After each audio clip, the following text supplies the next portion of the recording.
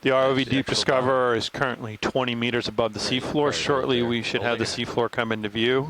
We will then arrive on the bottom. The ROV pilots will get our vehicle situated to proceed, and then we'll start to move up the ridge.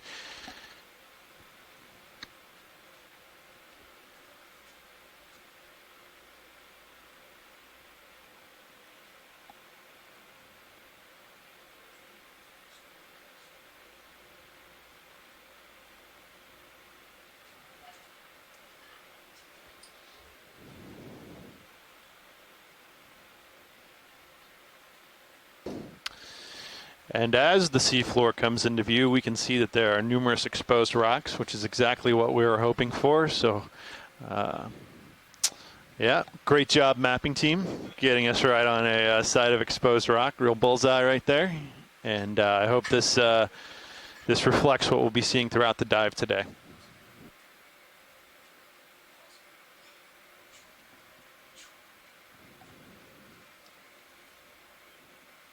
Yeah, I'm going to bring my heading around to look upslope. Yeah, so on bottom here, current depth is 2,300 I'm backing up and 63 meters. And yeah, we can see quite a bit of sediment, but also several of these exposed outcrops, and already we see a fish, likely an Aldrovandia or halosaur. Yeah, you can probably I mentioned a number of these yesterday, and throughout the dive, throughout the expedition, fairly common, this family of the lizard fishes. See your light pull. And I see. And one of the interesting things about these fishes, and Ken Sulak put a note on this about this yesterday, so that, you know, they do have eyes. The ROVs are on the bottom. And we actually see two of these fishes in view, both on the bottom right and bottom left. Spotty. I was hoping we could secure the are studies looking at the capacity of these eyes to actually sense light, and determined that they actually can see light. There's very, very low light down here, and there's of course organisms that produce their own light, but that these eyes of these halosaur fishes are yeah, unbelievably well adapted to capture this very, very low light, and that's comparable to establish a bailout the human eye capturing a couple of photons that were created from outer space and traveling through through space for millions of years. So yeah, we see some remarkable adaptations here in the Nab deep is sea. stuck in the bridge right now. Yeah, and that ties to something we were discussing the other day during the midwater dives. We know we have these organisms that make a daily migration from deeper in the water column to higher. Give us just a few minutes here. We're The about question to get set is, up on bottom. I'm gonna what is driving that? Just a little bit more. And we'll be ready one to of the theories is it could be light, but of course some of those organisms, they're quite deep. Hundreds of meters below the sea, so they have to be very, very sensitive to light to be able to detect the day-night shift. And yet, so there's a lot of biological questions about some of the abilities of the deep-sea organisms to perceive only the faintest shifts in light, as you mentioned, Daniel. And, go ahead, Rich. Understand those sort of day-night cycles even well deep into the ocean. Are you able to change these little monitors? Yeah, and there's actually some really exciting and remarkable studies. So it has been shown in several systems that these organisms that vertically migrate actually follow isolooms, so they follow constant lights of and times when there's a solar eclipse, for example, the migration patterns will be broken off. So for a long time there was different hypotheses as why different organisms migrate. One idea is that it's a temperature adaptation, so perhaps that be down in deeper waters where there's it's colder, and then go up shallower, there's more food, and then feed, and then go back down, and where it's colder and it's basically you digest slower, and it's a way basically to use your energy more efficiently. But what's more striking and speaks against that pattern is that in places where we don't have that temperature difference between shallow and deep water, like in the poles, we still have vertical migration. So that speaks against that. And so the most commonly used hypothesis is actually to avoid predation. And so that especially organisms that are targeted by visual predators, that they're moving basically staying in the dark, staying outside of the range of sight of their predators. And the most striking piece of evidence is in cases where we're ready for you a to predator go ahead and put the organism bucket out. daily migrates, the prey item actually has the reverse pattern.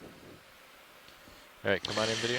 That's absolutely right. And Mark Binfield from LSU noted yesterday, we don't often think about it this way, but that vertical migration is one of the largest migrations on Earth by number of organisms participating, and it happens every single day, actually twice a day around the world. So remarkable to think about from that perspective.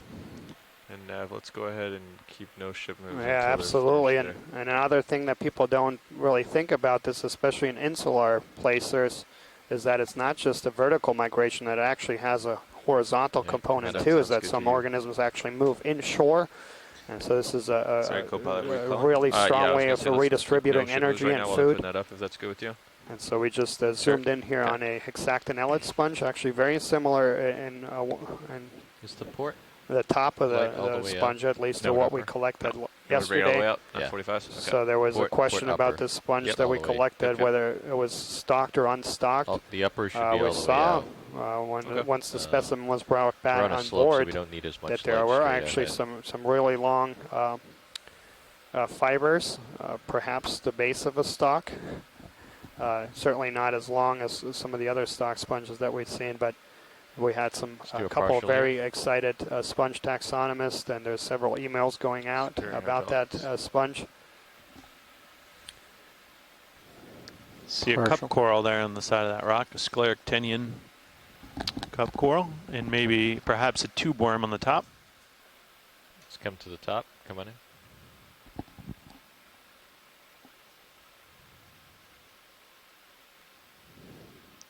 Bridge, Nav? Partial.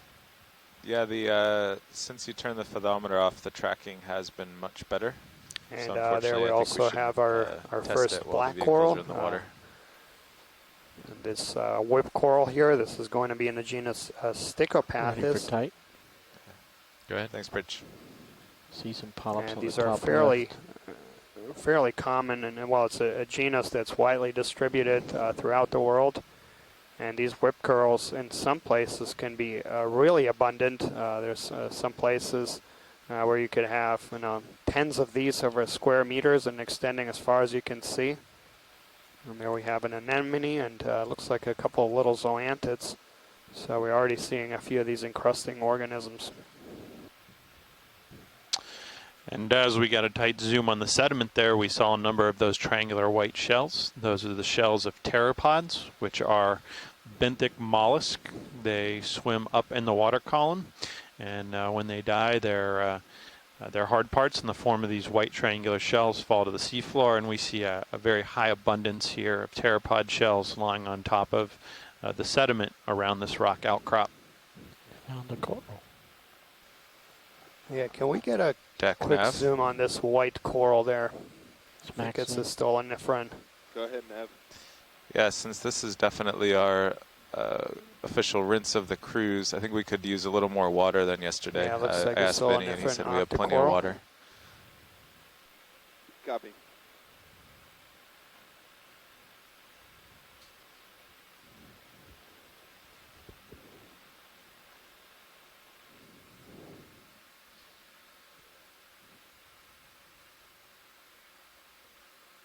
Actually, Scott is pointing out here that is actually in a different group.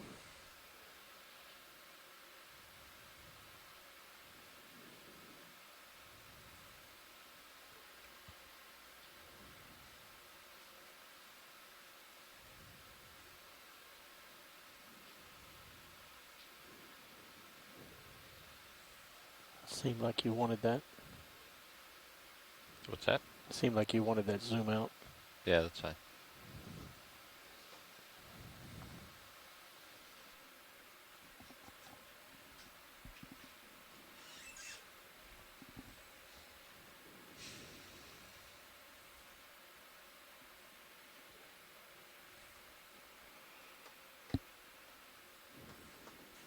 And also, just to give our shore-based science team a kind of general outlook of today's dive. So get we'll the, be black on the coral. bottom till about quarter after 3 o'clock Central Time.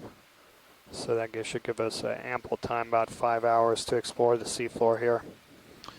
And that looks like a Bathypathes coral attached to a low-lying rock outcrop. Yeah, so this is another black coral. Black corals are an order of hexacorals, so they have polyps Go ahead, with Dick. 6 tentacles.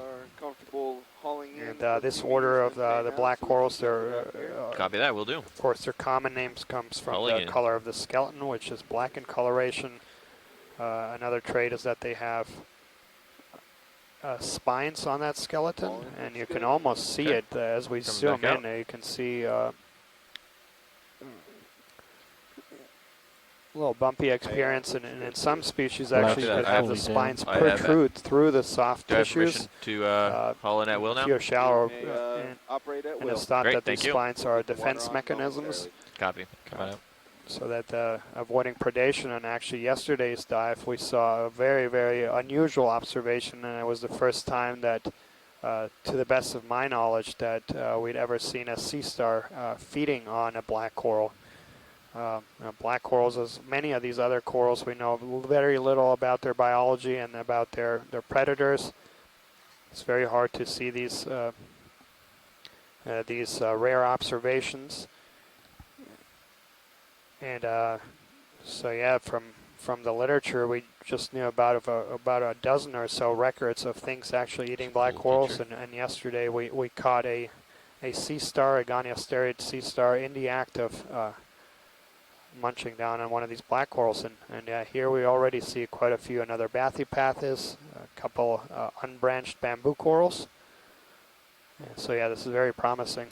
Yeah, this is very exciting. We're seeing a larger rock outcrop here, which is what we really had hoped for, was to see some uncovered rocks. We're seeing certainly seeing that here, and we're starting to see again an abundance and diversity of corals. So this is very exciting, exactly what we were sort of looking for in today's dive, and hopefully we'll see this throughout our climb up this ridge.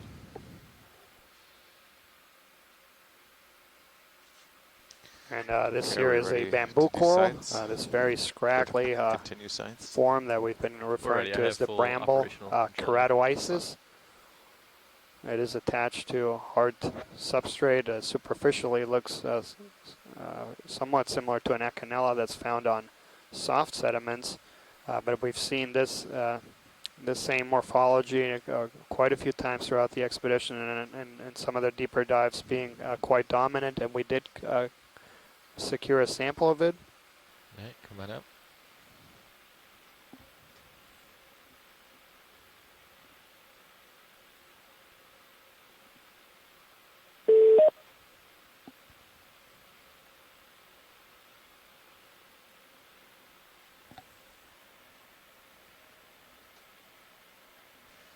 Yeah, we see a nice assemblage here, a couple of those unbranched bamboo corals. Let's get the crinoid. Another one of these fern-like black corals, Bathypathes, a crinoid there. That's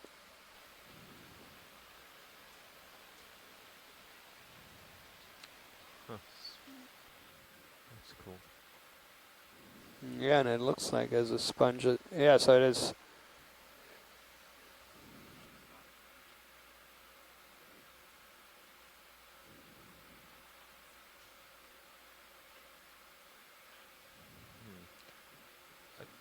Daniel, I think that might be a tunicate. Yeah, I was looking at the Megalocopia, the predatory tunicate. I would think I would have a no, that's not the predatory one. Okay. Depends on This is what flow you're through on one. top of. It looks like a tunicate, but it's got that. Looks like it's got Give me that a moment, I'll try to find some info on it. sponge structure interior. Yeah, and I agree. As we're looking in it, the inside looks almost spongy, but. Go ahead, Dick. Can we look down the throat of the white nozzle is in floaty there, it's thing? not getting most of the flow onto the cable, so we're going to be bringing a ladder out Okay. to adjust. If you wouldn't mind holding off on movements. Copy that. Obviously, if you absolutely need to, please do. And I'll have the headset on, so just call up and we'll get our hands clear. But if General, if you can hold off for just a few more minutes. Copy that. We'll hold off.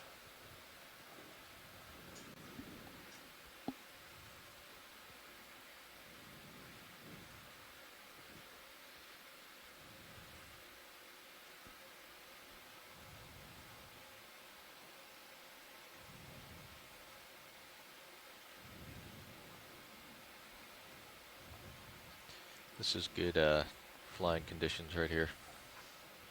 Did you hear my And here's request to another look one of these inside that sponge looking bathypathies, thing? a lot more wispy form, and we actually collected a sample of that very form.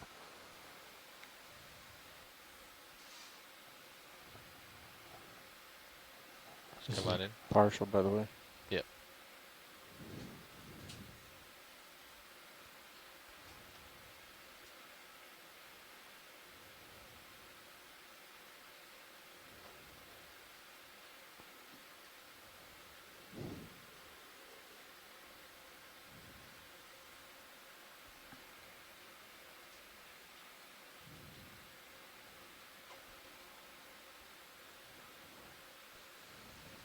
So Scott, yeah, I'm looking here at a couple photos of something that looks very similar to a Bathygorgia from the Pacific Islands. Sorry, I was off getting information on that tunicate, which was Culeolus. Yeah, I didn't see us zoom into this. I do see that there are some needles or collections of needles between the tentacles, but they're not protruding. And otherwise, I'm seeing these rods that are embedded in the polyp wall. That's good. That's positive for possibly Bathygorgia. If this is Bathygorgia, then you should collect it because that's only known from the Pacific. All right, so we'll get some more images. So pilot, we'll do a little research here, but if we're set up to do so, I think we'll hang tight for potential collection. Yeah, copy that. I'm going to have a look at the original paper, Dan, see what I see there. Yeah, I mean, I have a photo from the Pacific and just the polyp structure, and yeah, those needles. It looks very, very similar.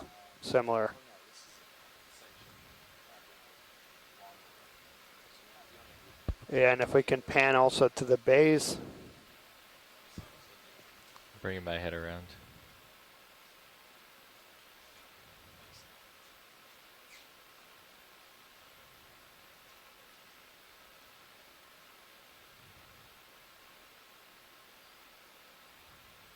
And this has also been one of these themes, and well, interestingly enough, so today's one of the scientific drivers for today's exploratory dive is actually comparing this ridge to ridges in the Pacific. But we've also documented on quite a few dives here similar faunas, and several of the sea stars that we collected and imaged were prior to this expedition only known from the Pacific. So very interesting here to see also a bamboo coral that might be in a group that previously had only been documented from the Pacific. And just highlighting the importance of using similar methodologies in different parts of the country and different parts of the world. The talking. There's a great view of the holdfast there. You could see that the tissue did not extend all the way to the base of the rock. It had been retracted somewhat, so you can see the very clear white holdfast attached to the rock.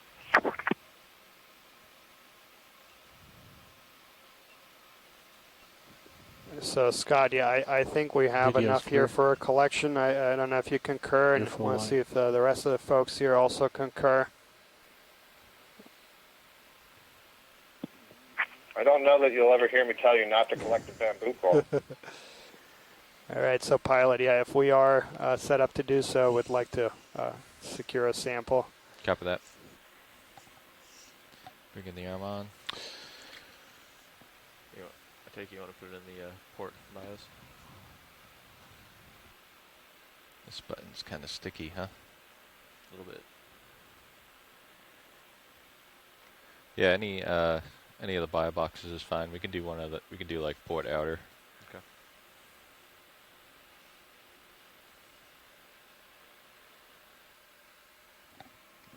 Grip force 9.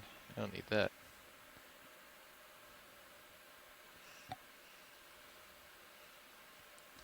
Is this a good amount if I were to clip it here? Yeah, excellent. Thanks, pilot.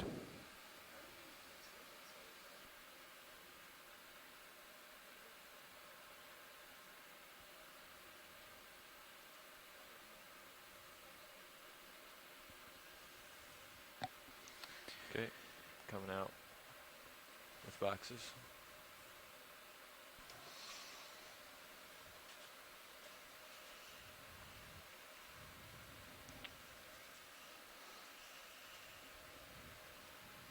So I'm going to follow you down? Sure. Okay.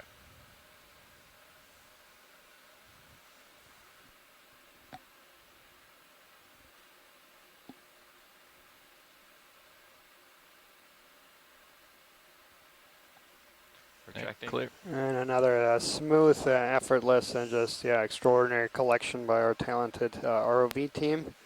So this is going to be dive 14, specimen 01 bio, a possibly Bathagorgia bamboo coral collected from 2,361 meters. You have the waypoint, Nev?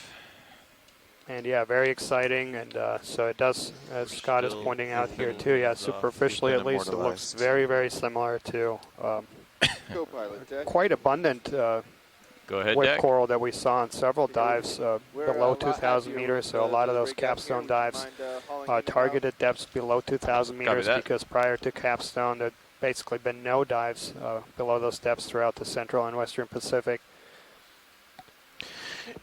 That's right, Dan. It's kind of interesting, you know, when we were talking with Chris Ma about sea stars, he mentioned that there are sometimes they call sort of sister species, which were the same species when the Pacific was connected to the Caribbean and Gulf of Mexico, and there was exchange through the Tethys Sea.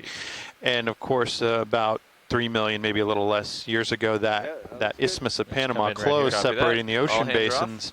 So when you see something similar like that, you think about, well, maybe there's a possibility of coral species that may be very similar morphologically, that got separated, in geologic terms relatively recently, and may look like each other even though they're in separated ocean basins. Right, Adam, and that's not an unusual pattern in at least some families of octocorals. There seems to be a clear connection when you look at the genetics between species that go all the way down to the southwestern Pacific, so around New Caledonia and getting to New Zealand and that area up through the Central Pacific and then across. But when you go to the North Pacific, the Aleutian Islands, Alaska, and so on, you find quite a different I have a good visual. That looks like definitely enough. Yeah, it's definitely. And here we're looking at a you could maybe plexaurid back it down a little. Just yesterday it looked pretty slow, like it might not be getting all the salt water diverse taxa. Video's clear. And so while you're talking about these biogeographical patterns, that's been really well studied in a lot of shallow water coral reef organisms with the sister taxa. But in the deep sea, we're just beginning to get a handle on that. And it's definitely something that the Okeanos Explorer will provide some really interesting insights as it continues its voyage around the world. Starting in 2010 with work in the Galapagos, and has since been throughout the Atlantic and Indo-Pacific. And a lot of exciting discoveries and opportunities for different research in years to come. Roland, we can get your And for me, I think it highlights something we were talking about yesterday, which is that close interconnection between geological processes and biology. The closing of the Isthmus of Panama was a plate tectonic process that happened almost 3 million years ago, at least, and yet that long-term, large-scale geologic process has set up some of the biology we see and some of the evolution of the different taxa and different ocean basins that we're still seeing today on our dive here. 20 meters that way? Sure. Yeah, absolutely. And that's using these observations to get a sense of time and different time scales. And of course, geological processes happen a lot slower. Bridge now. But some of these biological, particularly some of these species, do happen on relatively slow time scales. So we do have some deep water species that have been dated to several centuries to millennia. And so they do provide some really important insights into past conditions So the tissues of some of these and the skeletons of some of these long-lived animals can provide clues into what the environment was like in the past. Where the top of the ridge is. So we're going 160? Or what's the bearing? Yeah. Sirius is heading it. Yeah. It's definitely uphill on Sirius sonar. If you have a little time here to look around. You definitely have some time. Is there anything else you wanted to look at, Daniel? Yeah, I think we've gotten close-ups here of everything. Yes, I think we can continue on. Copy that. We're just waiting for the ship to move. Okay, well, if we have a little time, maybe this rock right in front of us. It looks like a couple dead sponges. Okay, come on in.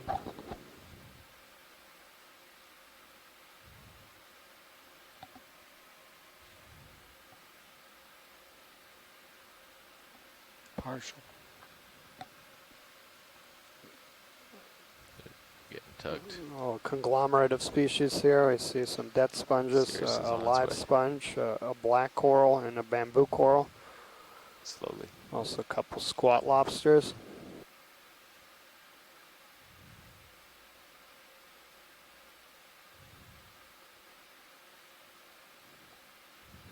And a bryozoan, or several bryozoans. Can we tilt HD2 up so it's just at the lip of the box? Hydroids there. Hydroidolina. Pilot, I'm putting your sonar into 30 meters. Copy. Not quite that far. Thank you, pilot.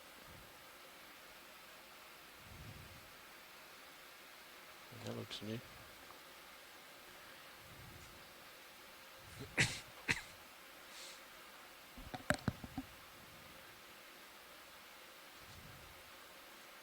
That's Maxine. Yep, Sirius is definitely moving. Alright, come on out.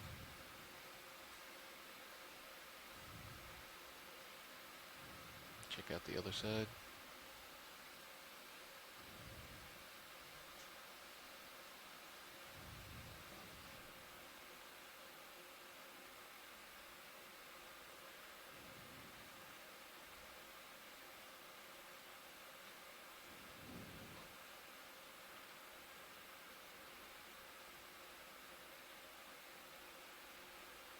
And also looking up ahead, so tomorrow will unfortunately be the last dive of what's been truly a wonderful expedition exploring different habitats and different depths.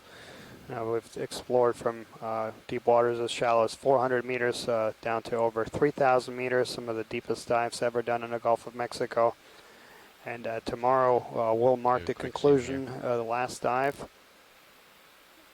That dive will be one of the shallower dives that we've done on this expedition, but in a very interesting area known as the Portales Terrace, this flat top right south of Key West, where we expect to see some really hard grounds.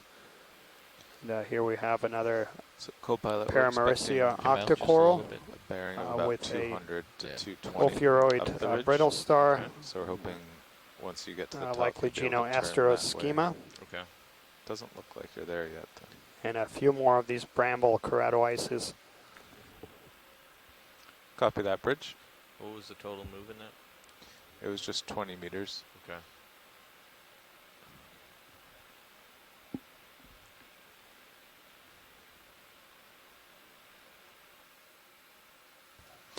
And we're seeing a very flat surface to that rock, which suggests a potentially a stratigraphic contact layer, so a bedding plane between two successive layers of rock laid down flat on top of each other. And of course, we're seeing it at an angle here, so that suggests that maybe this rock has been uplifted or disturbed from its original position into its current position. This one right in front. Yeah, come on in, video. Yeah, hold that. Yeah, they look like branches. I think. Yeah, so this is something we had noted yesterday, and tight if you have any more. So this is definitely going to be in the family Schizopathidae, and there's a couple genera that in there, and one of the characteristic or the diagnostic characteristics that they use to differentiate a couple of the genera is whether they branch or not. And that, of course, is a problematic character, particularly for small colonies, because every colony starts off from a single polyp, and it will take time for them to branch and exhibit those characters. And yeah, that certainly looks like a branched form, and we collected yesterday a very distinctly branched form, which perhaps is a new genus record for the Gulf of Mexico.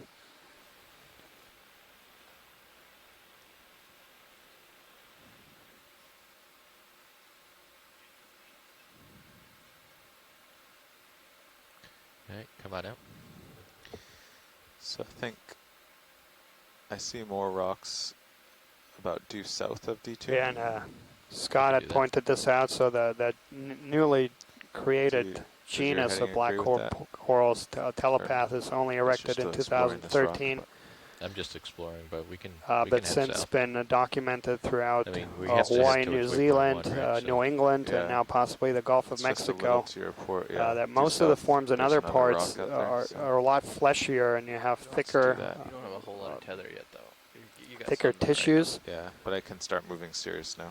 Okay. And so yeah, there's a question here in the chat room, so it's definitely not Schizopathy. So Schizopathy is a genus of black corals that is very unusual in that it's found only in soft sediments, so they have a modified holdfast. So the vast majority of black corals are, as you can see on this one right here, so they are firmly attached to rocky substrate. There is that one exception to Schizopathies, which have a hook-like holdfast, much like sea pens. So that is found in soft sediments. Do we have a record of the longest one of these recorded? Because this is really long. So yeah, these can be quite big. I don't know in terms of the record, but I've personally seen some that are 2.5, 3 meters in length. We have a ship move, 25 meters. Yeah, the ones that I've seen that are really big, Daniel, are branched, and so I'll be very interested to see on that we collected yesterday once we do the morphology and taxonomy if these are the same thing. Just wondering why is it that they get so tall without branching? You know, it's going to take us a long time to absolutely answer that question, but it is of interest. And we'll also say, you just noted Schizopathy is found only in soft sediment, and I think any time we use the word only, we're wrong later. So I'm looking forward to finding that Schizopathy is not on soft sediment now. Yeah, absolutely, and that's a great point. These, and little white guys here.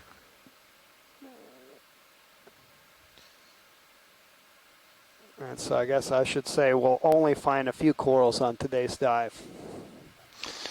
And it looks like we've got some barnacles attached to the end of a coral string there. Yeah, these are commonly found on different corals. So, and in some cases, there's actually barnacles that have a really, really intimate association with some species of corals. That there's some barnacles that have only been documented from certain species of corals, and in some cases you actually could have the tissue of the coral grow over the barnacle. This is not happening here. This appears to be more of an opportunistic association. So when there is tissue missing, other organism, other encrusting fauna will use that as like a just as open habitat and encrust on it. Yeah.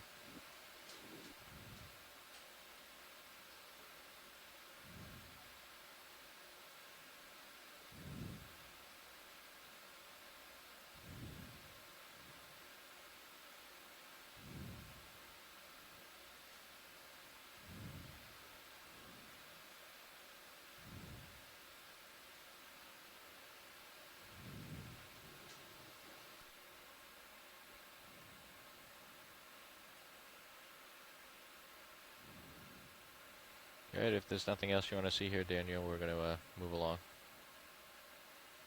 Yeah, I think we got a good close-up of every organism, so yeah, we can continue on.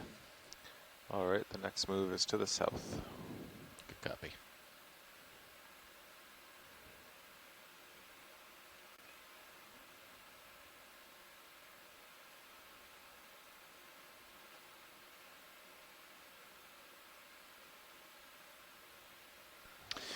And as we move here, I'll note that it's important to remember that a vast majority of the deep sea floor looks like the soft sediment we see in front of us, but obviously in our dives, one of the things we're constantly seeking out is this exposed rock. And so we use our mapping data to try and help find exposed rock areas. And it's sort of, you can imagine being on a tall mountaintop where it is constantly snowing and it never stops. That's analogous to the pelagic sediment falling out of the water column on top of these formations. And so we're seeking out areas where perhaps it's steep enough. You can imagine steep enough the snow wouldn't stick, so you get some exposed rock, or we're looking for areas where maybe you could imagine the wind was blowing so fast that the snow got blown away from the rock, and that would be analogous to the current sweeping the sediment off the rock. So that's sort of what we're thinking when we seek out these sites, because of course biologically a lot of interesting organisms require hard substrates, so we want to seek that out. Additionally, geologically, we'd like to know what the rock is composed of below the surface and get some nice imagery and perhaps samples of that, so we want to seek out the exposed rock as well. Yeah, and today's topography is quite spectacular based on the mapping data we have. It's a really, really narrow ridge. It's only about 50 meters across from one side to the other, and then it drops out by several hundreds of meters fairly quickly. And in fact, it's if you think of it, it looks like an enormous outcrop that actually rises from 1,000 meters off the seafloor, and it's a really narrow area. This ridge and is the wall of one of several canyons that we have in this part of the in the area. Daniel, as we're looking at this sponge here, it looks similar to what we collected yesterday. What can you tell us about what you saw when you got on the deck of the ship? Did it have any top spicules at the base that would hold it in place? With the dust.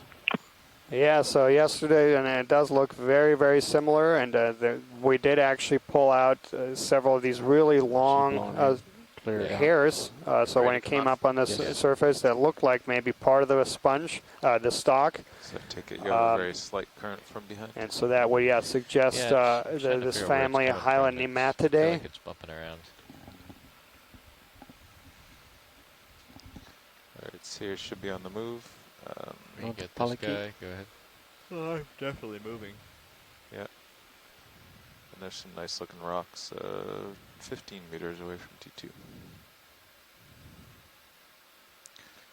Still not sure where the top of the ridge is. Almost looks like Sirius is on a flat top now. Right, coming up.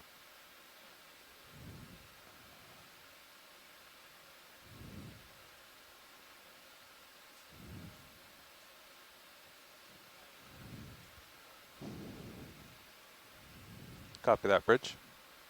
Actually, it looks like maybe there's some downhill ahead of you, pilot. After yeah, and Tina is chiming in here about that conversation we had about that black coral and the branching. And it's a problem we're seeing with a lot of these coral taxonomy, is that traditionally the way they were classified was based on the characters that are most easily recognized, such as branching, whether they branch or don't branch. And of course, that's difficult to see in smaller colonies that might not yet been branched.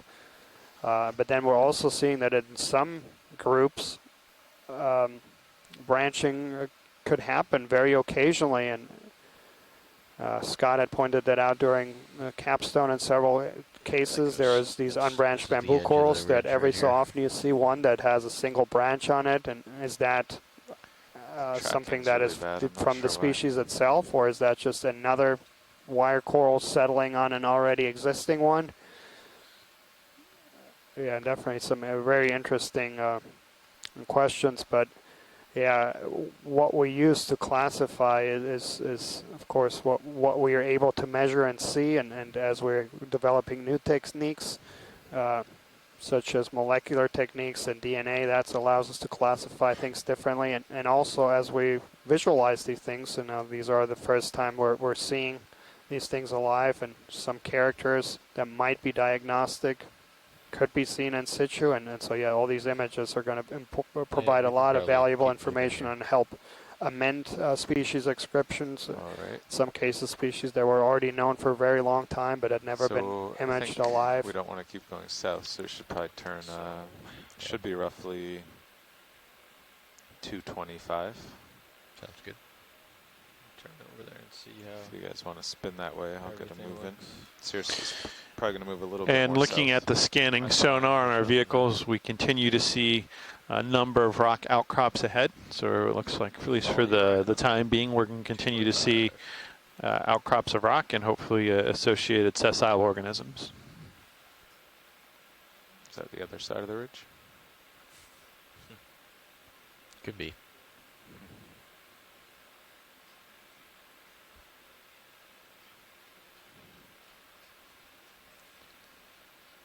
Bridge nav. Ship move, please. 30 meters, so we'll be bearing on the look too. 225 So degrees, actually, 0.2 Bill knots. Keeney, who had proposed this general area based on just a really interesting topography from these beautiful maps we have, also noted some interesting geology here. So we'll be on the look for a geological sample.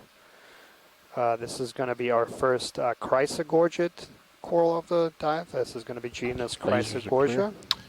And we see more barnacles attached. That's we're seeing these, I think, in higher concentrations that we've seen previously on this expedition, which may be something interesting about this area. It's more of these barnacles up on corals. Yeah, these are opportunistic, and they're basically settling on that piece of the skeleton, and then you could see on the top where the skeleton is exposed.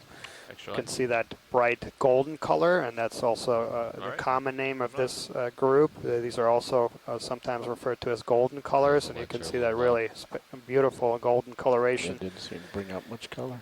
Daniel, that structure in the center is almost surely an egg capsule. We've seen these before on Chrysogorgia. Right on the capsule. And the ones that we've been able to collect and look at, they've turned out to be octopus eggs from the Dumbo octopus.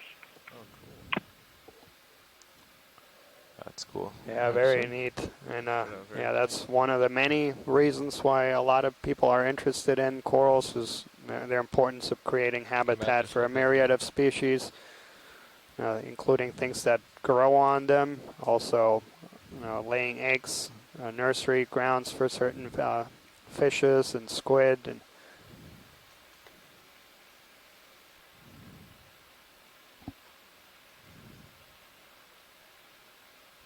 very similar to the importance of terrestrial trees and forests, providing, adding complexity, and then through that creating a lot of different microenvironments that allow a myriad of different organisms to live in them. Rocks and D2 sonar, as long as they're somewhere around between 200 and 240. And Mike Vecchione is agreeing here with Scott, our expert in everything related to cephalopods. And yes. And I'll note, I think it was 3 or maybe 4 dives ago, we saw a Dumbo octopus, a member of that chirate octopod family, which was very cool to see. And here we have a sea star. Is the rock you're about to land next to loose too? And yeah, it's a Goniasterid sea star, and it looks like it's getting ready to lunch. Quite appropriate. We're also getting ready for lunch here on the ship.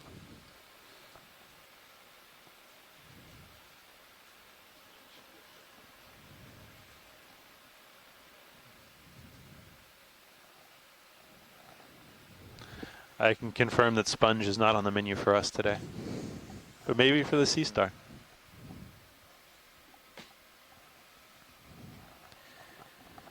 All right. Did they request a rock yet? I was wondering if that one's loose. We would like to sample a rock, pilots, but seeing that we have a number of outcrops ahead, I'd like to sample closer to a larger outcrop if we can. Copy that.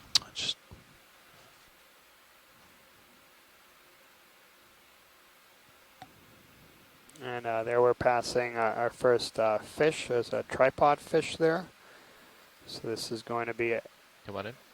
genus Hypnops, Hypnops murray. And so yeah, we think of tripod fishes laying on the bottom.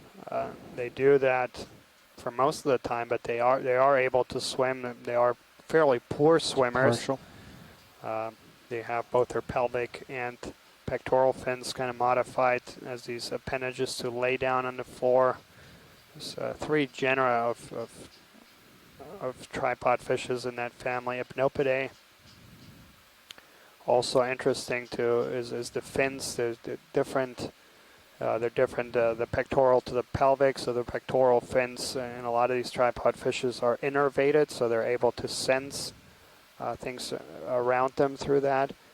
So they're probably a function to detect prey.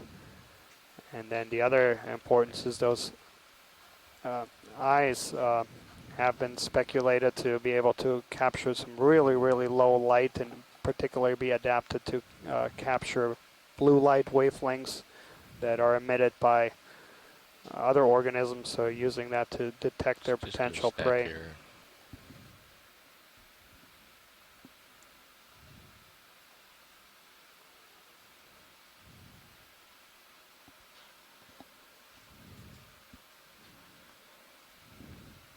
And so this looks like a cladorized sponge. I agree, Daniel. Carnivorous sponge for almost for certain, based on the branching morphology and the little sort of fine pinnules that extend from the main branches. You want to try the lights again? Yeah, this is something that we haven't seen that much. Cladorizeds and capstone efforts below about 2,500 meters or so. We did see cladorizeds quite a bit.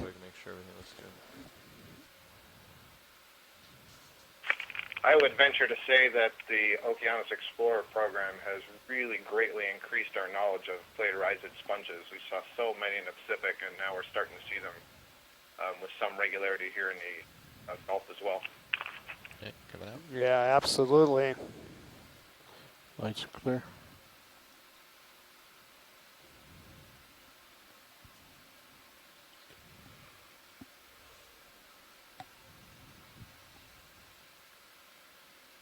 And just, increased our knowledge about so many different things. And in the Pacific, that 3-year effort known as Capstone included the first ever images collected below 2,000 meters. So there had been several programs that had surveyed the deep sea of the Pacific, but because the submersibles employed only took down to depths of about 2,000 meters.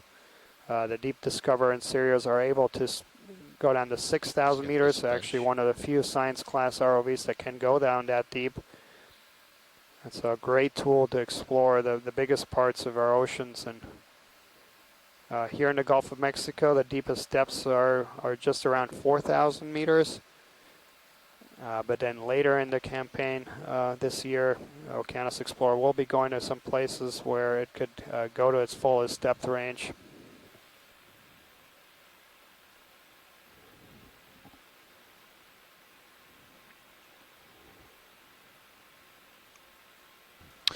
And we see a really nice outcrop here. These rocks are highly weathered. These are carbonate rocks. It looks almost karstic here, like there's been quite a bit of dissolution. And of course, this black covering we see is not indicative of the interior rocks. Rather, that is a oxide, probably an iron oxide, perhaps a ferromanganese oxide. That is a deposit of metallic elements that are dissolved in the ocean as a solid precipitate onto the rock. And here we see an incredibly large magnospiralis. Yeah, so this is going to be an Iridogorgia magnospiralis. Wow. And these can be tremendously large. This is one of these species that was first documented off New England, but since found throughout Pacific and Atlantic. And this is on record the longest octocoral in the world. There's some specimens of this species have been measured to be close to 6 meters tall, so close to 20 feet tall, making them as tall as an adult giraffe. This one here maybe about 2 meters or something.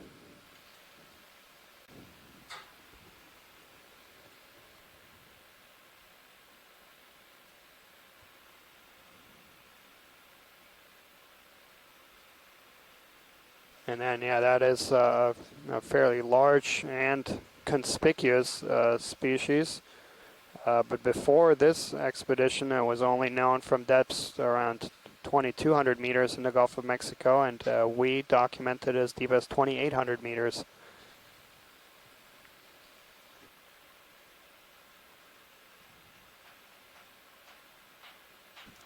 And we're seeing a bit of a scour pit here, I think, beneath this rock outcrop, which is indicative of current flow in the area. As the current flows around the rocks, it can creates turbulent vortices that are shut off. These spinning vortices of water that can scour out pits behind the rock in the down current direction. I think that's what we're seeing here.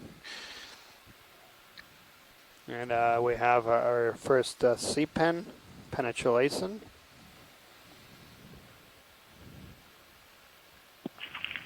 This, to me, looks different from the ones that we have been seeing on all of the previous dives, and I will throw out an early guess of Cophobelemnon as a genus name, but I'm not certain. It's pretty distinctive. You can see some of the sea pens have what are called polyp leaves, which are effectively swellings of tissue from which multiple polyps arise. This one you see is not the case. Each polyp is coming out in its own distinctive little swelling there. So I'll see if I can find out more, but you can see it's anchored in the sediment. I think I heard you earlier, Daniel, talking about the difference between, oh yeah, we were talking about the schizopathies being in sediment and being on rock. And this is a good example of octocorals that are adapted to live in soft sediment by having a base of the colony being able to essentially inflate and anchor themselves. Great find. Little, looks like a little tiny squat lobster, perhaps. On the sediment in front of it. On the lobster. I think it's a hermit crab. Yeah, it's like a hermit crab, I think, and a polychaete worm. Alright, it's coming up.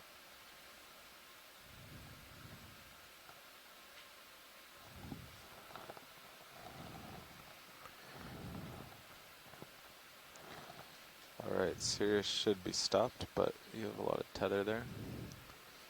And Yeah, Sirius sonar looks fairly well along the ridge.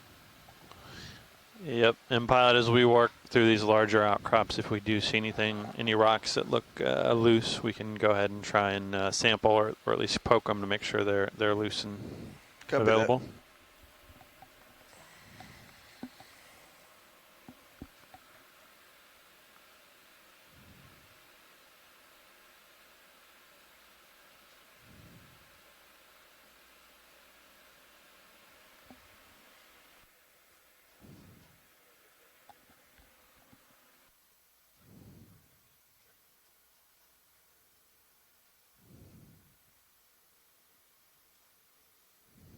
Yeah, interesting about these ridges. So for those that were on some of the dives we had earlier on the West Florida Escarpment where we spent our last week, we do seem that black corals and Paramericias are more dominant on several of the dives we had in the northern part of the West Florida Escarpment, where we did not dive on ridges, but rather on the walls. Bamboo corals seem to be dominant there. All right, find us a rock, pilot. You got it. Finding a rock. Do you see any? See a couple rocks out there. Why don't we go take a closer look? Let's take a closer look at those rocks. Yeah, I like flying with the craft ready to go, Just so that I can just grab and go. just poke along. If I see something, I don't have to do this whole grab the controller or get all set up.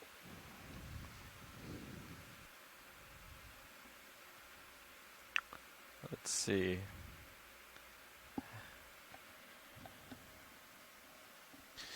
Yeah, if any of those black ones that are smaller are loose. What about this one? I would just go down and. That looks a little large, but if you can get it, get it. Yeah, it looks reasonable. It's like a 20 It's at centimeter least sphere. Yeah, 20 centimeters across. If not, the one directly behind it with right about with the stick with the coral on it would work too. Okay. Hydraulics. That looks big. Yeah, thank you. Actually, and yeah, if that, because that's the stock bump it with the crinoid stick. that Chuck might be. Oh, it is. So, yeah, so so that rock behind it actually would be preferable. Okay. To get the bio as well. If we can put it in the closed rock box, I'm going to try and preserve that crinoid. Might fit. Or should we clip it? That's small enough to maybe drop in, like, Might fit in the bio. put it in, like, starboard inner. yeah, I believe that because Chuck Straight Messing, down. who was with us yesterday, Definitely won't float. the world's experts on crinoids, was very interested in this stocked crinoid from these depths. So yeah, that's a great find there. I'm gonna bring up this guy. Okay. Yeah, rock works for me, and it's always nice when we get a 2-for-1, a rock with biology on it. Almost all the rocks we've sampled on this expedition have had associated biology, which we subsample. So we remove it from the rock after photographing it and weighing it, and we separately preserve those organisms, and they'll go to the Smithsonian as well as associated biology that we collected on this expedition.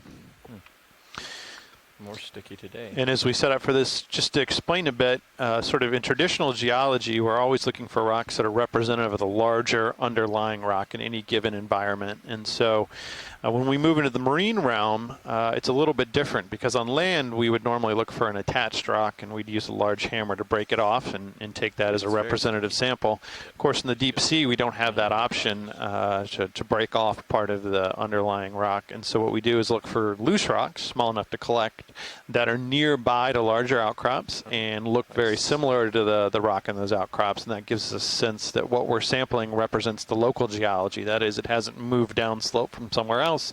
It hasn't been dropped off a ship, which doesn't sound likely, but we've seen that very thing during this expedition.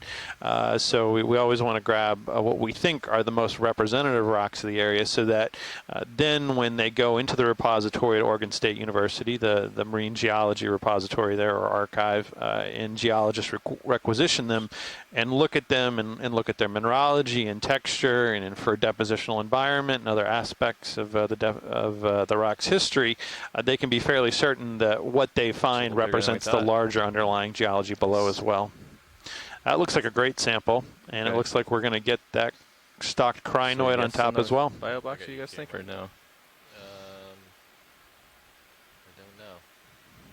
We can open the box and see. Okay. I think so. Are you going to do inner? Starboard inner, or? Yeah, might as well. Because you put yours in port outer, right, Josh? Yeah. So you have. I could do port inner. You want to do port? Yeah, let's try that. And by the way, I'm having to double click the to index out every time. You just have to make sure that it's not necessarily a double click, but okay. you just have to make sure that it takes. Okay, ready for a draw? Ready.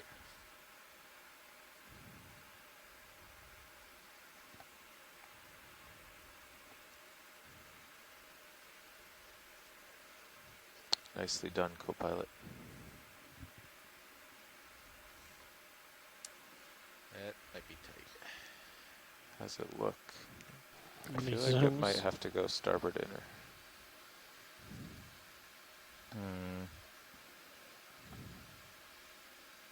Might have to rotate it 180. Yeah, I figure it would fall, but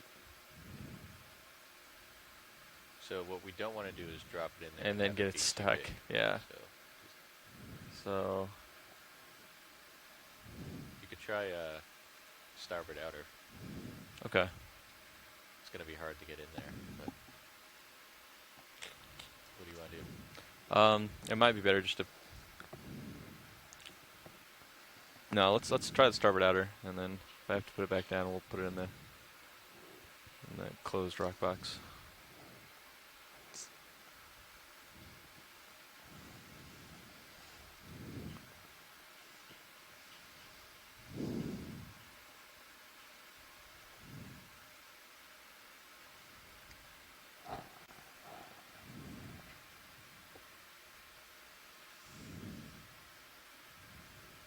gonna be tough to get in. Yeah. I don't know if I'll have the clearance. I won't have the clearance. Okay, I'll have to put it in the covered rock box. Just because I don't have the clearance to actually get in there.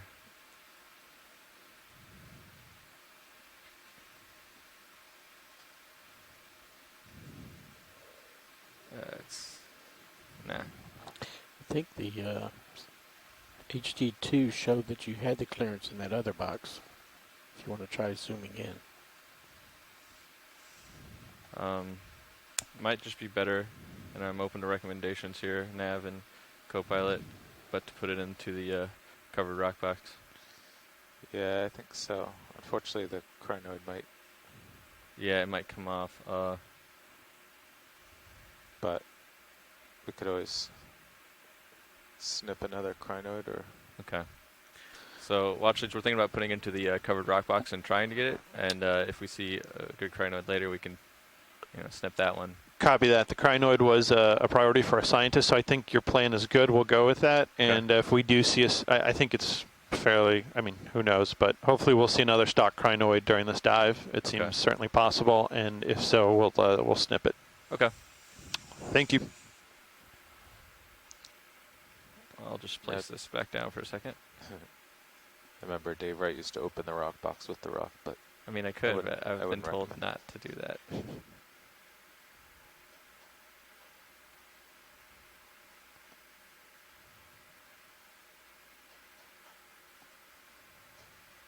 Nice.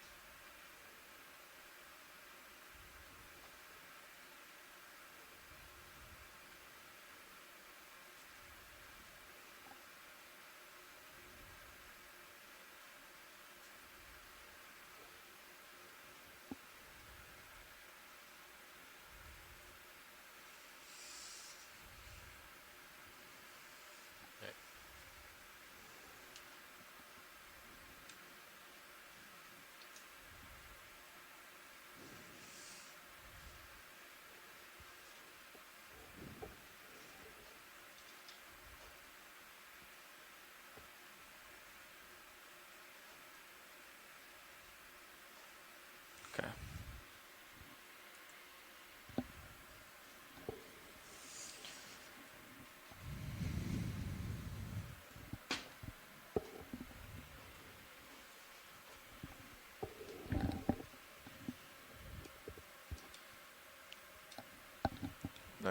Nicely done. I think it was a good plan until we saw that the rock was twice as big as what was poking up. I think it might have been with some fancy maneuvering.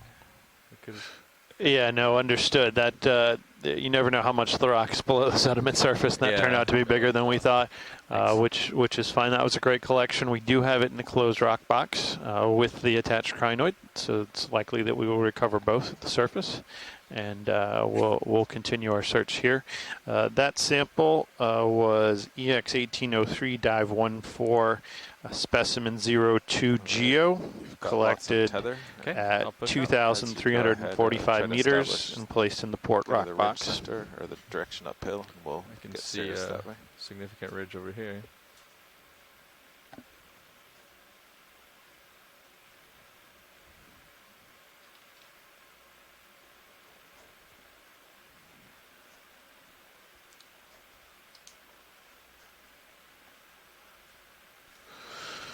Pilot, looks like we've got a fanned either coral or sponge on this black rock here above the lasers. Can we do a quick snap zoom on that?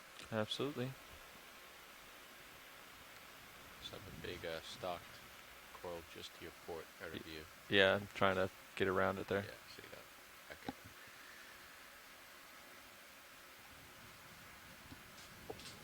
Okay. Okay, video, you want to come in? All right, that looks like another one of the... looks like it may be a Bathopathes. I don't see any branching. It indicates a Telopathes, but appears to be one of those two. Would further zoom help you? I think we've seen a number of these, so I think we're okay to come out. Great, let's come on out.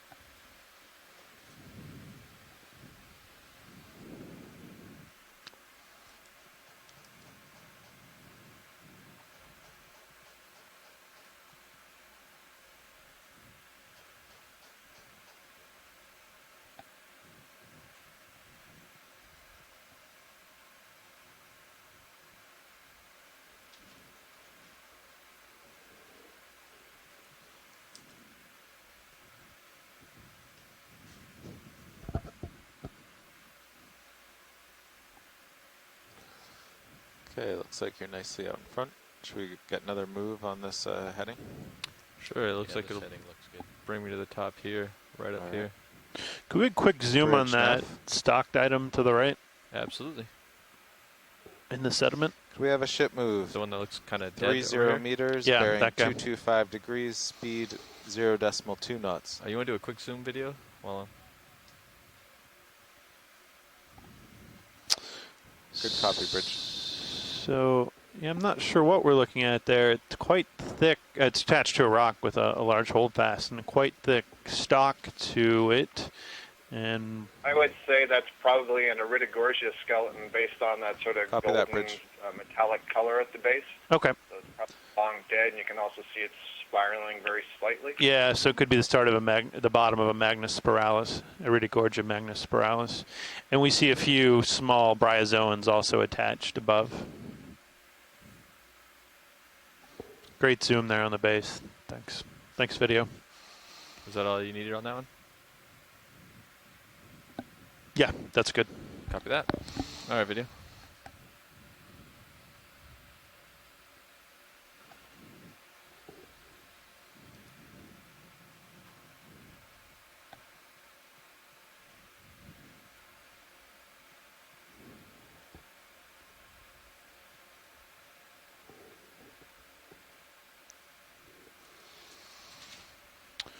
And we see a large whip bamboo coral here in front of us, I believe.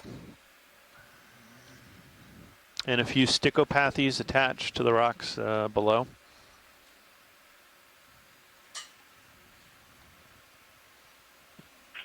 If we could get a brief view of the polyps on this as we pass by, that would be helpful. Yeah, so if we can get a zoom on this whip coral in front of us to get a tight view of the polyps. Sure can. Give me 1 second here. I ask only because there are many, many different species of whip-like bamboo that are hard to tell apart from a distance. But if we get an idea of what the polyps look like, and then Okay, we can come on sort in, video. of train our eye for the rest of the dive, then we'll know what the diversity is without stopping at every one.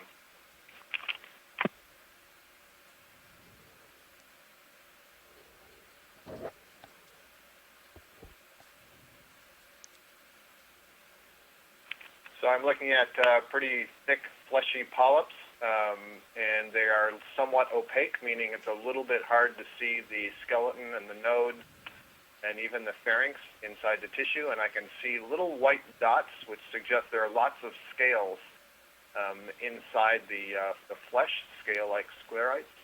And there are some small needle-like that are between the tentacles. So that's fantastic. My first guess on this would be something along the lines of the J. Sinus clade, maybe the B clade. Thank you. Clear? Great. Yep, coming out video.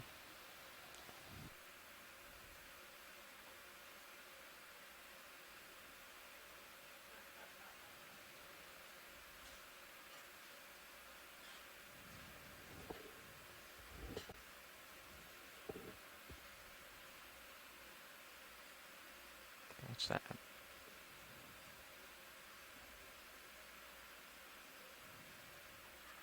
going to do a quick zoom on that while we're passing by here.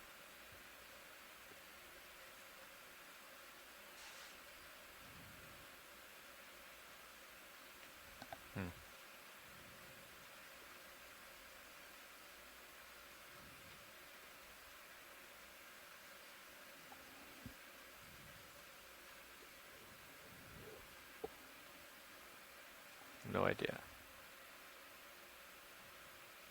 Come on up there.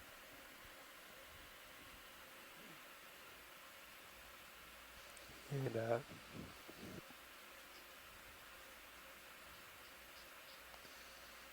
Right. The ship has current moved depth 20 here of is 30 meters, and so we should be moving now. 2,336 meters. We're a little over an hour into today's dive. So this is our general direction for the next waypoint, right? We'll have another 4 hours today on the bottom before we have to leave at around 3:15 Central Time. Okay. I'm going to do some sideways maneuvering while we wait. And the plan for today's dive is to continue moving parallel to this bridge crest. Pretty narrow feature. Definitely looks like it's only about 50 meters or so across. Yeah. And so we have a series of waypoints that would take us along this ridge crest in somewhat of a southwest direction, but we'll follow the topography of this ridge.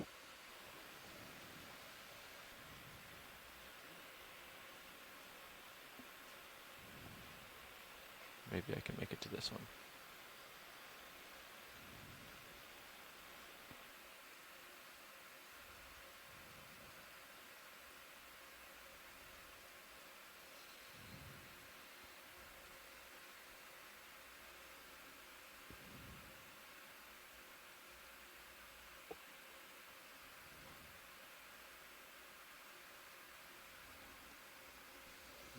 Another unbranched bamboo coral.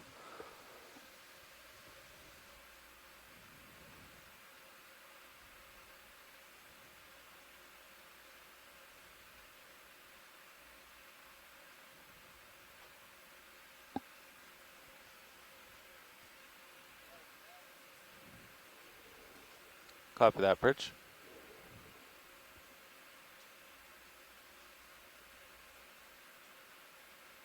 Yeah, let's take a look at the base there, what's growing next to it.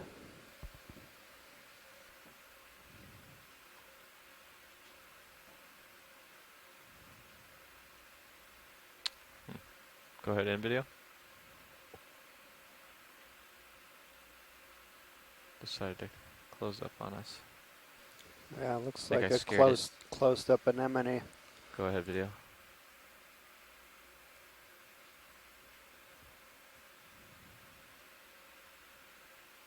Max zoom? Maybe you'll come back out. I don't think so.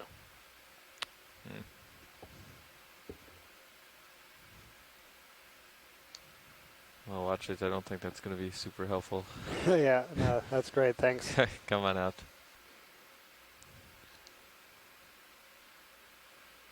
Okay, you've wandered off all the way to starboard. Coming back.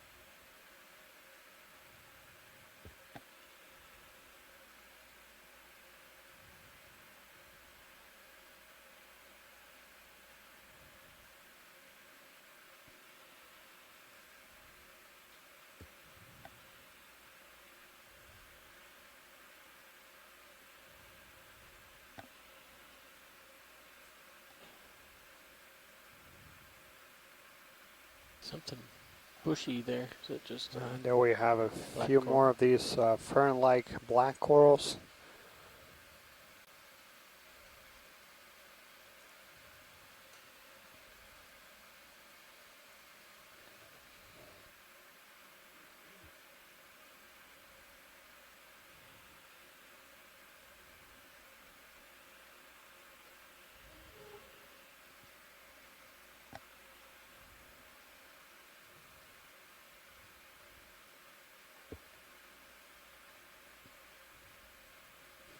And as we're moving across here, I do want to take a moment here to acknowledge and also thank our shore-based engagement and communications team who've been working really hard to keep the expedition website updated. So there's daily updates there posted with summaries that highlight photos from each dives and some really wonderful mission logs highlighting different aspects surrounding this expedition. So a huge thank you to, in particular, to Emmy Bowman and Emily Crum for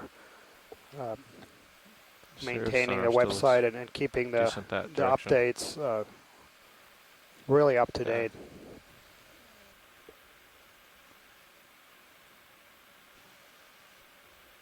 Okay.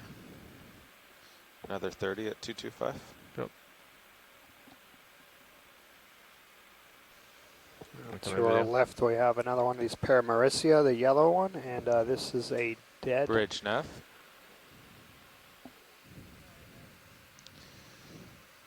Ship move, please. 30 meters, bearing 225 degrees, speed 0.2 knots. Dead coral, but there's actually a black corals behind it, and I believe that's the first time that looks like the Heteropathis. There's some bryozoans on there and some hydroids, but that little small black coral, I think it's something that we haven't seen today.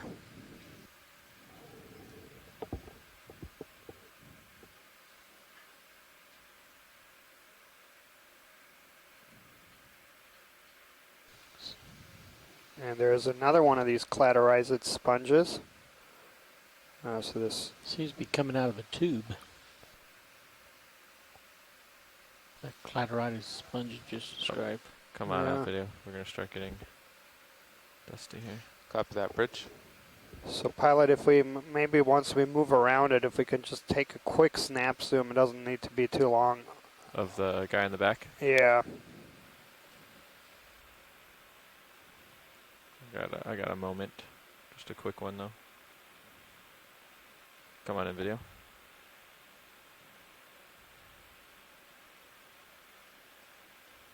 Yeah, and that's exactly what it is. So this is going to be a Heteropathis. And the closest species is Heteropathis americana, and that's another one of these interesting little comparisons with the Pacific. So that was a species that was prior to last November only known from the Pacific. Come out video. And then push ahead. Last November, the Oceanus Explorer did image it and actually did collect a specimen from the Gulf of Mexico. And interestingly enough, we've seen now that that species, while it was previously known from the Gulf of Mexico, is actually quite common in some places.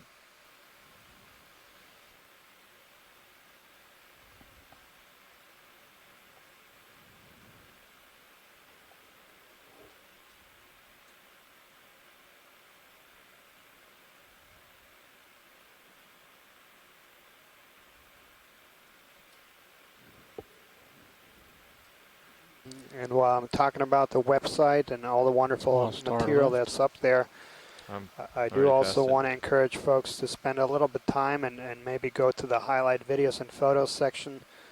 So our video team here on board put a lot of time in and putting together the best of the best from each dive, and there's some really spectacular videos from the different dives, and I really encourage folks to go check them out.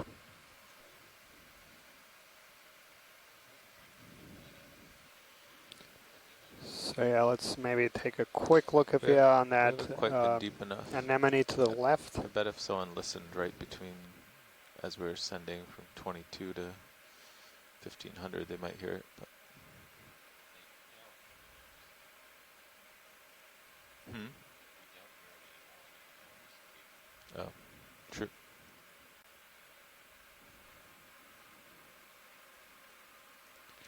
Okay, come on in video.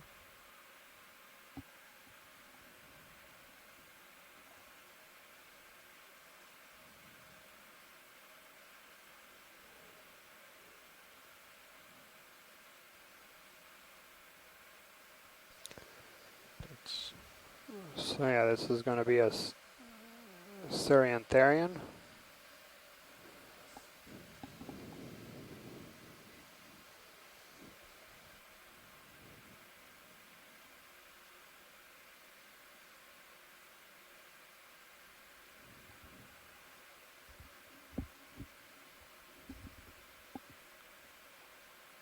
Come a little wider video.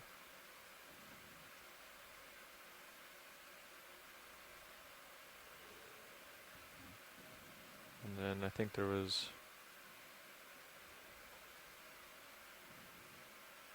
We've seen these. Yeah, but if we have a second, let's just zoom in on that dark spot. Go ahead. We'll have someone that's very interested in that. And yeah, this is something that we've seen on pretty much every one of these corals when we get a tight zoom, is that tunnel-like modification of the main stem is where the tissues are basically forming a little tunnel, and apparently that's caused by the co-inhabitation of a scale worm, or a polynoid scale worm that lives within these black corals, and then it causes the tissues to be modified. Very intimate association, and museum specimens, pretty much every museum specimen that has been analyzed to this has found either pieces or the entire scale worm, and now as we're collecting the imagery, Copy that, Bridge. we see that scale worm quite common. Another thing that this image very nicely shows is those polyps. So this is one a fairly distinctive family of black corals, is the Schizopathy, and they have those polyps that are very elongate, and it almost looks like each polyp is broken up into 3 different segments, each segment with 2 tentacles. And you really have to look closely to make sure that that these are actually polyps with 6 tentacles. Excellent, thank you. Okay, video when you're clear. So Cirrus sonar seems to be solidifying maybe 20 degrees to port. Does that agree with the ROV? Is that 20 degrees to port? Yes, yeah, it does. You can see stuff out there. Let's go back in just for a second here, video. Then I'll have to keep moving. Okay, thought it was something else.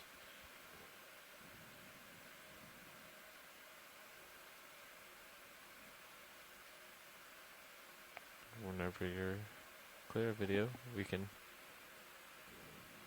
go for it.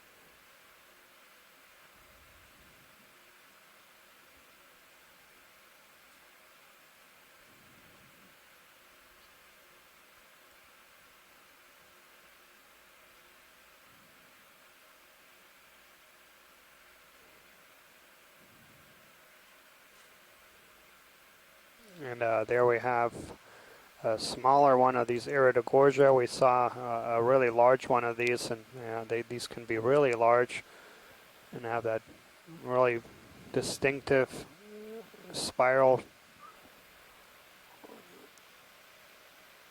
When did that ship move in?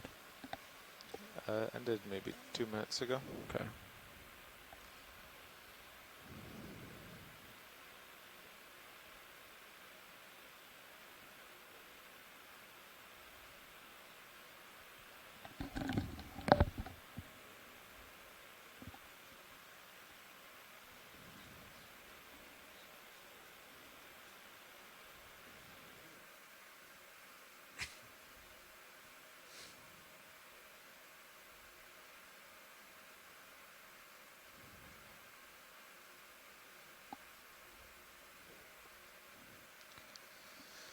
So Copilot, do you think 20 degrees to port? And there we have another Go ahead, quick plexaurid zoom video. coral and a bamboo coral right underneath the lasers. So like 210. Yeah, let's see Which how that subject looks. you going for? Watches, you want to see back here at all? Yeah, actually, if we Go ahead. zoom back out, there's one right just zoom in out. front of us and right, that sparsely branched one. If okay. that might be. Looks slightly different.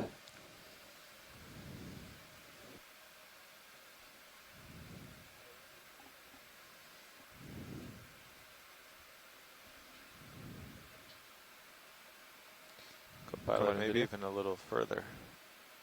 It's still off to port. You're there. talking about this one, right? Watch leads? Yeah, Okay. it is the same. It just looked different.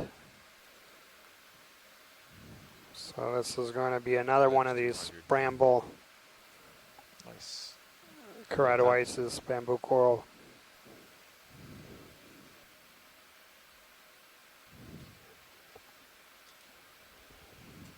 Okay, when you're clear video.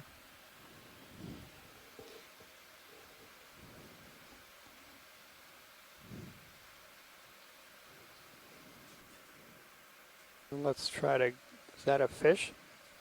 Zoom no. in. Right, are you talking about right above the lasers? Yeah, no, sorry. Oh, it is not. Not.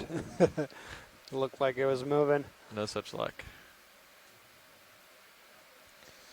Okay, so Sirius is on a new heading. Let's go see what's up here. Yeah, 185. And another thing to 190. point out on the expedition website is there's a lot of really great material Ready for for another move? educators and 190. students. So there's an education tab there that Sure, will take I'll you push to out. all kinds of great material, including lesson plans and classroom activities, Nav. geared to all kinds of ages, ranging from We have a ship K to move, 12 and 30 even, meters, bearing 190 above, so degrees, yeah, I really speed encourage 0.2 knots. all those educators that might be watching to. Another Good copy, Bridge. bathypathis, and then there's let's take a quick zoom on that, just almost dead center.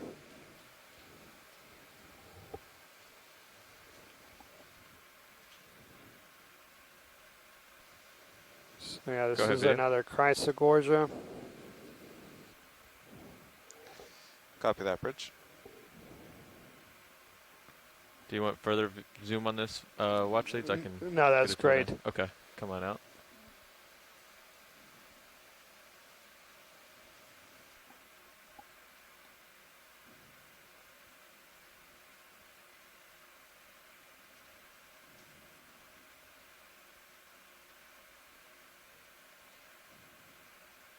Is that a holothurian there? You can do a quick zoom while I fly by.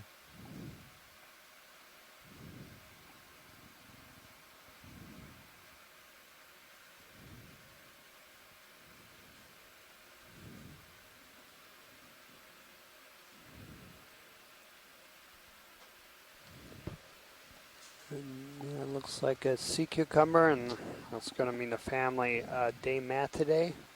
Video's clear. Come on With out. those finger-like projections.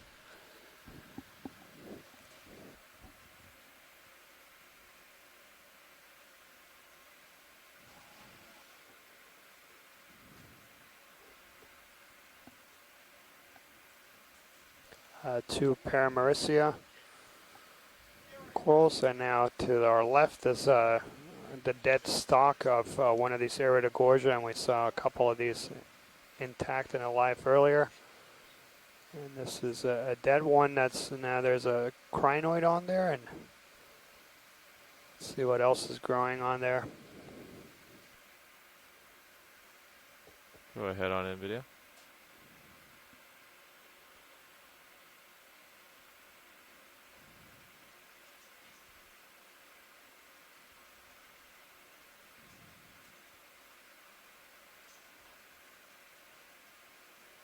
Yeah, looks. Those are hydroids, and you could see quite nicely there the polyps, and there's also some amphipods on there.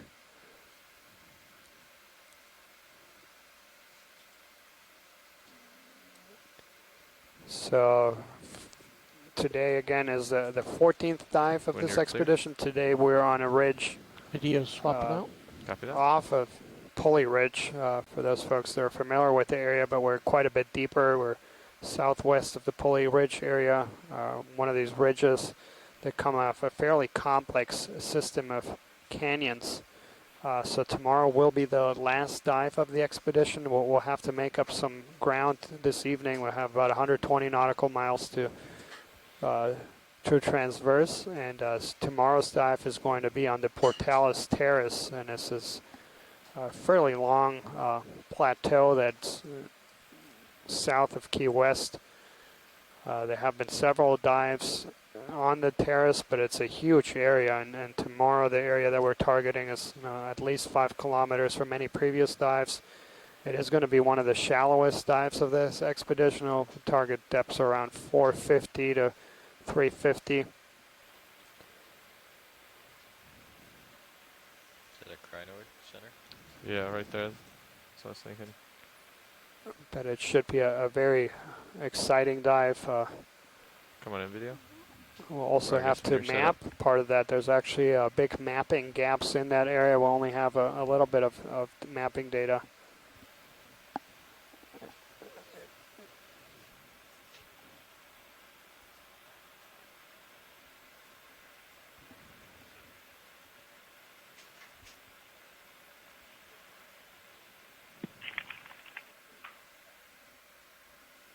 Right, you can come. Looks similar, hold on. perhaps to a Hyocrinus or Hyocrinidae that I think Chuck may have collected in December. Okay, come on out video.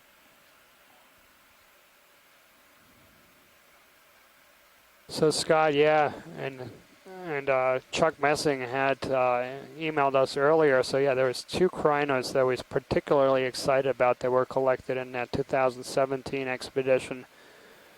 And both of them, he's thinking, are quite likely new species. So there was one unstocked and one stocked form. And I agree, that looks very similar to that was collected. Yeah, that was the one on dive 5, which I believe was on the West Florida Escarpment north, fairly north of where we are. And I don't remember the depth that was collected at. But I can find out if we'd like to discuss that. Was there further interest in this particular? No, Okay. I think we're good. Yeah, we have a sample of that.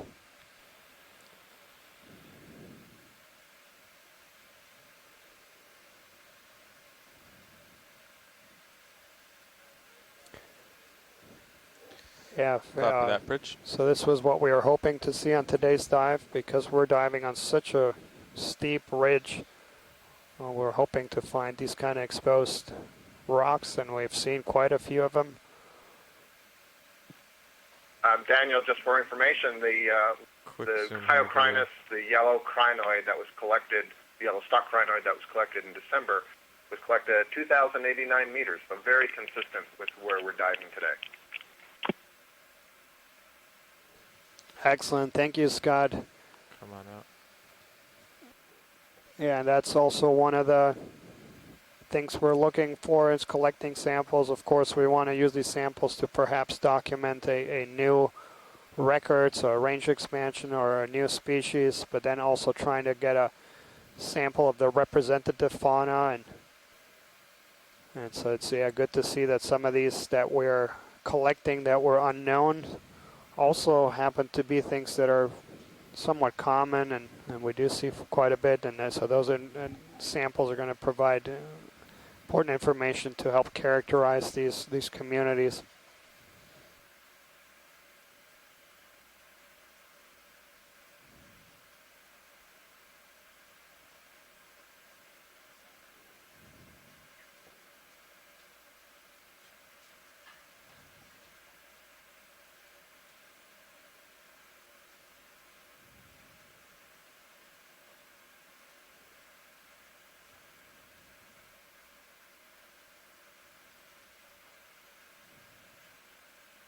And I should note about tomorrow's dive. So I mentioned the Portales Terrace is this plateau that's is really large. Zoom just for a second here, video. But it's just elevated about 100 meters. So here we have a sea cucumber, and I think Chuck ID'd this for us. Okay. Come wide. So it's a very large plateau, the Portales Terrace, but it has it rises about 50 or so meters off the seafloor, so we'll probably go up and start deeper, and then a few dives have actually targeted that wall that leads up to the plateau, not in the area we're diving tomorrow, but further east, and I've seen some really spectacular communities. I think that guy is gone.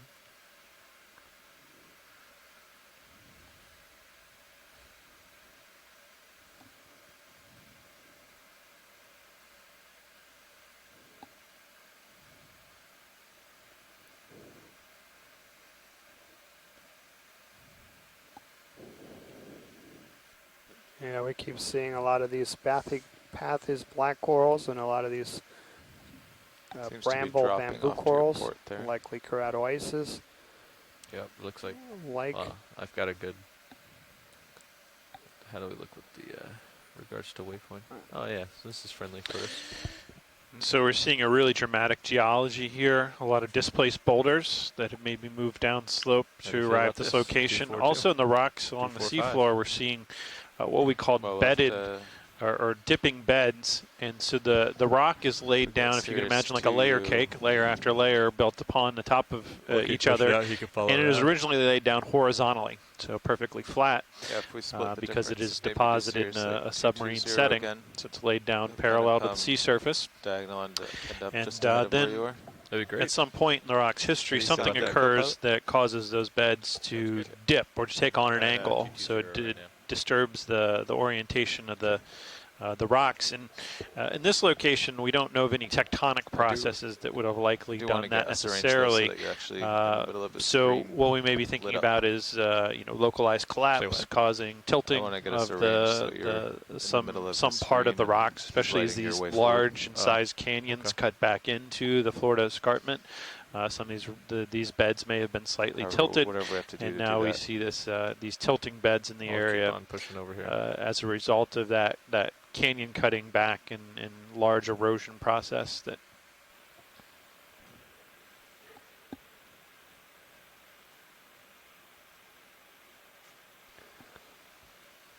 So yeah, there's a question here about current.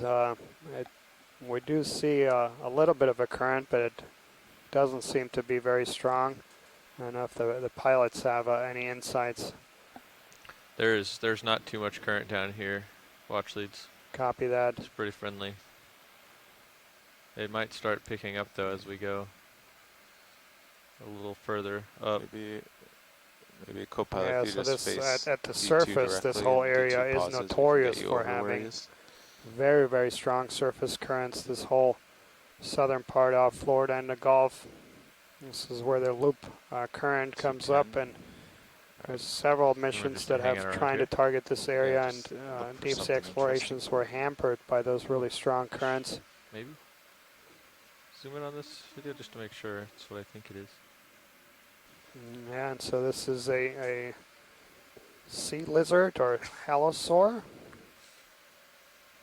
Saw one of these yesterday.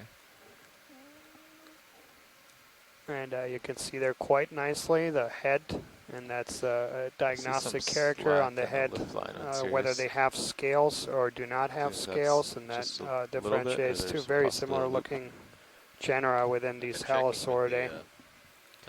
Come out video. Yeah, so this is going to be in the genus Aldrovandia. Bridge, Nev. Yeah, we're ready for a ship move. Do we want more 30 meters, bearing 205, speed Let's 0 just decimal get 2 a snap knots. zoom if he's cooperating, just so we could get a side view. I might provide species level. All Good right. copy, Bridge. Yeah, the neutral tether looks fine. Yeah, excellent. He's not real happy there, watch leads. Yeah, thank you. All right, we'll get Sirius over these rocks and then try to find a strike them. Okay. Without good tracking, I think we were a little off, and you were had to operate on the lower port side of the camera view. Copy that, Bridge.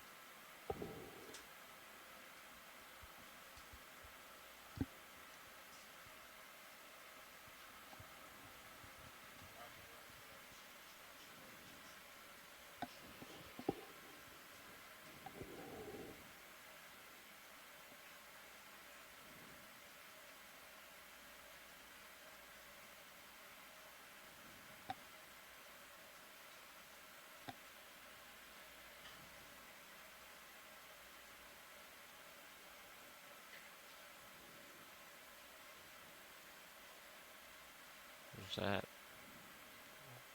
Go ahead, video.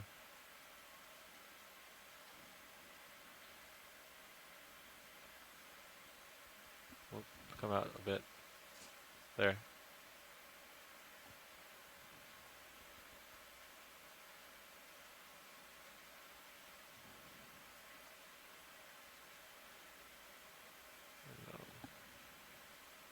Come on out.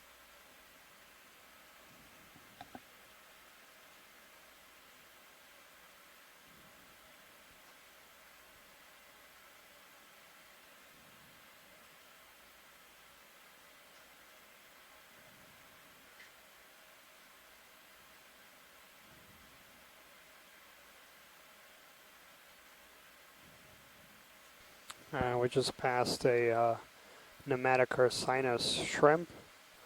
This is one of the few species that we've seen pretty much on every dive. Very abundant, mostly over soft bottoms, but also closer to rocky outcrops like we're seeing today.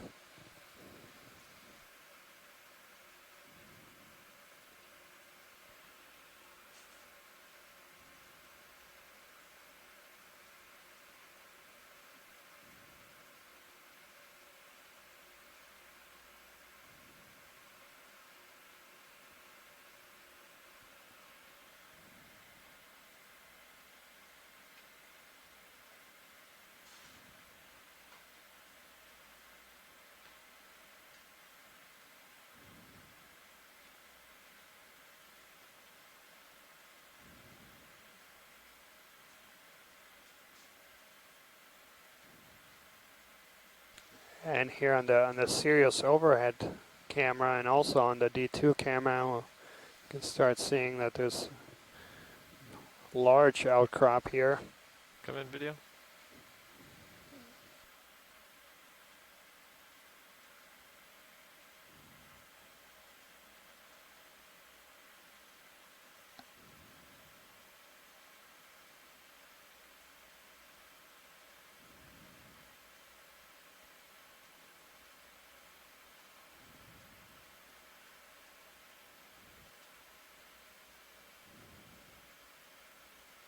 Okay, when you're clear.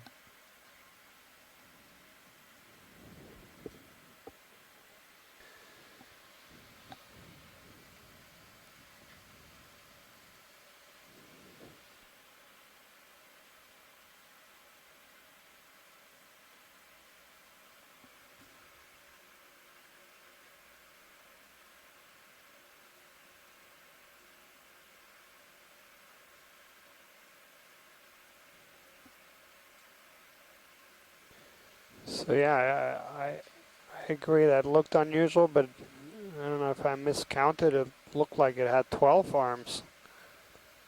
If I'm not mistaken, he was most interested in the 10-armed stocked form from these steps. Arm. Okay.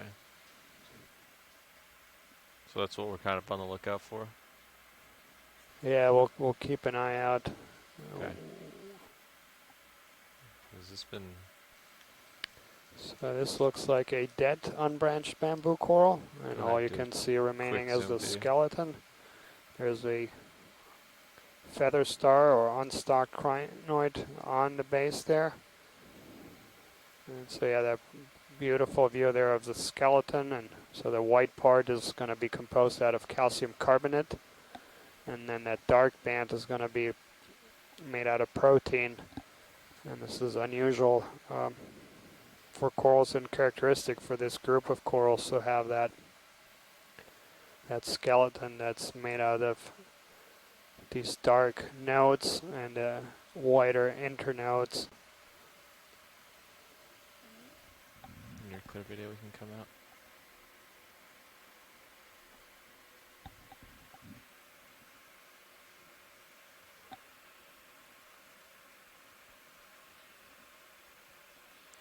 Okay, if we give Sirius another minute, we'll be able to turn Sirius to starboard and get the strike of the ridge. Excellent.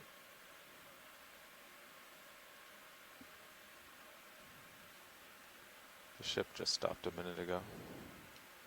Sirius has a couple more minutes to go south. But we're hoping to head more east soon. Or sorry, more west.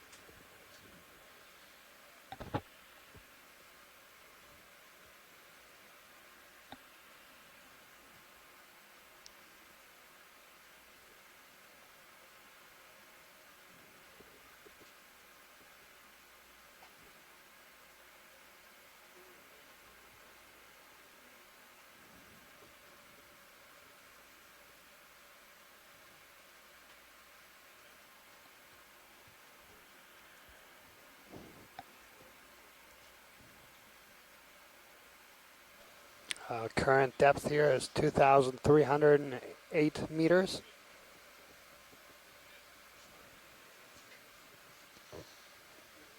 Alright, co-pilot, you think you're pretty much stopped? Moving a little bit, but Yeah. we can adjust our heading here. Yeah. So if you want to center him up, copy that, Bridge. If you center him up, hopefully your sonar will center up too. Be back on the ridge. Anything on here, watch leads, we want to take a closer look at? Yeah, let's just take a look at that coral dead Happy right with above the lasers. 230? Yeah, that looks pretty What was that video? Can you zoom? 230. Oh, can you zoom in?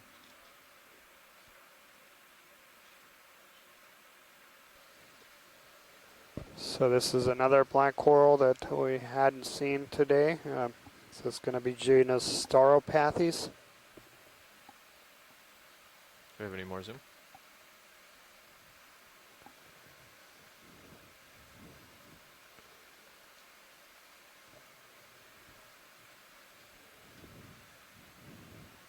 Excellent, thank you. Okay. And video, if you want to get like a whole specimen shot or something. And then let me know when you're clear.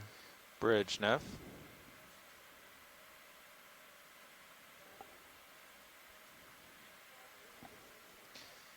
Ship move, please. Come on out. 30 meters, bearing 230 degrees, speed 0.2 knots.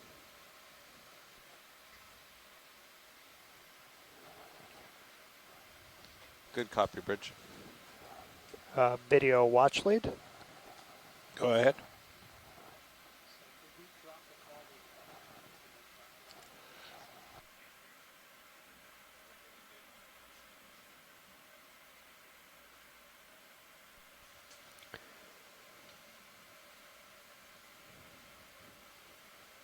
So yeah, thanks so Copy much that, for Rich. chiming in. We are establishing the Look at this guy. phone call here again, and yeah, this is what I was talking about earlier about the tremendous height of these Iridogorgia octocorals. Oh, it's a big one. So these are the longest known octocorals, and in some cases they have been measured to be over 20 feet tall. And yeah, you can see there, this is just a big individual.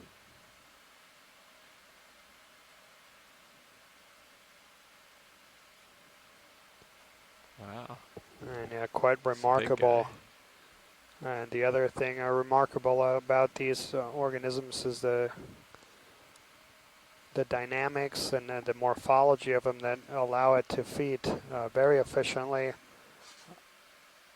The main stem allowing the whole coral to move and swirl around no matter where the current comes from, and then that main stem basically acting to funnel currents along the main stem and into the fleshy polyps, which would be on those spirals to the outside. And another interesting thing is that you would have the polyps on the downstream side of the current. And this is also that we see in a lot of corals that have an orientation, is that typically you have the polyps on the down current side, and it's thought that that's the place where feeding is most efficient.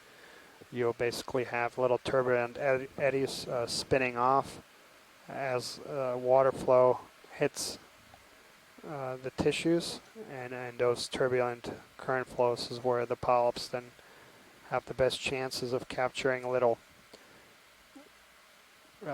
food particles. And the corals have mucus that they secrete that they can help to capture prey. And then the other interesting thing is that they have nematocysts, these stinging cells that are kind of microscopic harpoons that they can use to shoot at little particles, food particles, planktonic.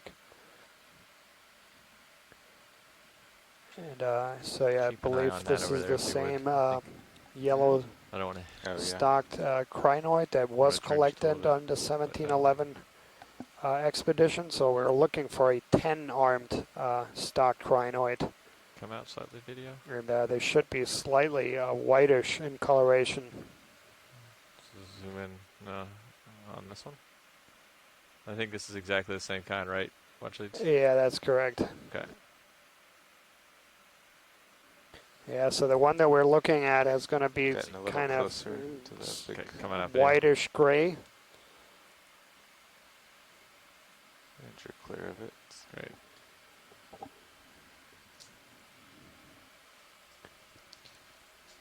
Okay, ship is in the middle of a move, so it should be moving straight in. Excellent. Looks like it's getting a bit more abundant. Now we see a little bit more color here, and another Bathypathis, Chrysogorgia, Paramaricia, and a Farreid sponge. Yeah, we're starting to see some more abundance and diversity of corals and sponges here. It seems fairly analogous to what we saw at the beginning of yesterday's dive. So clearly an area we want to be in, and hopefully we see this throughout the dive. And it'll be interesting to get a little perspective perhaps as the dive evolves from folks like Scott, who proposed yesterday's dive, how closely they see the fauna here aligning with those observations from Capstone in the Pacific. That was one of the driving ideas behind selecting these sites, so it'd be great to hear maybe their thoughts on similarities and differences from those Capstone sites.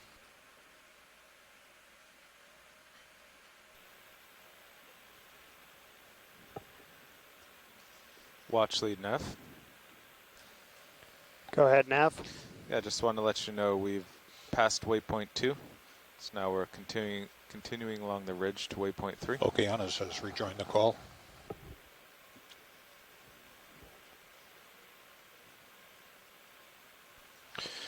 And for everyone on the science call, the line was dropped from the ship momentarily. It has been reestablished, so hopefully you can all hear my voice on the science call line as well as the broadcast.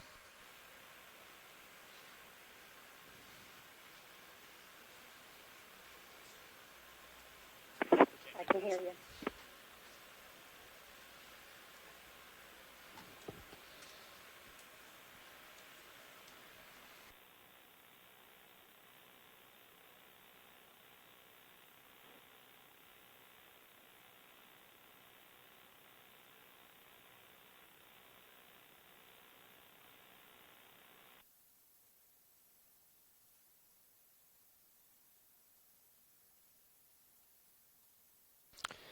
And just to let folks know, we are going through a piloting change.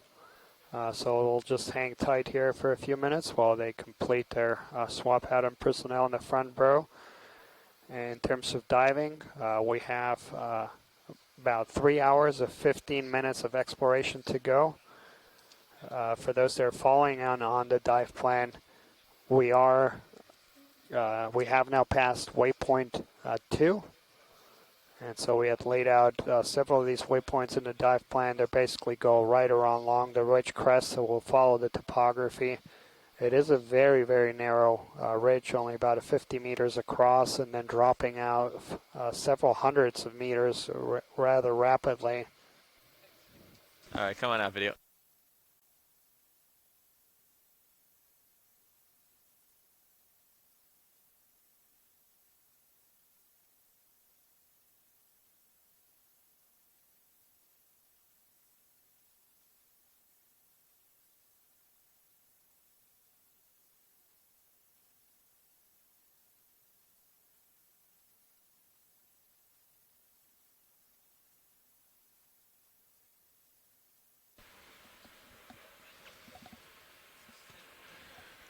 Afternoon, watch leads. Just doing a quick pilot change here. Excellent. Great. So yeah, pilot, whenever you guys are situated and there's a good time to do so, we'll take introductions as well. Copy that. Well, I think Nav's still getting debriefed or briefed. So we'll do that once they sit down. And as my understanding, we're on the lookout for a 10-armed crinoid. That's correct, and it's going to be, there's a bright yellow one that's fairly common, and not that. This is going to be more of a pale yellow to grayish coloration. Copy that. And if we have a chance, maybe snap zoom on that white Sure. Object. I can do that.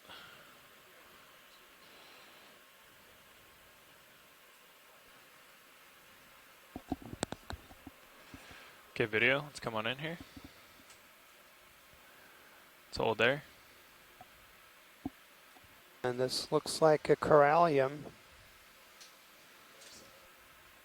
Do you think that's a small species or just a very small individual, a young individual of a corallium?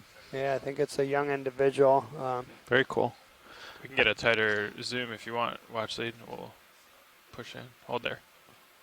From a distance, I thought it was a bryozoan. We've been seeing a lot with that similar form and color, but that's very neat, a very, very juvenile corallium.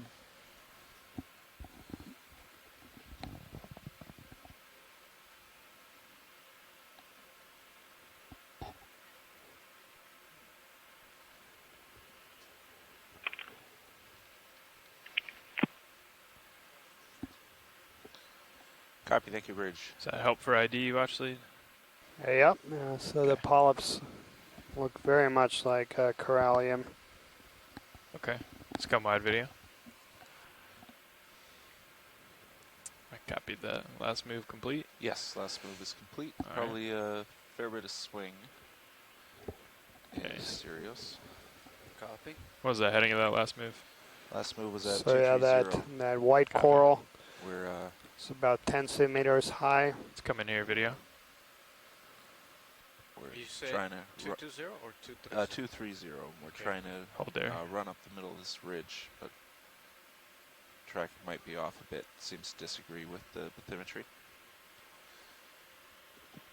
Come a little wide, please, video. Dan, I noted on the top of this Hold there. rock there's this brownish sponge, and earlier we saw something, I couldn't figure out what it was, but I guess it's this. And have you seen this fairly regularly? We'll take a look, yeah. Well, as we pan up, I'm not exactly certain. Well, Scott, are you talking about what's in screen now, or that's just above us? Well, I don't know how delayed I am, but it's on this clump where there's a large crinoid and there's this sort of brownish, blobby, brain-looking thing. Yeah, so yeah, we have seen a few of these, and so yeah, this looks like a demo sponge.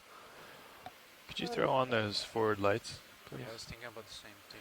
And yeah, we have seen Flow video, the lights are a going few of these. Do we have an arm count on this crinoid? Yeah, so pilot, the one we're looking at is going to be stocked, Okay, but that coloration, that's exactly the color we're looking for. copy that. Did you want to take a closer look at this sponge here? Yeah, let's get a Okay. first Come on setup in, to do video. so.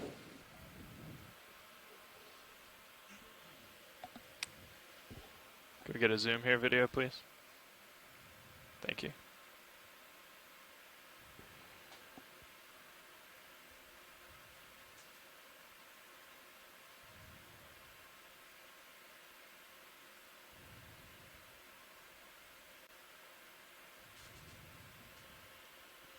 So you can see, so there's a sponge basically growing on a sponge.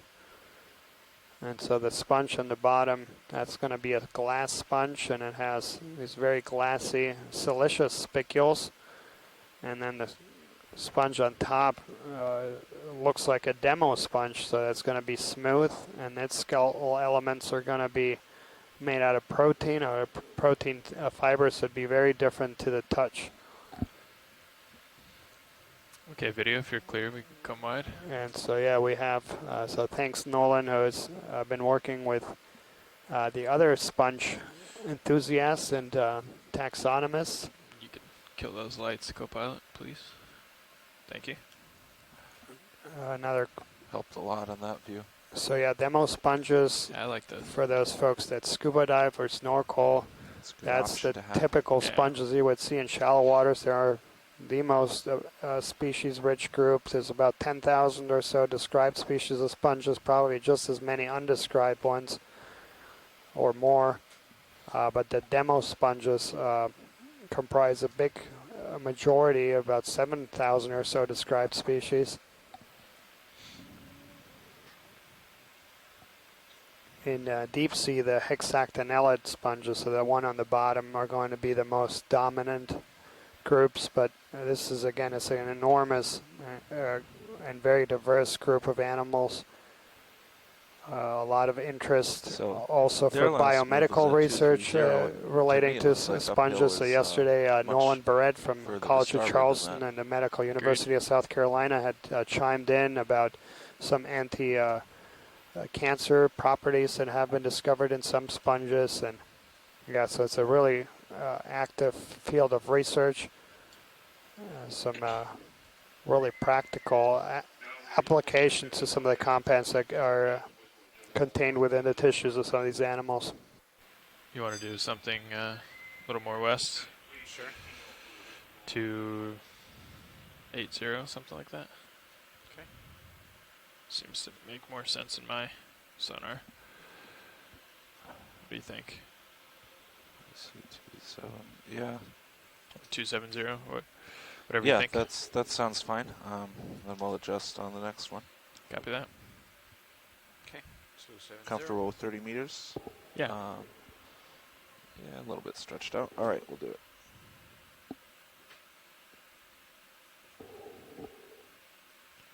Bridge, nav.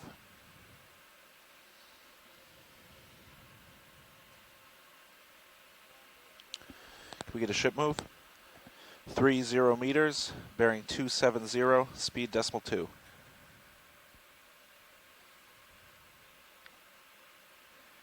Good copy.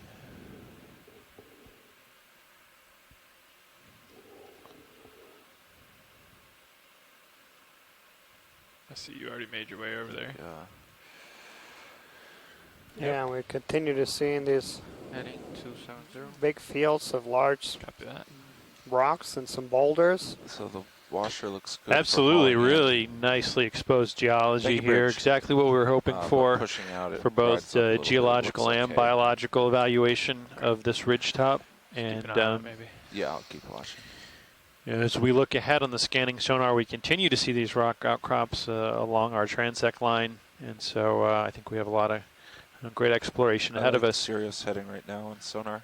There's stuff ahead and to the right, but yeah, we're definitely going up. Agreed. Think that'll work.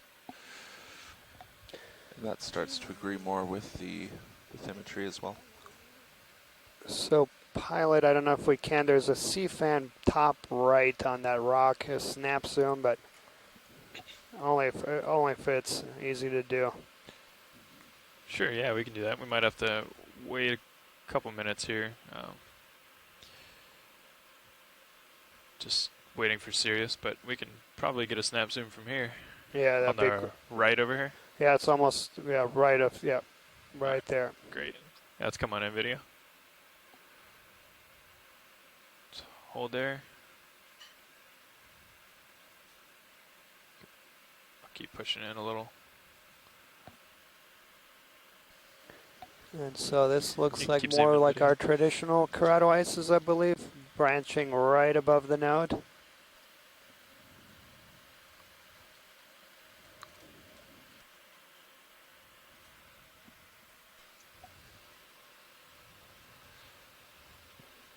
This looks to me like it's branching at the node.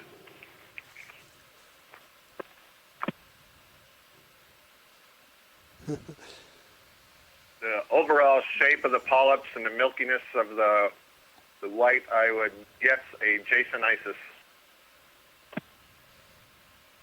Yeah, it's interesting. Some of them looks like it's just above, and some of it looks like right at the node. Yeah, I think it might partly be the angle that you're seeing where it comes from. So is the branch sort of going away from you or towards you? That may affect whether it appears to be just above the node or at the node. Copy that.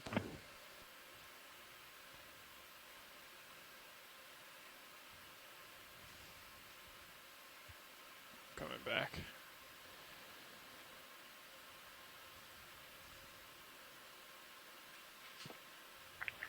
I can't quite see if there are prominent spines in this one. If there were prominent spines, that could make this Acanella, but I don't see them. I'm going to, for now, stick with Jasonisis.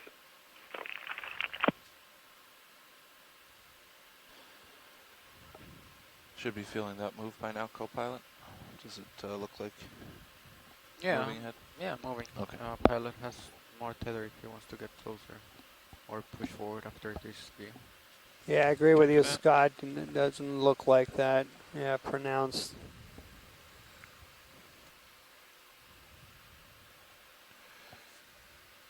Is that a good look at this subject here, watch lead? Yeah, no, that's great. I think we're good. Okay. All right, video. You can come right.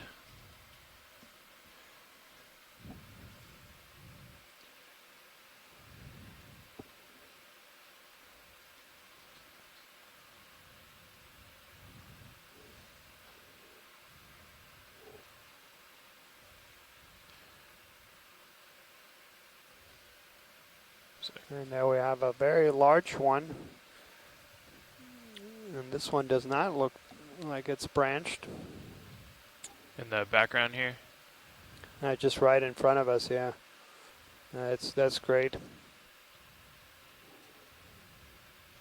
And Nolan Barrett added a little bit more here in the chat round. So for those folks that were with us during the 2 dives during the weekend where we dove a little bit shallower depths, we're in the 400 to 600 meter range, and there we saw a pretty conspicuous sponge, Africalistes. We'll expect to see that same sponge tomorrow on the shallower depths. And give it a partial here video. So there's some really promising compounds have been isolated from that sponge.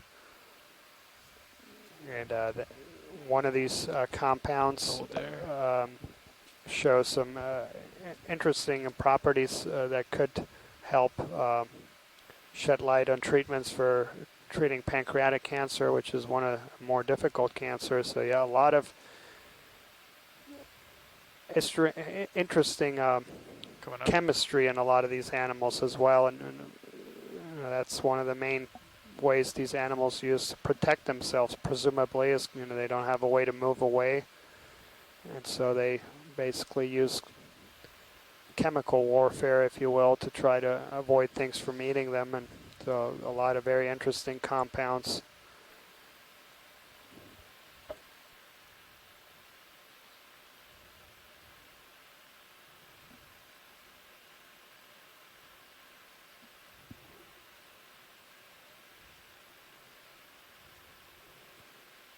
And it's kind of interesting analogies when we think about the first exploration when Western civilization started going into the rainforests and then discovering their compounds like aspirin or other biomedically active compounds. And now we're exploring the deep ocean also with the same kind of thing to treat modern diseases. So yeah, interesting how human history repeats itself. Well, it seems to flatten out. Really points to some of the value of the exploration mission of the Okeanos Explorer as well. Some folks might be inclined to ask, well, well, why should we spend the money or the time to go out and explore the deep ocean? You know, what's in it for us? What are we going to get out of it? And of course, from a scientific perspective, we don't quite look at it that way, right?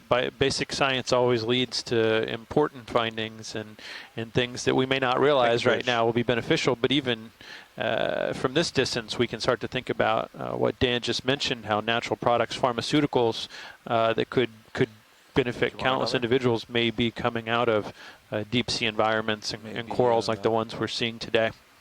About the same, I guess. Yeah, maybe a little more to port. Absolutely. You don't know what you're going to find. 260, something like that. Hopefully we can keep on this, on the and rocks. as we keep pointing out during this mission that we've discovered in the last 5 decades or so some remarkable things with deep sea exploration. 260. And yeah, so some of these things do have practical applications like pharmaceuticals. Others also have revolutionary implications in terms of how we understand the world. You were talking about plate tectonics, and I was talking about seeps and hydrothermal vents, and how some of these things that are fundamentally changed the way we understand the planet have only been discovered 5 decades or so ago, and likely many more of these revolutionary discoveries to be made as we're seeing more of what's the biggest part of our ocean in our world. And Scott made a really good point. He said, obviously, perhaps these corals could point us in the right direction for pharmaceuticals that could be extremely important to curing disease. But of course, ultimately, our hope would be that we could synthetically synthesize. We could learn from the corals, but then synthetically synthesize those pharmaceuticals so we would never be in a position where we'd feel like we needed to actually harvest these corals for that purpose. That isn't obviously something we'd want to do or advance, but there's much to be learned from taking very small representative samples as we're doing on this expedition and using that to learn about the biochemical processes of these organisms and hopefully draw from that applications to a wide range of human needs.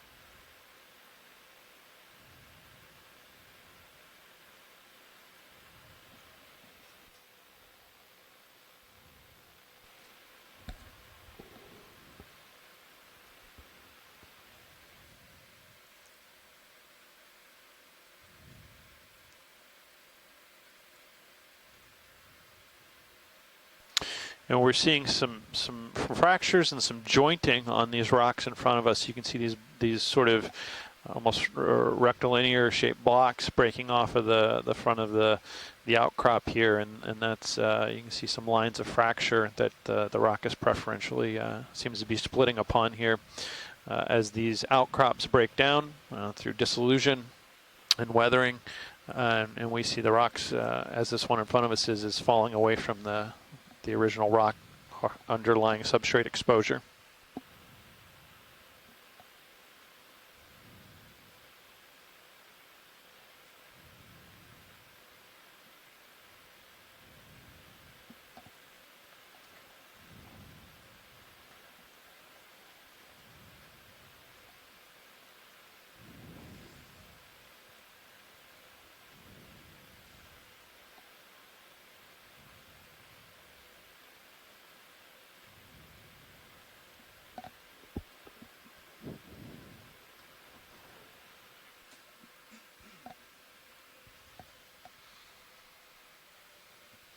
Looks like we lose this rock here, huh? Yeah. Current depth here is 2,291 meters. And a quick view of our scanning sonar shows that we continue to see rock outcrops ahead on our line of transect. Want to come on in here, video? We're waiting on that ship move. Is that a Chrysogorgia? It's all day. This has been a real crash course in coral biology for me on this cruise, Dan. I'm glad I'm getting a few of them right. I was going to say you don't need the biologist anymore. Nicely identified Chrysogorgia. We saw one earlier that was lacking a lot of polyps. This one seems to be pretty intact. But again, we see two of these capsules in the center that may be serrate octopus egg capsules. So each of those capsules has there's kind of this muddy, soft sheath surrounding an egg. It would be a single egg. And then also a nice shrimp hanging on the back side of the colony. The polyps themselves appear to have swellings of white near the base where they attach to the skeleton, which suggests that these polyps are ripe with reproductive structures. Eggs, perhaps I'm seeing like at the top right of the shrimp, I see a polyp. You're not going to be able to distinguish which one, but it also almost looks like what we refer to as saddlebags. That is, there are so many eggs and gametes being developed in the polyp that the polyp begins to swell and grow around the two sides of the branch that it's sitting on.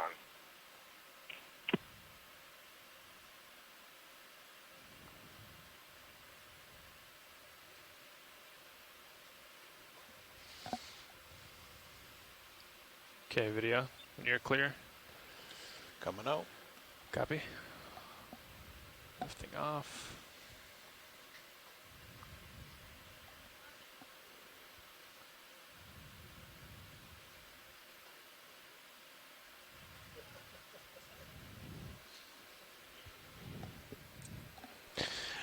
And as we continue our move here, there's a really nice discussion Nolan Barrett brought up on the chat log that, of course, as I mentioned, we would never want a situation where if these corals had particularly pharmaceutically valuable compounds, we would never want to be in a situation where we want to be recovering them for that purpose. And in reality, that probably wouldn't be financially feasible, right? We can't send ROVs down to collect these probably. And Nolan Barrett talked about an interesting project he was involved in where the idea would be then to find the relevant genes and actually stick them in a bacteria and then grow them in the lab so that we could reproduce those valuable compounds again without having to harvest the corals that originally produced them. This field is called natural products biosynthesis, and Nolan noted it combines microbiology, molecular biology, genomics, chemistry, and of course, deep sea ecology, really in some senses here, to understand how we could produce really valuable compounds that we see in nature and apply them to the biomedical industry and hopefully addressing disease. I think we've passed over the top of the ridge and we're looking at the other side now. Yeah, it's hard to tell. Maybe, yeah, maybe. Or at least at the very top here, maybe. Shape.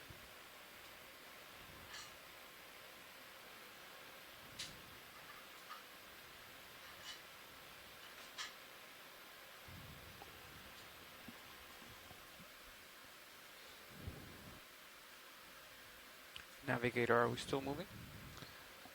I should be still feeling. No, I think. Well, maybe we're right near the end. Okay. But you'll be swinging a little bit. Okay.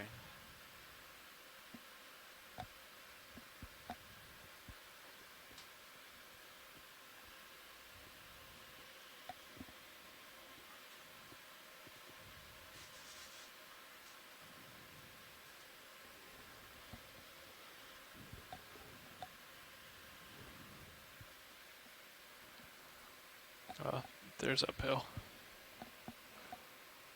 So yeah, looks like top of the ridge, and then that's just further up along the ridge. So we climbed up to it. We're currently at 2,286 meters. So we started to dive about 100 meters deeper than we are right now. We had set up a track on the dive plan that would take us approximately 700 meters across this ridge crest at depths of about 2,400 to about 2,200 meters. We do have about 2 hours and 45 minutes remaining on the bottom today. Can we do a snap zoom here video? Thank you, Bridge. Zoom, pilot. What's that? Did you want to zoom? Yes. Just counting arms. Looks like a lot less than 10. Yeah.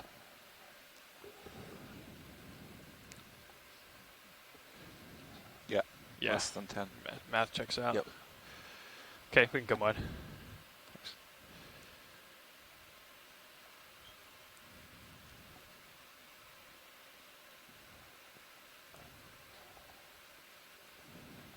Thanks, video. Watch lead nav. Go ahead, Nav. We are in the vicinity of waypoint 3. Hard to say exactly, but looks about right, and that's also the correct depth, so I think I'll call this waypoint 3. So yeah, we've made it to waypoint 3. For those following along on the waypoint on the dive plan. Yeah, what do you think of that? Sorry, what was that? Also noting that, so yesterday we had a few problems with the C-Scribe software, but it looks like today that has been corrected. Yeah, that looks uphill. We do appreciate everybody on shore as well as on the ship here using this wonderful software to help annotate the videos in real time. Split 210. Sure. So we want to continue to encourage folks to use that and as a way to share your expertise, but also archive your expertise. All of those observations that you input in C-Scribe are archived permanently and then become then 30 meters, a permanent record that goes along with the video. So folks later on, including yourself, can use that to identify important pieces of video. So the C-Scribe is available both in real time and then also after the fact. Is that a tripod fish in front of us? It is. Yeah, let's take a zoom. I think that's something that we haven't seen today. You got it. So this is going to be in the other genus. So there's the 3 genera of tripod fishes. This is going to be Bathopterois. Okay, video, we can start to zoom here. And so, yeah, this is going to be the genus Bathopterois grallator. And they are extreme in terms of their adaptations of these pelvic and pectoral fins. So some of these individuals have pectoral and pelvic fins that come off over a meter off the substrate. And this is an adaptation that these are kind of sit and wait predators. So being up above the seafloor is a common theme that we see on benthic organisms. Being in environments where there's a better flow. The other interesting thing about these fish as well, they're very abundant.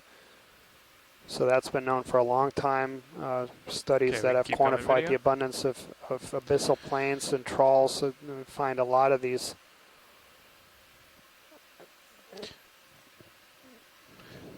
And if we could just get some lasers as we come out, just get a sense of size on this guy. Sure. Is that full zoom video?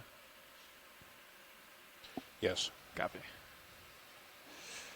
I didn't want to scare him away, but I think we could get a little closer. Yeah, the other thing important to mention, so these can swim. They're fairly poor swimmers. But they can swim and move over short distances, and those fins have really important functions in terms of landing. The front fins, as I pointed out earlier, they are innervated, so there'll be nerves there, and they have sensory functions. They use that to sense prey, potential prey around them. The back, the pelvic fins are not going to be innervated, and those are purely to, as stilts to elevate the fish, but they also have important functions in landing. Thank you, co-pilot.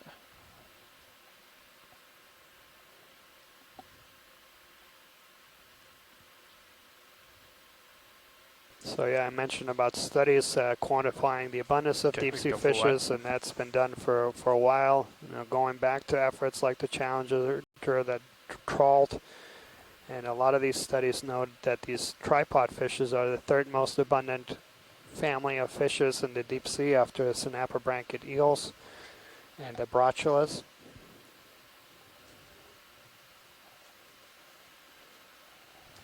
Just imagining a trawl running along the bottom, it seems like being perched up on those fins would be sort of ideal for getting caught in a trawl net moving along the bottom. So not surprising that they were found in high abundances with that sampling method. Yeah, and so that's one of these species that has been known for over 150 years. They were first sampled by the Challenger, this major exploration effort that took the Challenger vessel around the world over many years, collected samples down to 3,000 meters. And that is another fish that they found that was really widely distributed. They are found in all of the world's major oceans at these deeper depths. Can we come in here, video?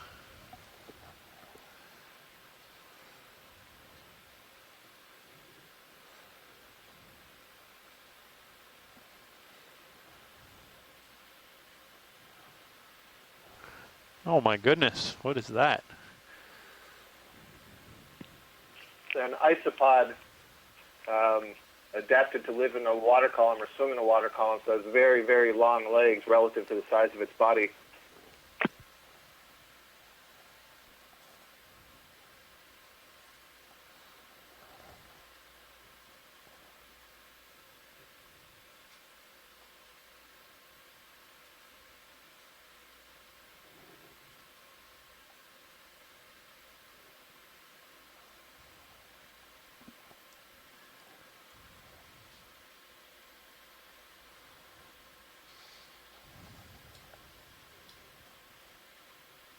Thanks, Kabata.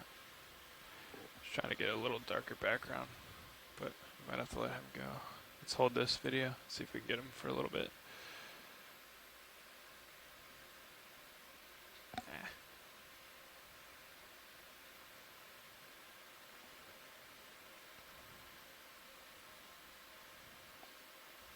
Okay. You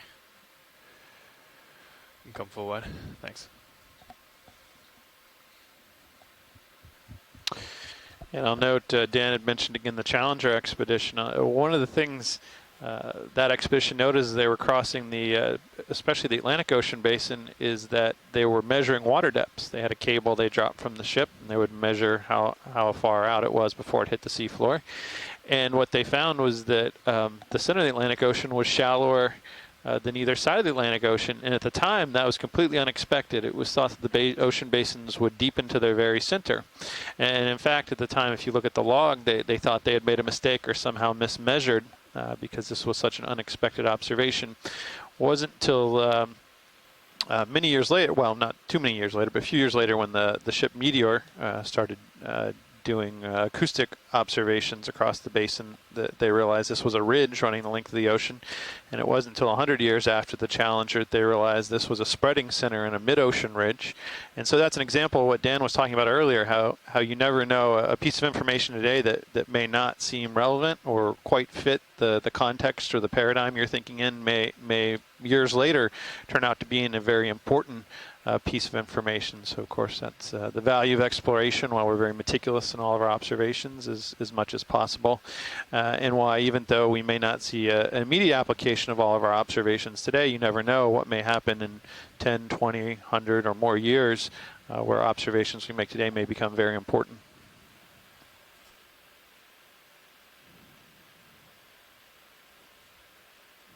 Yeah, we're coming across another one of these enormous Iridogorgia magnispiralis. And yeah, the other interesting thing, thinking about the Challenger, is that that was originally that expedition, and then many of those efforts were first started because of a lot of fisheries had crashed close to shore, and one of the main purposes of those explorations was to try to identify new fishing grounds and new commercial fisheries. but it ended up that many of the observations there had a lot more profound impacts on science and conservation and how we understand the world. Okay, we're going to let this guy go. I'll also note that the final cruise report on the Challenger expedition was not published for 20 years, and it stretched to 27 volumes. I'm hoping that Dan and I are able to do a little bit better than that. Well, and I actually read a really interesting statistic about this. The Challenger, once digitized, his entire series of manuscripts on him is only a couple of gigabytes in length, and on expeditions today we collect that probably on a daily basis, and just the amount of data that we can collect and store now, it's amazing. Between the video and our mapping data, we often collect that on an hourly basis. Every few minutes for the video.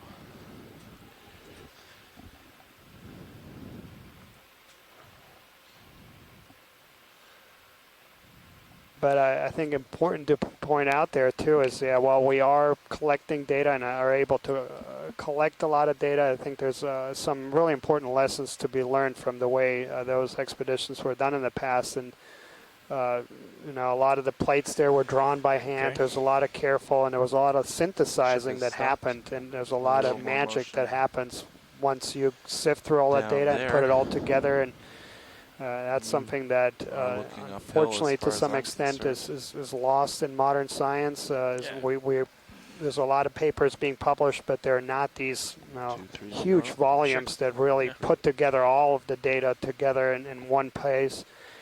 And so, that synthesis definitely has an important value. And I'll point this out because, in fact, today is the deadline for those folks that were involved with Capstone. There's a special volume that will be published in the future, so folks that are interested in submitting abstracts for that.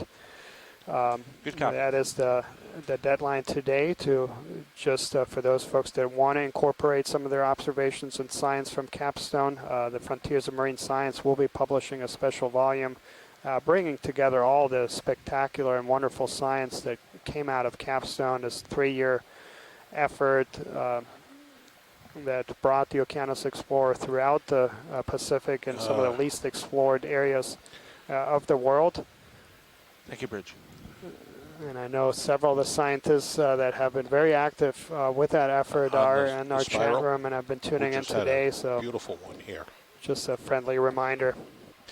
Can we zoom to the left there on that large colony on top of the rock? Sure. Sure thing. Coming to center now.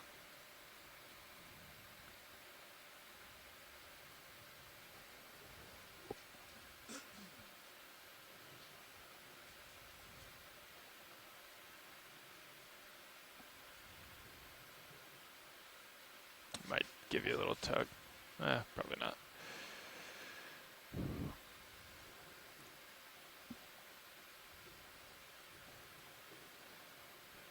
This one right here, Watchley? Yeah, right on this. And so, this does look different. Yeah, let's stand by one video. Gonna sit down for this. Okay, let's start to come in. There's lasers. Lasers are clear. So this looks like another corallium, corallian niobe, most likely. And I don't see Tina mentioning here Antipathis dendrocristus, which I didn't see anything. So that's only known, as far as I know, from on the coast of California.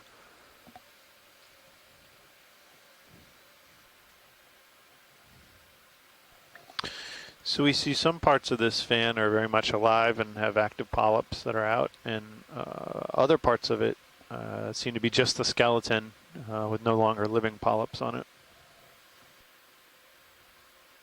This kind of gives you a good sense of comparing what the skeleton looks like. There's a crinoid. I'm not sure if it's the crinoid it's been looking for, but it's interesting in that it has some bryozoans growing on the stalks. so you'd actually get some bryozoans along with the crinoids. Saw that. Absolutely, that's a good catch, Scott. We'll have, once we leave this corallium, we'll have to head over there and see if that is the sample that Chuck Messing was looking for, and if we can get that with the attached associates as well, that would be fantastic. Video, let's figure out if we want to sample that, because the ship is moving, correct? Yeah. Yes, we're moving. Okay, let's hold. Let's come back in video. But we probably want to get a little bit closer. It's also a fairly large and impressive Chrysogorgia in the background. 10. So yeah, that's confirmed 10. We counted here, so yeah, that's 10, and that's the one that Chuck was interested in. So yeah, if we're set up to do so, pilot, we'll try to get a collection. Now. Copy that, Watchley. Yeah, we're bringing the ship to a stop now. We'll see what the best way to. Can we come to an easy stop? Collect Excellent. Yeah. So the coral in front of us, that white coral. Those are in a group that we commonly refer to as the precious corals. So those corallium, they have been used to manufacture jewelry, and in the Mediterranean there's been a fishery targeting these.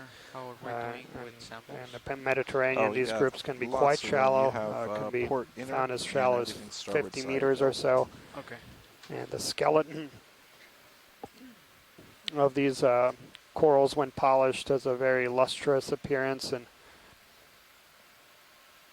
just like black corals and gold corals, and in some cases even bamboo corals, have been used for jewelry and as amulets and different uses. And interestingly enough, that use of corals goes back several millennia in some cases in terms of the human use connections. So I think this will wind up being an interesting view from and that's a very interesting thing. So in a lot of, in particular in a lot of Asian cultures, you know, we talked about the sponges and the biomedical applications. So in a lot of traditional medicines in many places have also used corals to manufacture medicines. I have that 60. Likely a lot of bioactive compounds in there as well. Are my hydraulics up? Everything's spun up and ready to go. And can we get Mini Zeus up on that screen and just keep an eye on the Sirius view? Is it okay to zoom on Sirius, or? It's okay with me. I'll let co-pilot direct. Yeah, you can zoom in. Pilots Watchley 2. Go ahead, Watchley. Just want to let you know, some of the scientists on shore have noticed that there are some encrusting organisms about halfway down the stock, and if possible and we can fit it, we'd like to cut below that so that we capture those organisms as well. Okay, video, let's come in on main Zeus and see where those are. Yes. So port outer is taken, port inner is not long. Okay, come wide on Zeus. We'll try that on Mini Zeus. Come full wide on Zeus. Yeah, and Lauren had asked a question here. Yes, I believe that. So yeah, Chuck yesterday had provided a tentative ID, Monococrinus caribeus, and that would represent a substantial range expansion for that. So yeah, I think that's the best idea with that genus. Oh, never mind. He's back out on your Zeus. Looks good.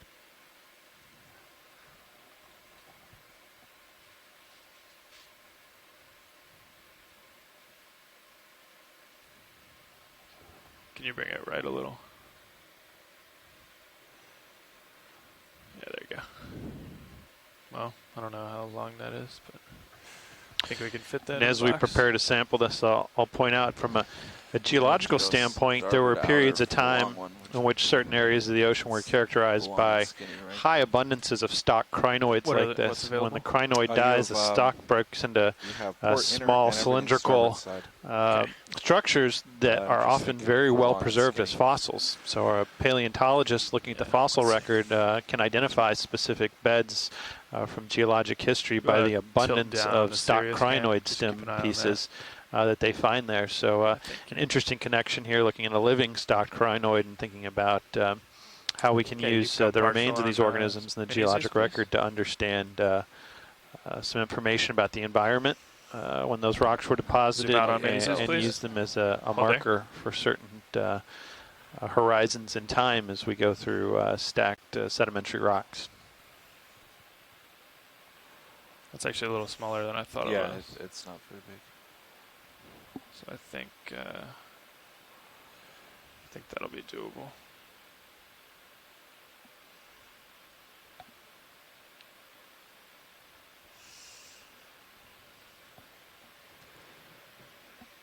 Yeah, I think we can get this. So watch lead. We just want the subject that's also halfway up the stalk. Is that correct? Yeah, that's correct. Copy. Looks like you're set up there nicely. And you think you're going to go port inner? I think so, yeah.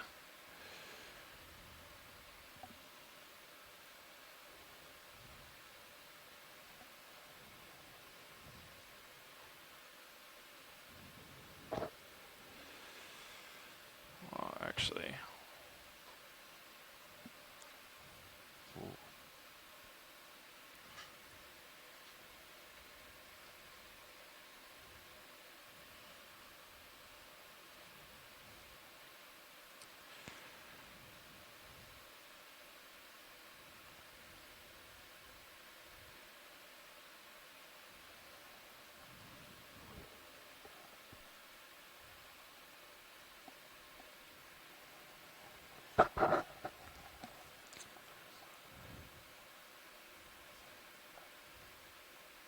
I think it's on the left side. Don't you? On the left side of the subject? Come in on mini Zeus, please. Yeah. Yeah. You cut lower than that, right?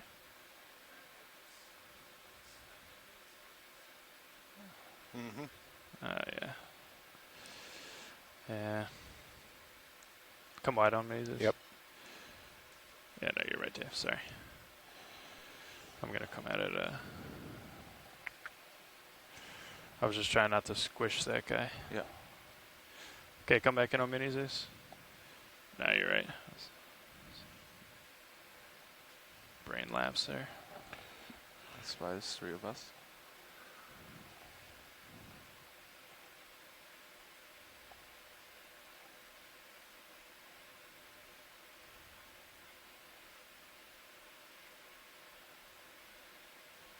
It's just past the...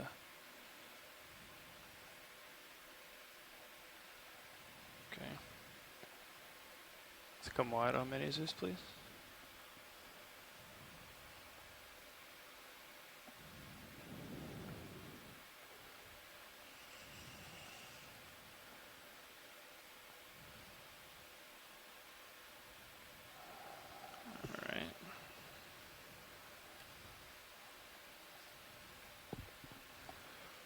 And go ahead and extend the box. It's nice and easy, so we don't hit anything.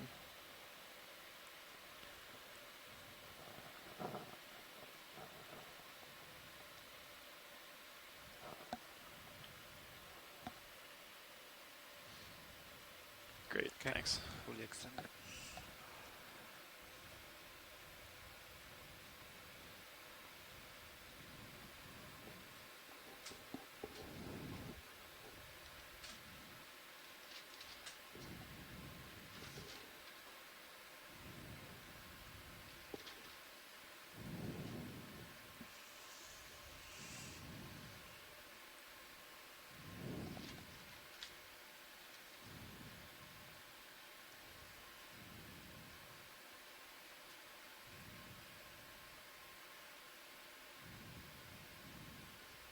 Can you kill those aft lights, please, Copilot? Thanks.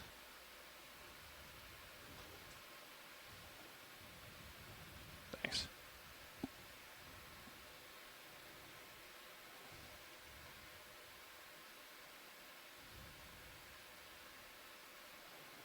Is that in there? I think it'll pull in. It's leaning on the edge. Cool, thanks. Excellent, and another very well done indeed. So thank you very much, pilot. Thanks for the help, Nat. So this is going to be dive 14, specimen 03, bio, a tentatively identified as monocrinus crinoid from 2,284 meters. So yeah, earlier in the dive we collected first a unbranched bamboo coral and then a geological sample a little further up the slope that also had a crinoid on him. So this is our third sample for today. Serious. We do have about 2.5 hours remaining of deep sea exploration on today's dive. Yeah. And so we'll continue moving along here. We have a dive track that's taking us parallel and moving around the ridge crest. We'll see how far up the slope we get. We had set up a dive plan that would move us about 700 meters in linear transect and take us to a final depth of around 2,200 meters. So we'll see how far we get up.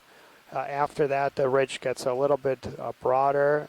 There's another kind of steep step after that, but we'll probably won't make it to there. Past 90.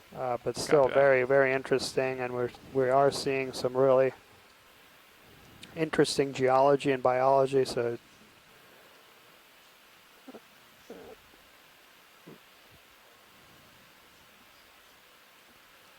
copy that. I was trying to do that on the earlier one.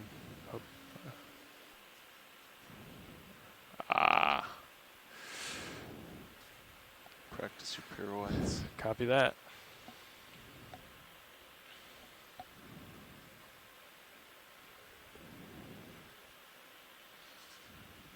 Sure thing.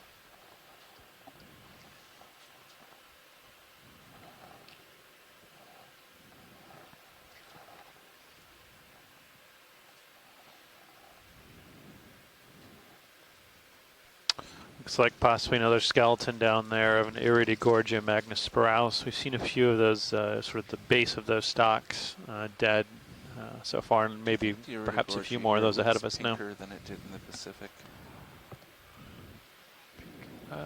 Maybe. Do you think it was more orange? I remember them being very white. Oh.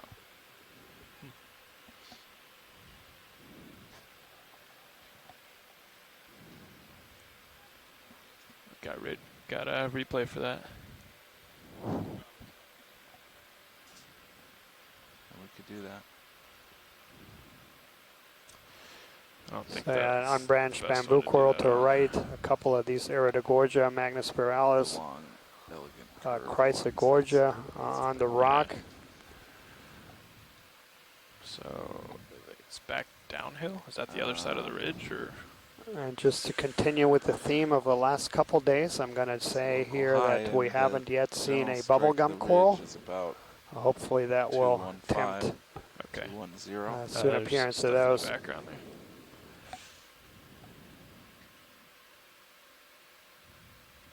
But of course, locally,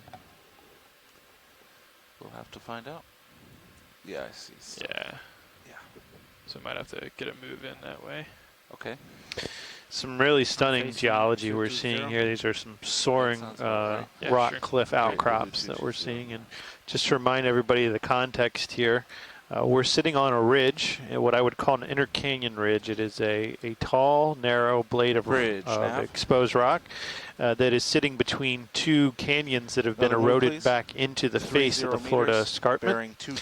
These canyons stretch back into the escarpment for tens of kilometers, and the relief out here is hundreds of meters.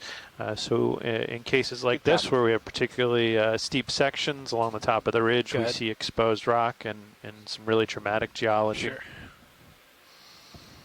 And I'll also note that the northern extent of the Florida Escarpment, this large undersea cliff that runs the length of the west coast of Florida, it doesn't have canyons etched into it quite like this. It does show some small erosional features and erosional canyons, but none of the magnitude we see down here at the southern end. And it's been hypothesized by researchers that that is a result of groundwater discharge down here at the southern end of the escarpment. The entire Florida platform, this undersea plateau, of which the escarpment forms the western edge, is composed of carbonate rock. That is rock primarily built of calcium carbonate.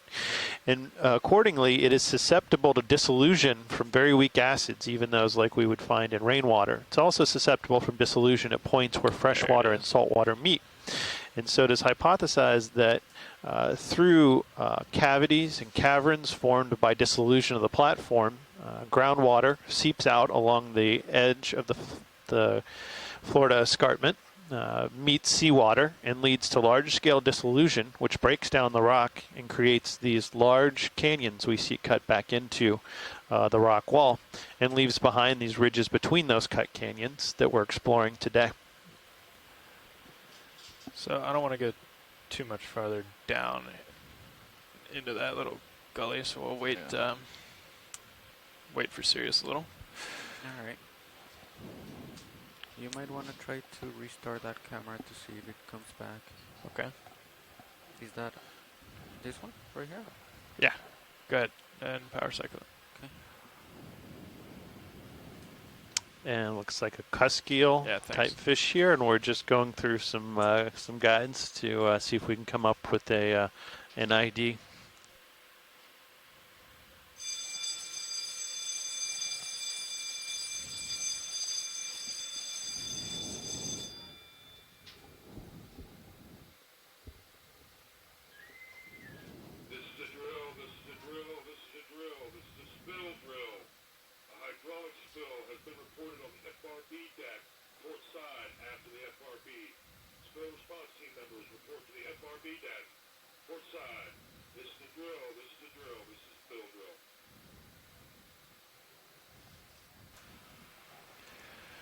Well, actually, we're just waiting for the for Sirius to get closer. I don't want to get down in that little dip and bring our tether down. So, copy that. As long as the fish doesn't go too far, we'll get a good zoom on it. There's a possible star down there so left side. Adam already pointed out this is going to be a cusk eel. And we'll find out shortly. I think I have a sense of what it is, but we'll find out here momentarily. All right, that looks a little better. Come on in, video.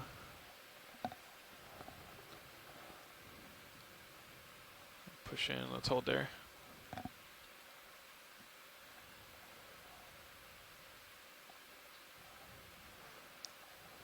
Okay, keep coming.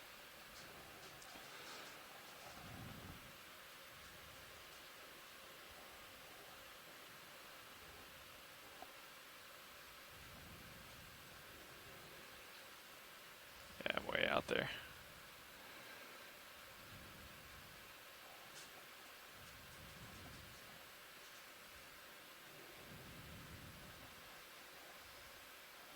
And now he's angry at us. Yep.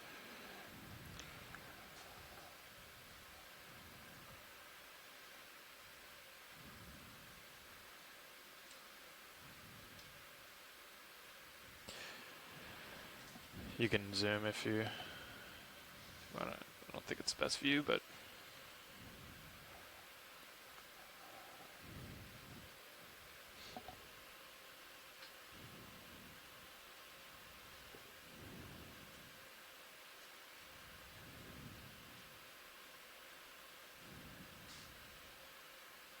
He's not collaborating. Yeah, it's come a little wide, video.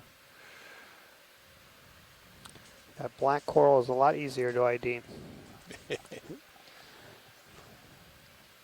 And we do also have an interesting sea star there, so when we're done with this fish, hopefully he'll turn. A nice side view would be perfect for ID.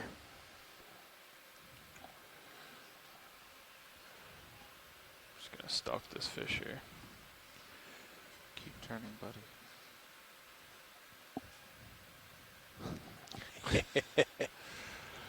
Alright, well, while we're here, we can do a snap zoom on that sea star. Let's hold there.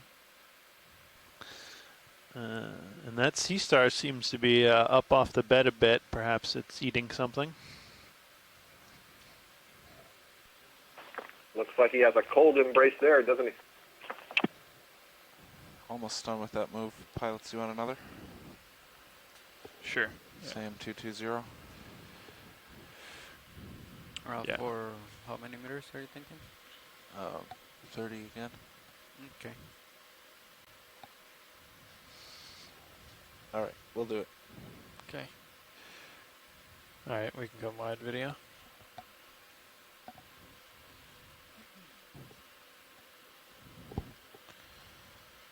Bridge, nav. Are we done with that last move? Great, can we do another? Excellent, thanks, pilot. 30 meters, bearing Sure, 220, speed decimal 2. Good copy.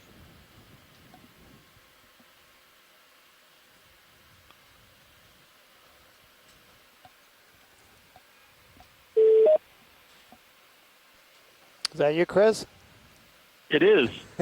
I was just watching the close-up. That is Pythonaster.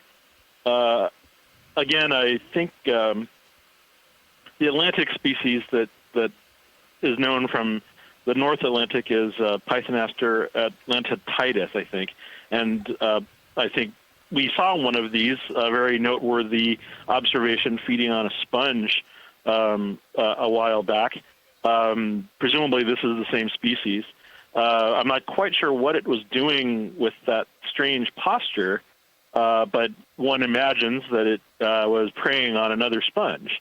The sort of oral surface looks like it's raised and hunched over something, and presumably its very frilly kind of pyloric stomach is everted onto something below it. So I'd say that's probably safe to say another feeding observation. Assuming it's not doing something completely bonkers that I haven't heard of before. So it's really interesting that we're watching feeding observations of the species with, I don't know, granted there have been 2 observations, but high frequency means 100% of the observations of Pythonaster have been, watching it feed. So that's unusual and quite high, I would say. So very, very interesting. Scour on these rocks. Are you guys going in for more, or are you moving on? Current than, I think we're on the move. Yeah. Okay. Well, I'm really happy just to have seen that one. It's got its, I think it's called an operculum or an osculum rather, facing us. But I think earlier on today we also saw a goniasterid, which I only just had logged on at that point, and I saw briefly. And again, some of those goniasterids are real tough, and so it looked like one of sort of 2 possibilities. And I was looking at my earlier identifications, and it's possible there might even be a 3rd species down here, a 3rd genus rather. And so I'm going to look these over more carefully, and I'm going to have to, and I'm looking forward, I think, more than I've ever looked forward to the collections that you had made the other day, because they're going to give me quite a bit of insight as to what we're seeing, because some of the things that we've been seeing on this Gulf of Mexico, these abyssal observations have been really vexing, and I'm really anxious to sort of see which ones, which of the species it turns out to be. If in fact they were any of the known species, maybe they're things that are completely different, because a lot of the characters that we're seeing on a lot of the stars, that the goniasterids, turn out to be very different from the ones that they're supposed to be, and so it's somewhat baffling. But I also wanted to hold right there. Point out that you guys saw a Brisingid the other day that I saw some captions identified as ophiuroid. So there's that. So there's at least one Brisingid, which we've seen almost none of on this dive, which I find very strange. Yeah. Okay, come on. I agree. That was. I'll let you get back. I'm I'm sorry, what? No. So I mean, we were talking earlier in the dive about similarities with Pacific, and we were using your example of some of these sea stars that were only known from the Pacific until those collections. That earlier in today's dive, we collected a bamboo coral that was only known superficially from the Pacific, and it looks very much like that. But yeah, we did see in the Pacific a lot of these kind of depths and ridges, a lot of Brazingid sea stars, which we haven't at all here. Yeah, I wonder if that might have something to do with the sedimentation. Okay. Well, anyway, partial zoom video. We'll see how it goes, and looking forward to more of today's last deep dive. As are we then. Thanks for calling in, Chris. Always appreciate it. Thanks, guys. Have a good day. All right, you too. So that was Chris Ma from the National Museum of Natural History, Smithsonian Institution in Washington, D.C., where all of these biological samples that are being collected will be deposited after the expedition. That will ensure that all these specimens are properly archived and inventoried and cared for in perpetuity, and then also available to the broader scientific community. Hold right there.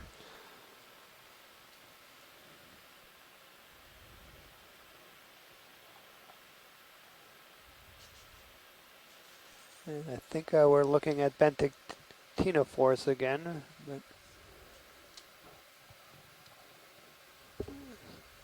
So yeah, that looks like that. Okay, come in a little bit tighter. Platictinidae. Hold right there.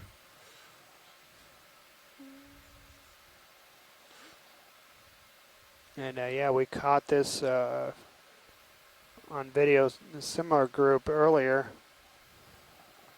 And that was something that was seen a number of times during capstone, is these bentictinophores that can have extremely elongated tentacles, and these are microscopic. These are really tiny animals, and sometimes they have tentacles that are whenever you're good, video over 1 meter in length. And I believe that the ctenophores we saw was on this very sponge. Co-pilot, we got a fair bit of swing built up, probably. Okay, lifting off. Sounds good. And just to reflect a little bit on... sorry, go ahead, Scott. Go ahead, Adam. Go ahead, Scott.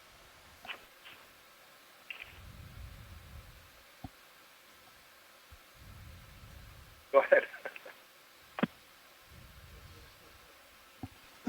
Sorry, I think Scott had something to say about that close observation there, but I was just going to reflect a little bit on what Chris Moss said, and again, thinking as a professional scientist, the phrase "new species" or "previously unknown to science" is just such a amazing, profound thing to hear those words. And again, I mentioned the other day there may be folks who work terrestrially who never in the course of their work see new species to science, and yet it seems like consistently throughout these dives we keep bringing this up and seeing things that we haven't seen before. So something very special and exciting about this deep sea exploration. Are we here. completely zoomed out video?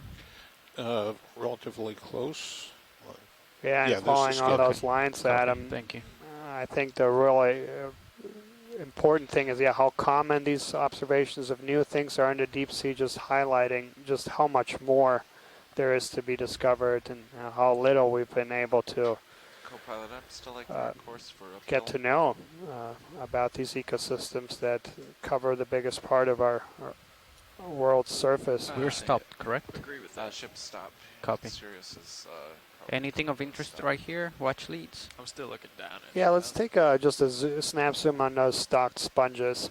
Copy.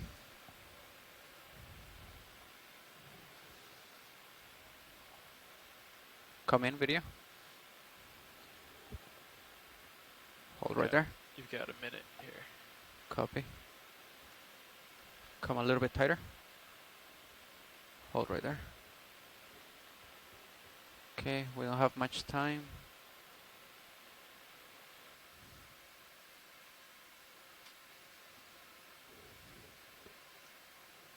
Okay, let's come out video.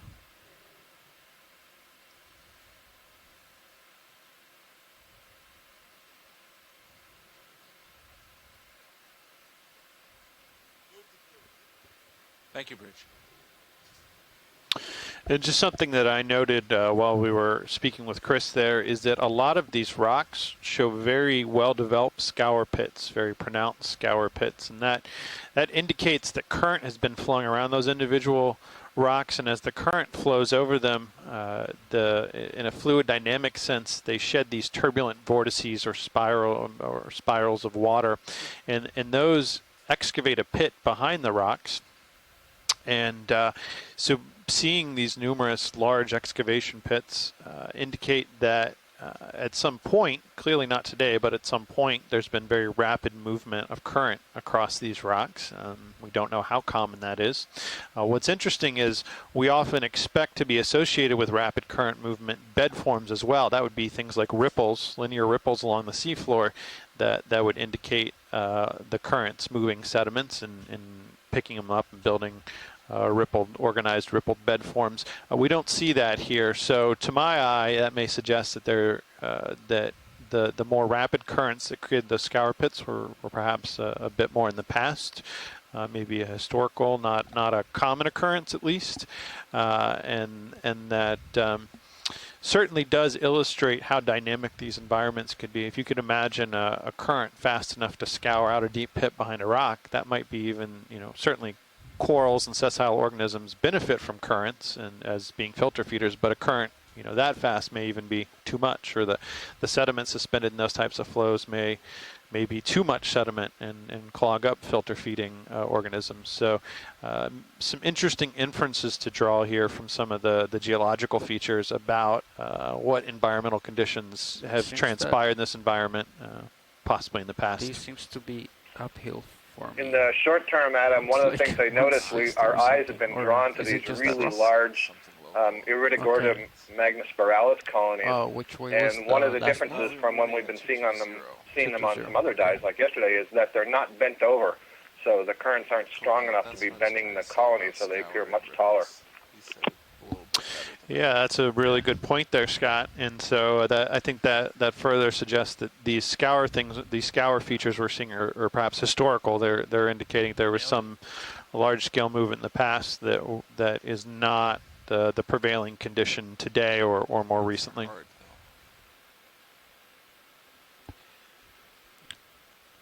Anything of interest right here? Watch leads.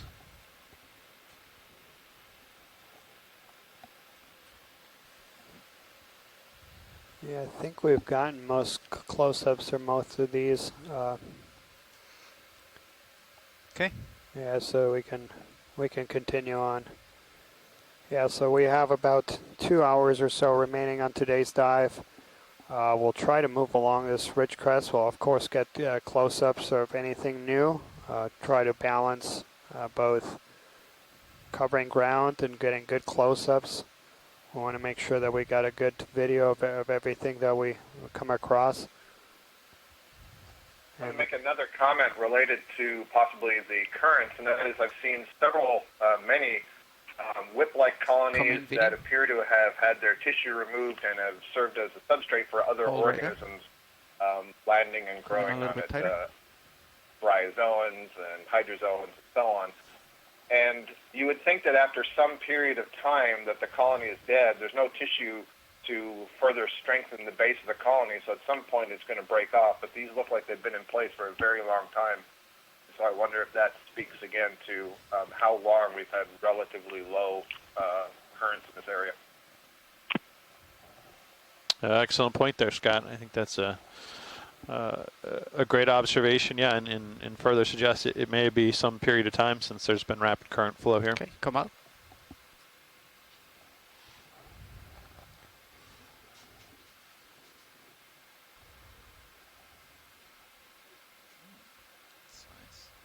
Yeah, and this looks very similar to a sponge we saw yesterday right next to bamboo coral that we collected right at the beginning of the dive. So yeah, we'll try to get a good close-up here.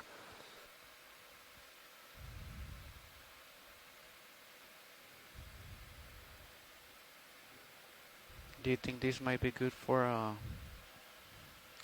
still? Yeah. Sure. Let's get good video first. So we see there are several, and Chris Mott pointed this out also. There are very few brittle stars, and okay, come in, video. we do have a couple of ophiuroids there on top of that sponge. We also see a squat lobster living in there. There's a couple of shrimp. Amphipod.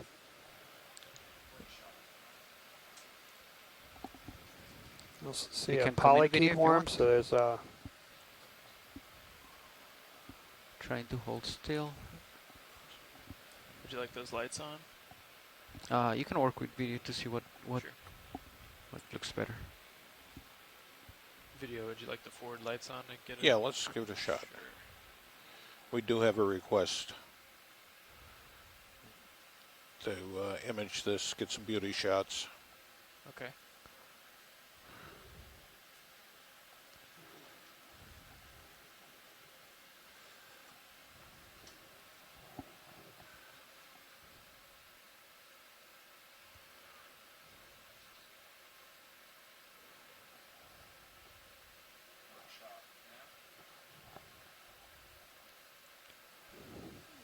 So yeah, this is another example of why we're so interested in some of these organisms like sponges and corals.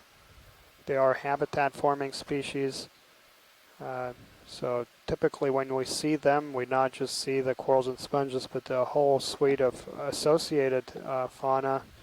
So we have some brittle stars in there, and then we have a squat lobster, and probably even more, and you can't see it now, but I could bet that they're inside those tissues there's other microscopic organisms. So they provide habitat for a myriad of associated fauna. Also, as we noted earlier in the dive, some of these large animals provide substrate for laying eggs. So we saw some eggs likely from winged octopi. So they're really, really important. Adding structure, by adding structure they create smaller microenvironments where different species then can inhabit, and in that way they enhance the biodiversity of the area.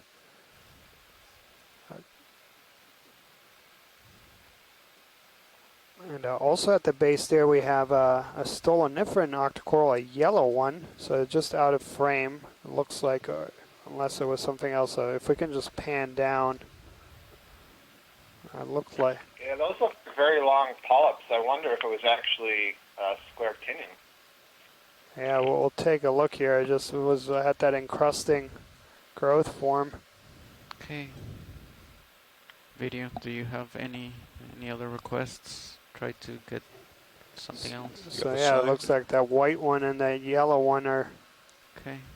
Gonna very similar in shape, so we'll take a look here, Scott. Okay. Come in.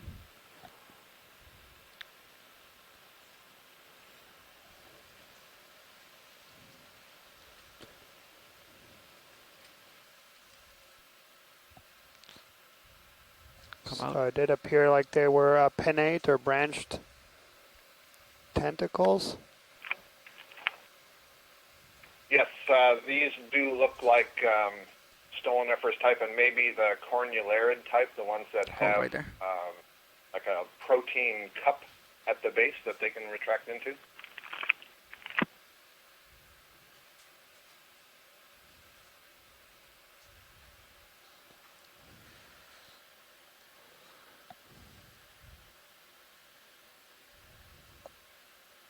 Excellent. And then if we can pan over just as a white one right next to it, I don't know if it's a... It looked like it was growing on a sponge. So coming into view now.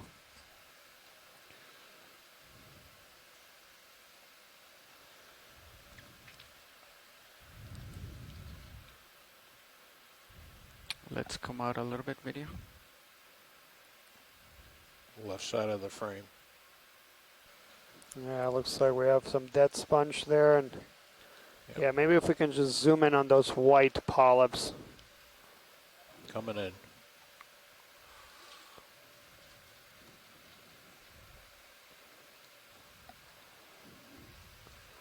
So yeah, it looks like we have two different species of stoloniferan octocorals and a nice bryozoan there.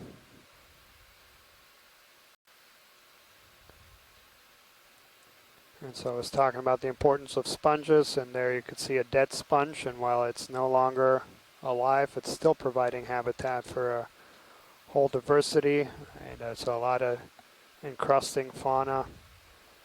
We'll take. I'll throw this up there. I don't know what the time is like or the position, but the way that stolonifera is growing on that skeleton makes it a relatively easy collection, which is typically hard for stoloniferans that grow on rock. Yeah, so pilot, there is a request here, if we're set up to do so, about perhaps collecting what you just zoomed in there. Sure. We're not moving, right? Okay, let's come out. So yeah, thanks, Scott. That's and there on the base of that sponge, there's also a very large gooseneck barnacle.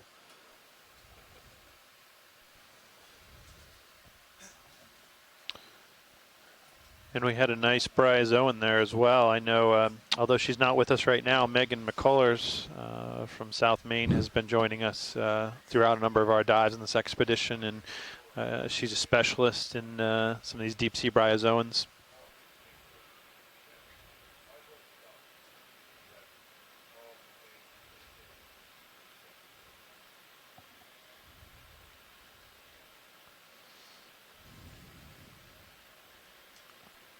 Looks like I'm totally done swinging. So.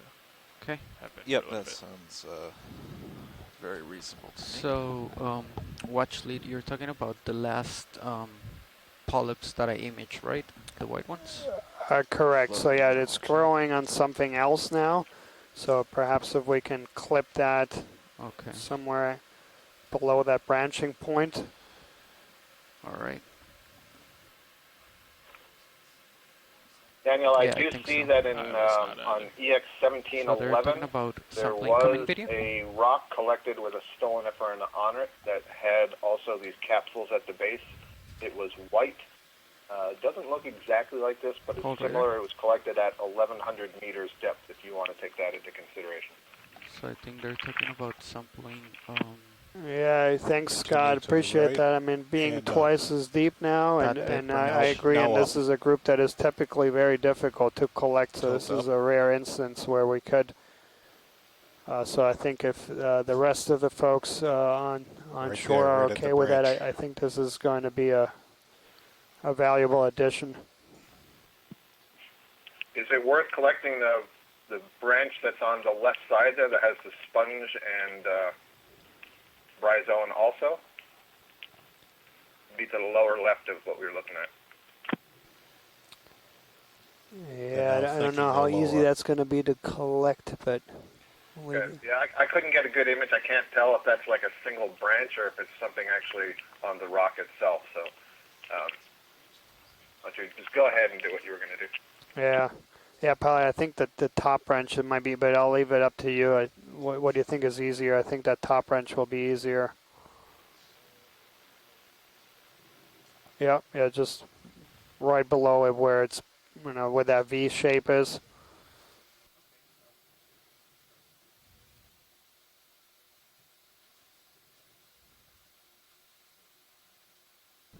And you have your 2 starboard boxes available.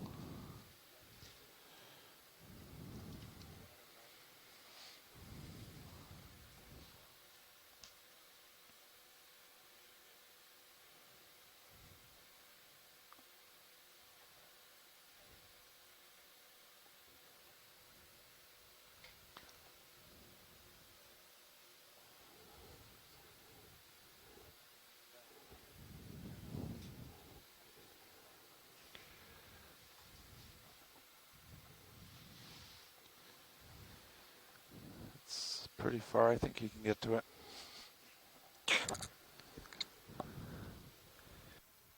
Might not be able to twist the wrist up as much as we'd like, that's all. Nice little view here.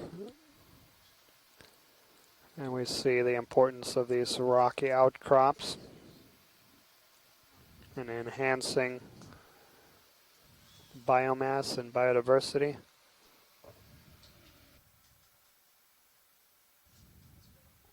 And so we're currently at a depth of 2,278 meters and going to attempt to collect a stoloniferan octocoral. This would be the fourth sample of today's dive. So earlier in the dive we collected both the bamboo coral as well as a crinoid and a rock sample that also had a crinoid on it. So we're coming across a lot of unusual species or species that hadn't been yet seen. It's pretty high, but you're going to grab it in the tubing, so the correct way. I'll follow you around.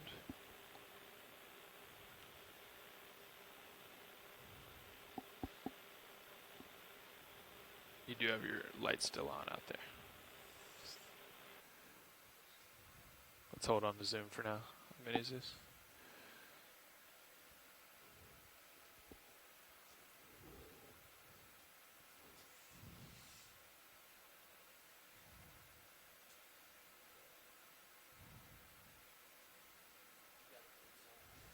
Yep. Yep. Yeah, it's looking good. Your best view actually might be from Zeus on this one. I'll take tilt on that.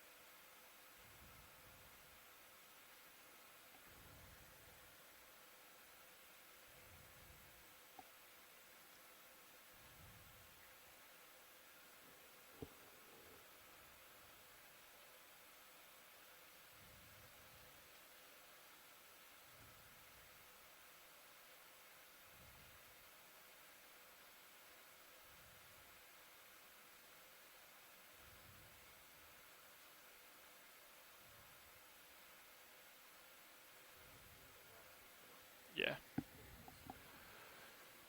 Yep.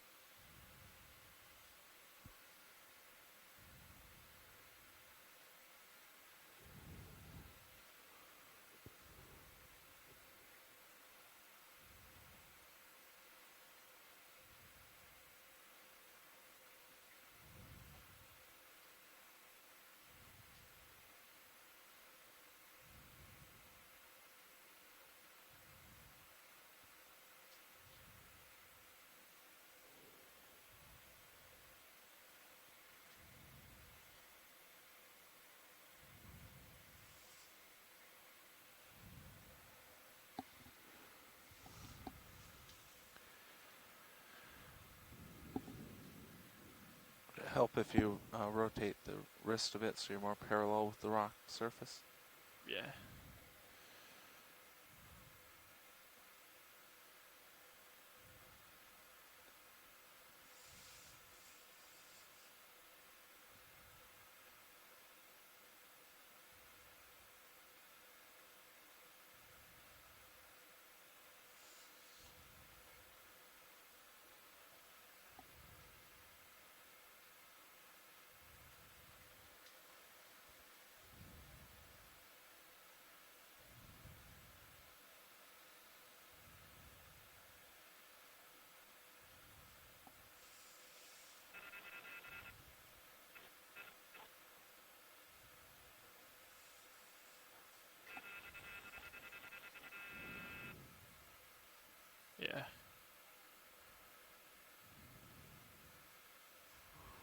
So,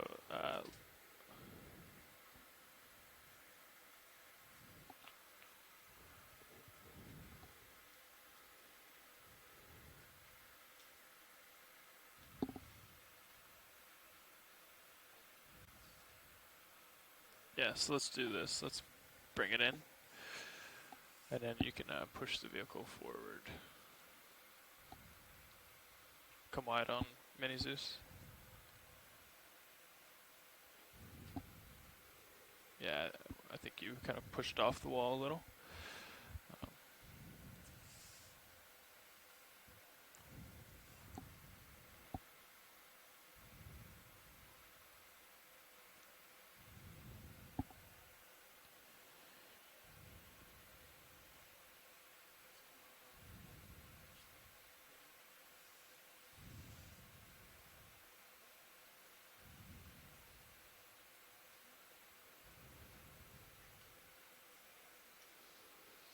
Yeah, so welcome to Joanna, joining us from all the way from Norway. So thank you so much for joining, and yeah, I'd be very interested to get your opinions of some of these sponges that we've seen today. Looks like there's a couple of Ferriate sponges there to the left. And the sponge in front of us, we saw something very similar in yesterday's dive right at the beginning.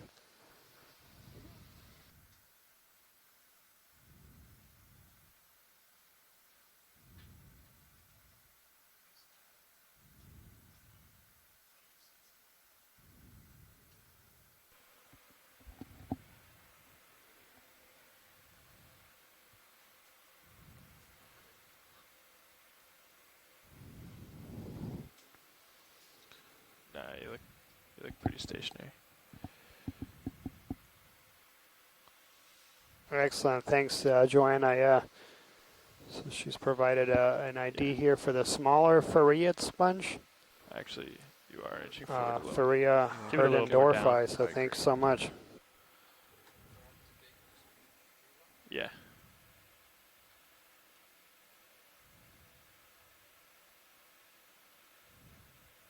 Probably rotating on a rock.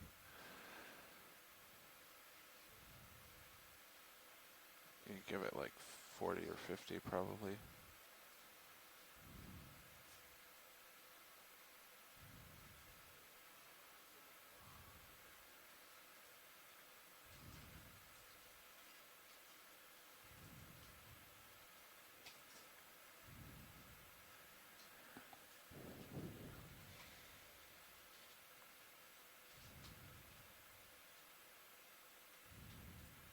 You're still moving.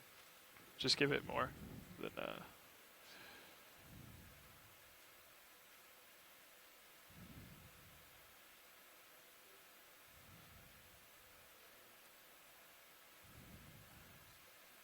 yeah. But it'll find steady state.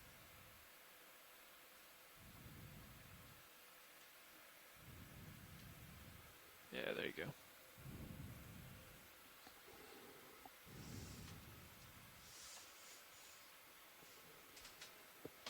A little more space for you.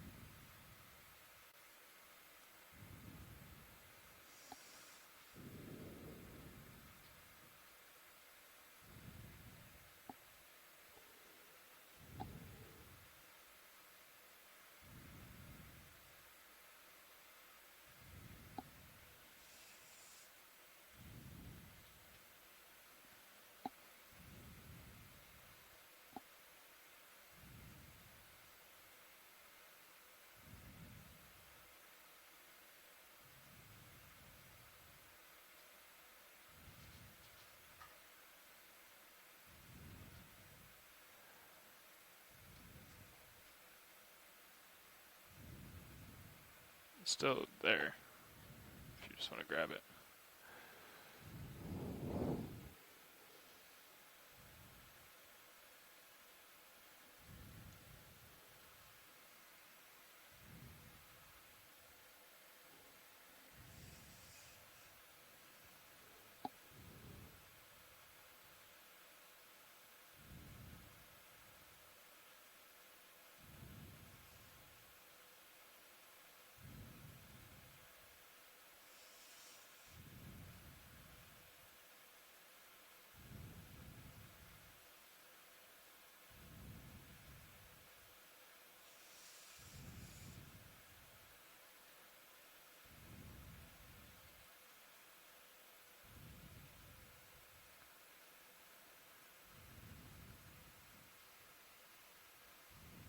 What's your idea here, pilot?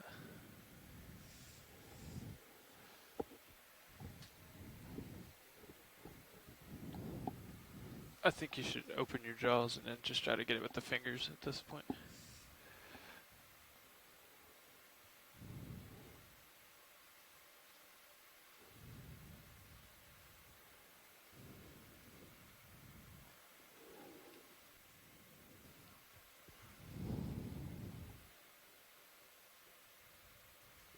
Check your mini Zeus there.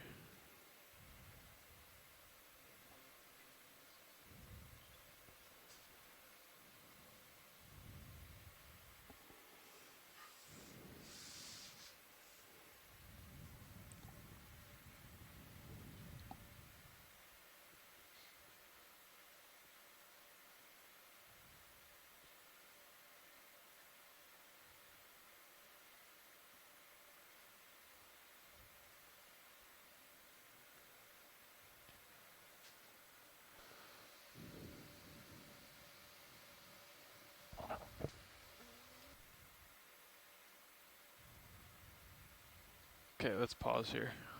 I want you to index out. I think your arm is hitting the rock, so you need to bring the entire arm towards you more. See where it's hitting? So get that joint off of the rock. There you go. And then you can wrist pitch over and then grab it with the fingers. Does that make sense?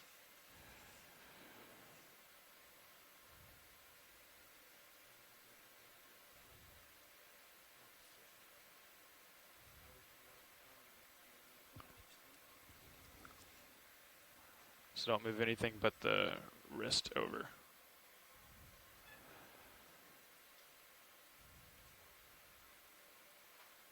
Yeah.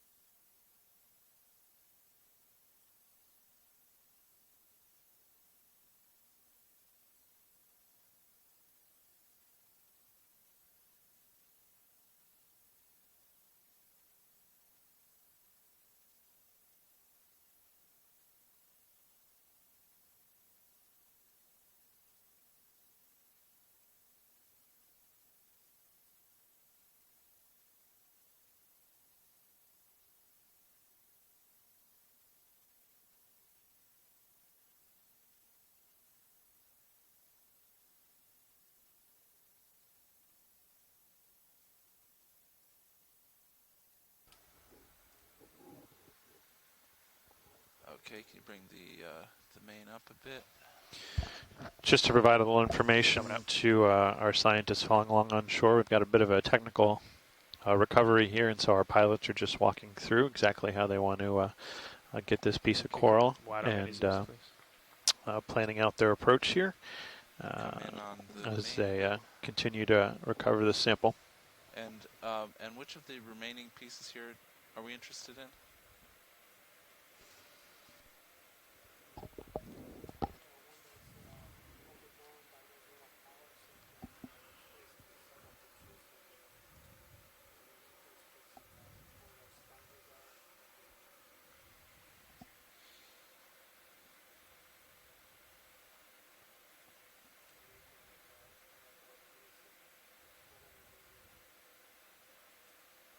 So, something like that. I'll come in a little closer and snip it.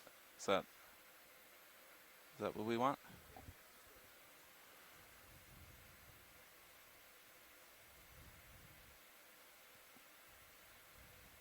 Get my wrist pitch right.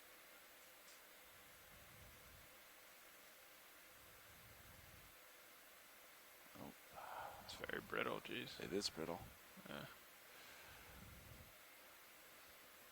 Realize that.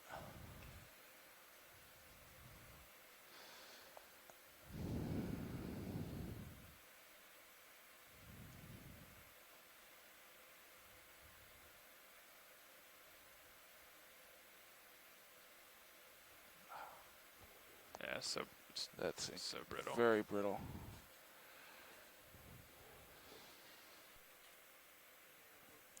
Yeah, I think we'll abort.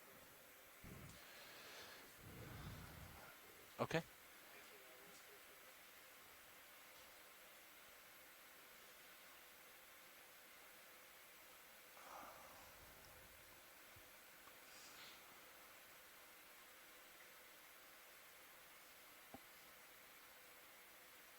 Coming over for you.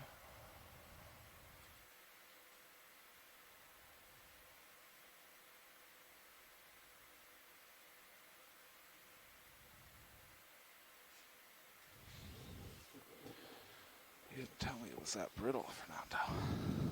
Yeah, that's a tough one. For sure. All right.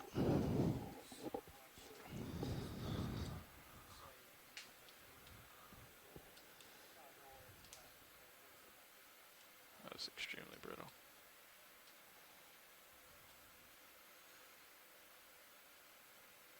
All right, your main Zeus, or sorry, mini Zeus is back where it was.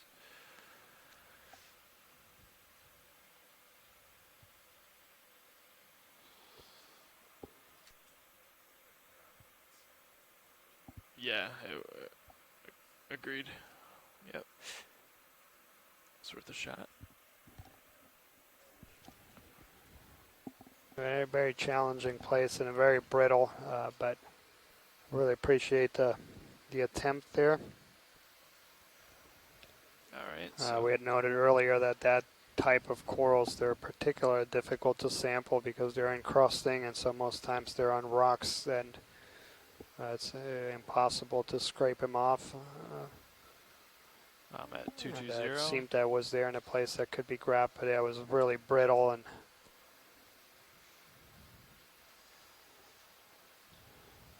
so just as a time check, we have about an hour and a half I'd say that remaining of bottom time. Yeah, maybe a little. So we'll be coming off the seafloor around maybe 200. What do you think of that? Yeah, that looks like one of these Iridogorgia that's on. Yeah. All right, let's start. Perhaps. Pushing out again. We'll get going. Sure. So yeah, we'll be coming off the seafloor around 3:15 local. And then for those folks who are interested in tomorrow's dive, we'll have a planning call about 15 minutes after we come off the bottom. Approximately 3:30 local time. We'll provide updates in the chat room. The front-facing lights? Gotcha. I'll kill them. Thanks. Yeah, that looks like a bamboo. Yeah, forgot that was wrong. We had a lot of backscatter. Yeah, thanks. Unbranched bamboo. That's Sorry about the that. dead skeleton there.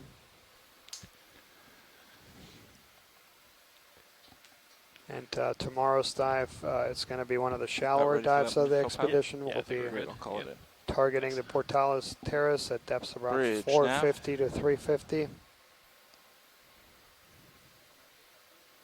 we get a ship move, please? 30 meters, bearing 200, speed decimal 2.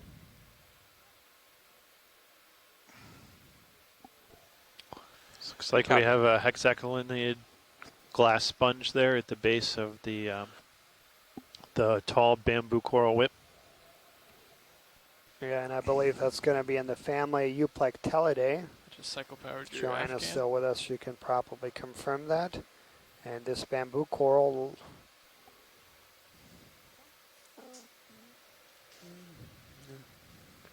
And we have a Paramaricia, another bamboo coral, a branched one on the rock, a black coral, and I would say, and a Chrysogorgid.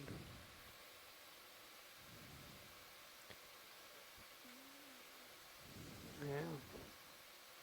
Can we actually get so on the top of the rock there's that bushy coral and there's a white one right next to it. If we can just take a snap zoom on that.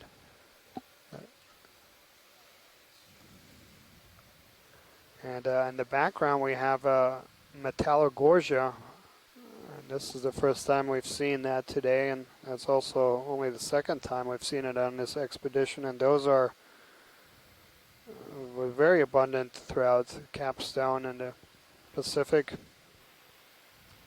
But has been known to be a widely distributed species, Metallogorgia melanotrichos.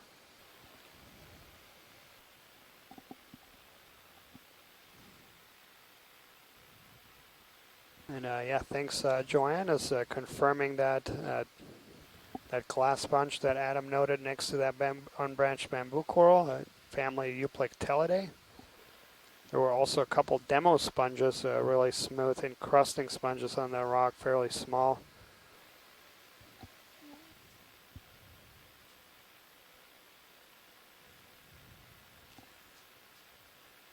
Okay, you're full out there. You might get a little tug, but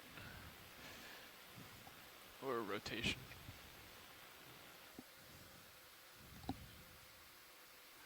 I'll come down a little. I'm not sure how much it'll help you, but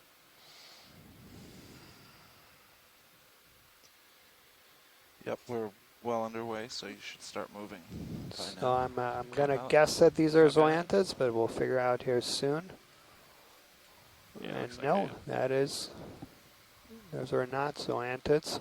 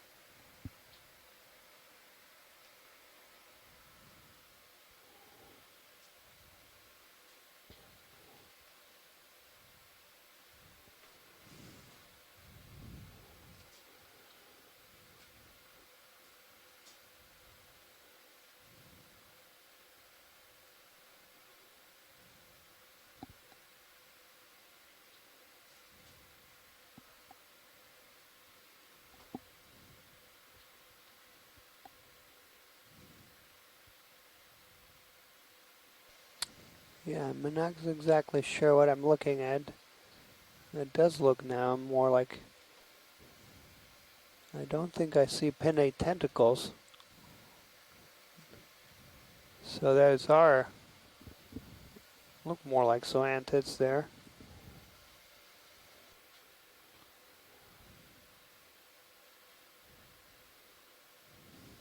Definitely very unusual.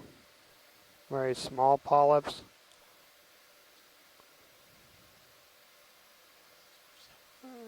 No, I think it's... Yeah, and I agree now with Tina that, yeah, what I first thought they looked like, yeah, they are zoantids, but very small polyps. Excellent. Thanks, pilot. Thank you, Bridge. Co-pilot, you think we want another? I do think that, yes. Do you still like 200? It looks like you're off more at 220 now. Yeah, I spun around to look at and then pilot, if we pan right, there's going to be something that we hadn't yet imaged today. Let's give it a minute, maybe, sure, until he's done this shot, and then we'll put it in. 200 still looks good. It's still a little bit to the right. Although there will be probably some interest on that rock. There's a couple corals there on the base, but I just want to see if we are close enough to get a... Yeah, on this guy, this is going to be a new for today's dive.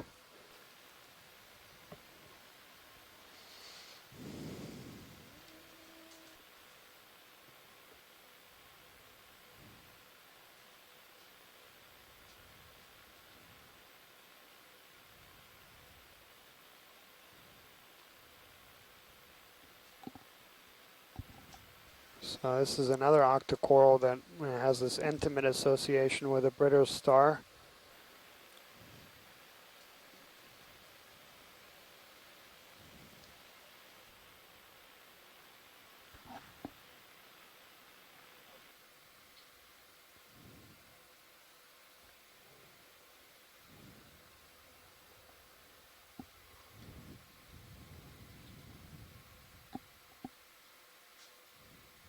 And so yeah, this is going to be the genus Metallogorgia, Melanotrichus. Very conspicuous, and yeah, these were very, very common throughout the Pacific. It's a widely distributed species, but it's only the second time we've seen it on this expedition. So yeah, thank you, pilot. Daniel, it's also very common in the North Atlantic seamounts and in some of the canyons. We've also seen it and collected it around the Bahamas Escarpment. And so as you're noting, this is one of the few species that seems to have a worldwide distribution in the depth range from about 1,800 meters to about 2,300 meters. Excellent. Thank you, Scott.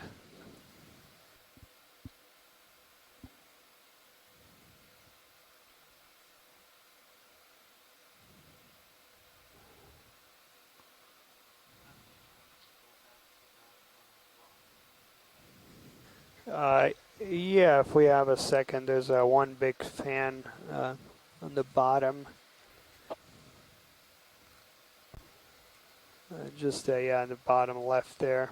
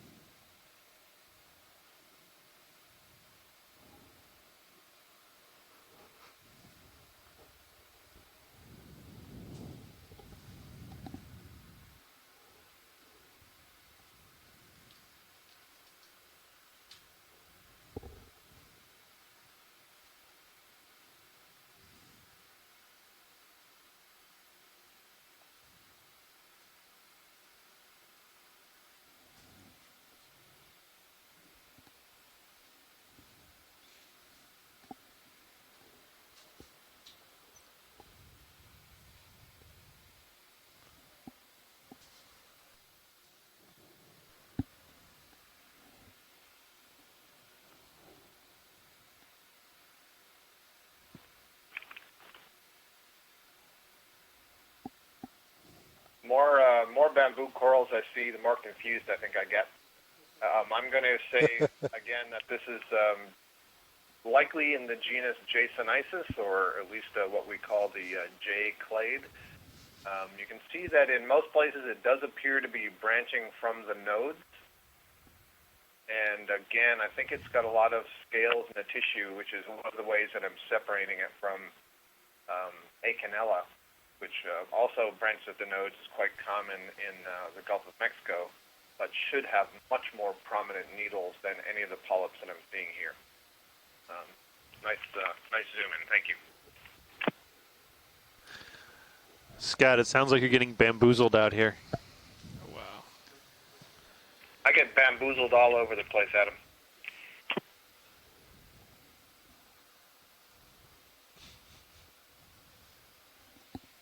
Excellent, thank you. At least the puns didn't start on day one. Sure.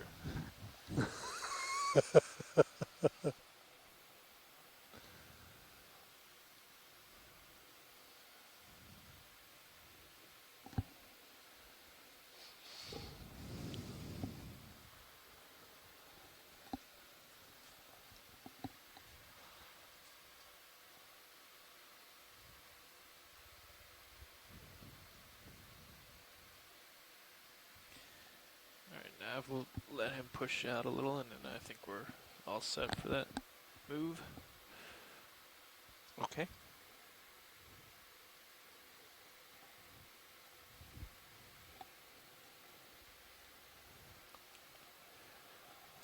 Think we should try it? Pilot, if you have time to get some beauty shots of this.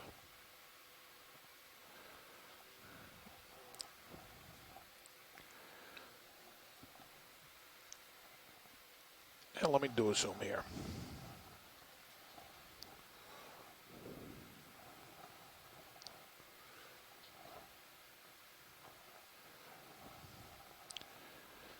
Science, this is just a quick shot for highlights. If you don't want to take the time, just let us know.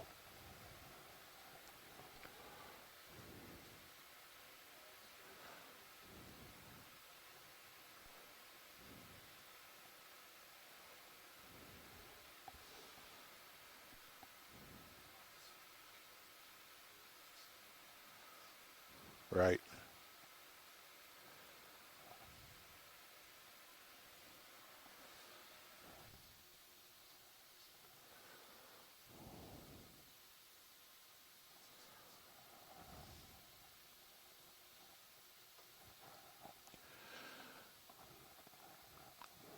Pilot, if we could do a pirouette here to the right.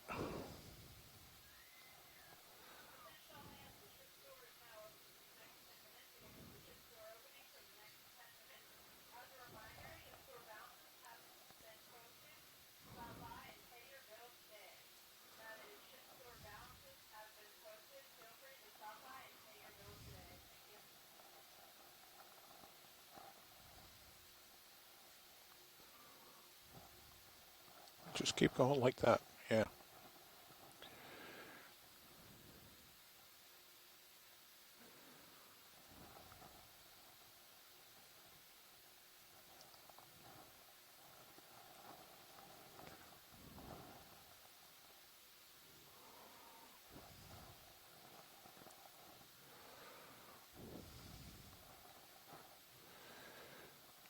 Do one looking right down the stalk as you come around. So for those that join us recently, we're currently at a depth of 2,278 meters. Today is the 14th dive of a very successful expedition aboard the NOAA ship Okeanos Explorer. Today we're diving about 200 kilometers west of Key West. And there's several canyons here in the area, so it's very complex canyon system that's cut through, along the edge of the West Florida Escarpment, and we're diving on one of the ridges in between two canyons. This is a completely unexplored area of the Gulf of Mexico. Closest dive was a dive done by this very same ship and vessel last December, the second dive of the 2017 Okeanos Explorer expedition. Yeah, we have about an hour and 15 minutes left on the bottom. And so we'll have a planning call around 3:30 local time to discuss tomorrow's dive, and that will be one of the shallower dives on this expedition. We'll be targeting the Portales Terrace. All right. And we'll get going again. Still like 200. And that will put us within striking distance for Thursday, when we'll have to, unfortunately, end the expedition as we pull into port. Great. Want me to call that in now? In Key West. Sounds good to me. I'll tilt up for you. And this is bridge 200. nav. We have another move. 30 meters. Video's going to be changing now, gentlemen. Speed 0.2. Thanks, video. Good copy.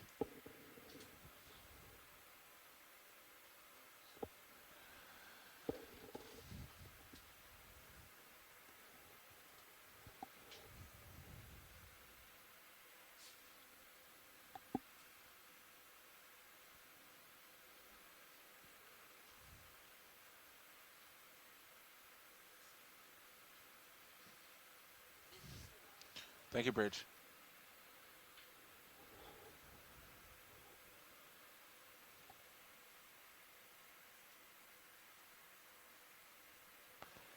Okay, it's going to be a little bit before I can help you out and get out there. Sounds good. Of course I can.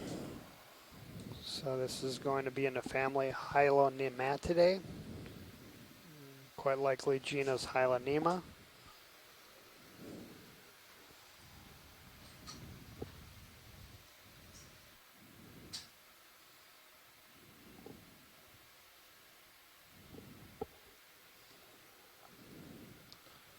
Nope, we've got a lot more to go. This is actually quite similar to what we collected yesterday. So yesterday we saw just a head, but the sample that we collected actually had a piece of the stalk and the long fibers attached, and we tried to scoop it.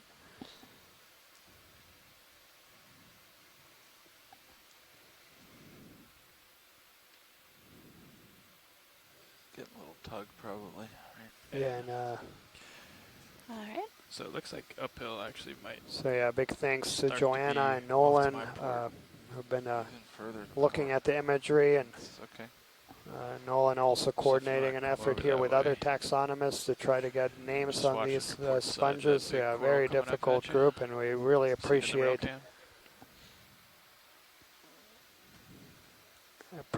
the sharing this expertise and joining in. And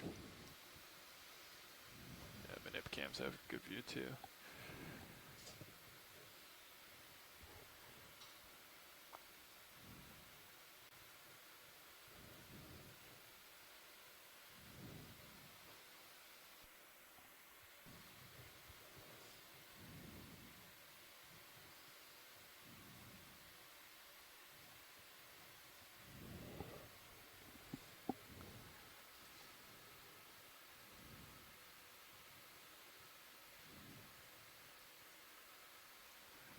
There's something bright out there you can see in the serious view.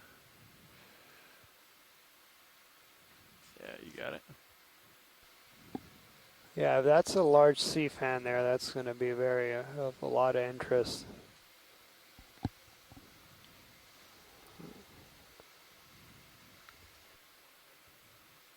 All right.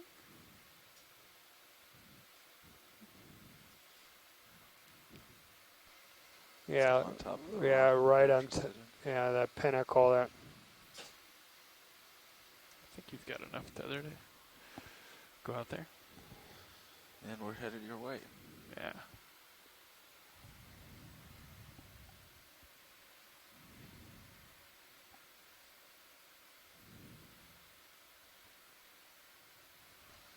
Yeah, this just from afar looks like a very large Corallium niobe colony.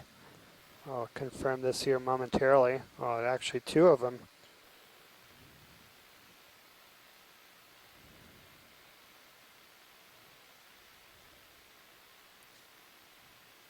Here's another screensaver for you. Beautiful imagery there with a black background. Let's do still on this. Yeah, let's do that. And so yeah, this is going to be Corallium, and the species Corallium niobe. Put it on now. Okay. Yeah, you can put it on my screen. Yeah, and beautiful yellow crinoid on top of that Corallium colony as well. And if video is okay with it, I'd like to throw on the extra lights. We can stand by for a while. And an interesting fact, and even though these are we're 2,000 meters deep, coralliums were among the first corals that were found, and that's why we have the common name of coral, is because of this group. And I mentioned earlier that these are also considered precious corals, commonly referred to as pink or red coral. So in this same family, we have several species that have a pink or red skeleton, and those are polished and in several cultures have been used to manufacture jewelry. Thank you. Also thought to used as amulets. I'm going to kill the still cam until we get a little lower. Yep, we're too high for it.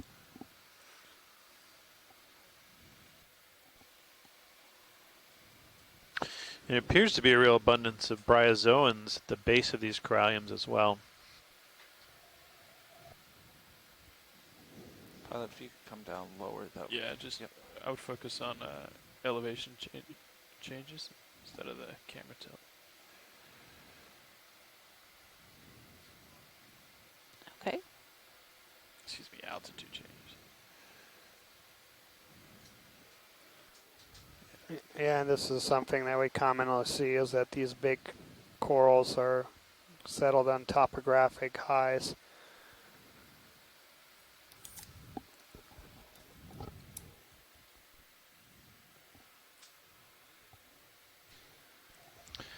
That's quite the shot there. I think that's ready for the cover of National Geographic. All right.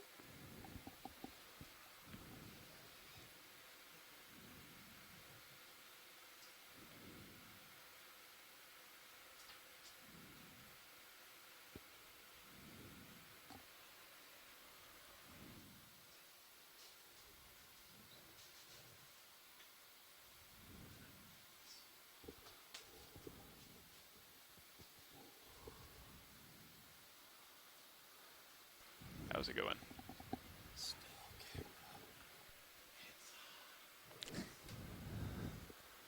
Thank you, workshop.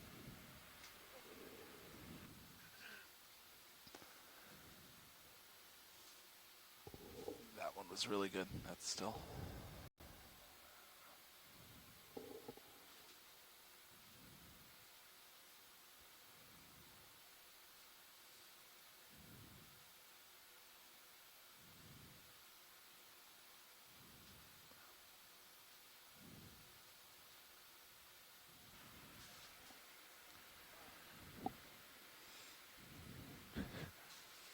Thank you. So you see where we're going for in the still cam, pilot? See the still cam? Yeah. Maybe give it a little rotate to the right, and we'll just keep taking some snapshots as we come around. I mean, rotate the vehicle to the right.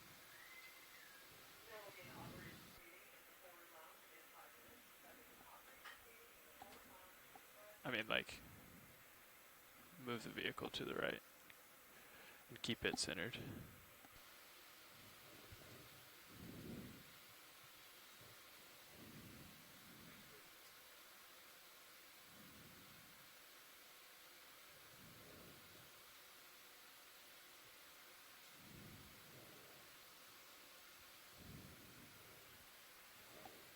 And just to update folks that are following along on the dive plan, it looks like we are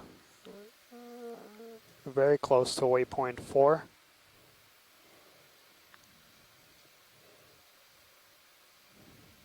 Current depth here is 2,275 meters.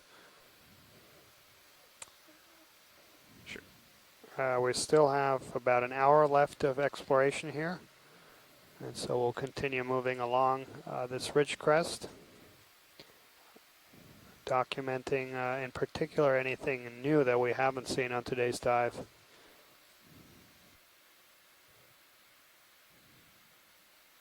All right, killing it.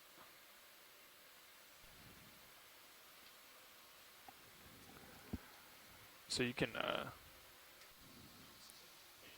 So yeah, Scott has pointed out here, so I was talking about the name coral comes from this group of the corallium. Those were the original ones found, and this is a family of corals that includes some species that are found in the shallow waters in the Mediterranean. There's a couple of different species, including some that are found in really shallow water. Oh, sorry, video. I didn't double check with you before I turned it off. But that's all right. And here in the Gulf of Mexico, thank you for that. This species here, Corallium niobe, co-pilot, look at your sonar. Is typically found around 22 to 2,400 meters, so exactly the depths that we were targeting on today's dive. You can see a little undulation though. Yeah. Okay, I'm looking 90 degrees down at you. Copy that. And I'm coming up a little. I'll follow you up with the camera. So again, watch lead, the little imprecise in the tracking, but based on our depth and my general sense of it, I'm going to call this waypoint 4. Copy that.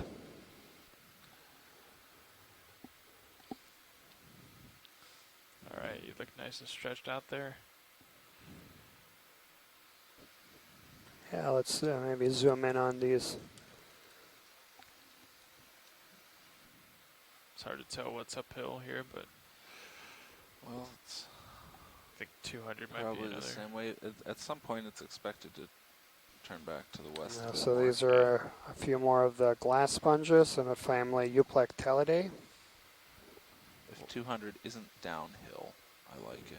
Yeah, agreed. And also another glass sponge in the family Hylonematidae, likely genus Hylanema, and Joanna had Xavier from the University of Bergen in Norway had mentioned that there's 3 species known from this region.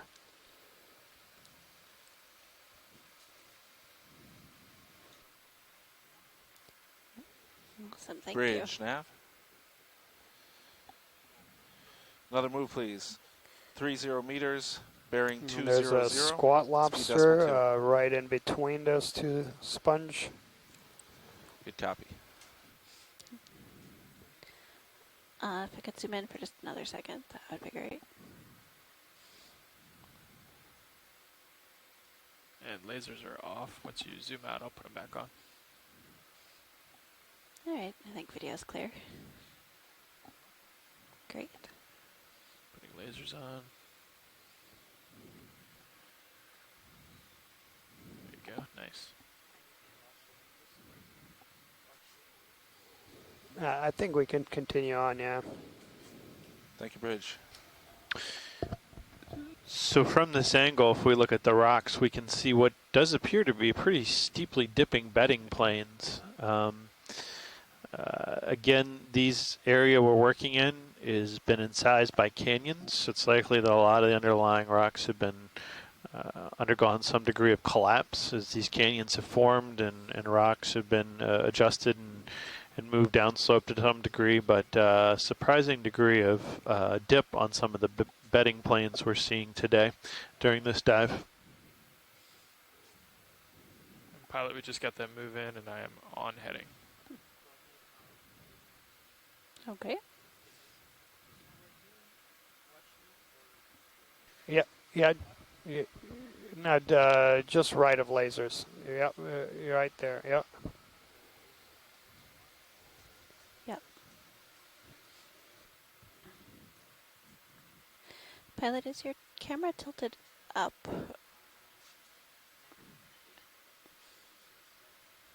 Okay, we've just got a lens flare in the upper right corner. That's worse than usual. I can work on that. That would be great.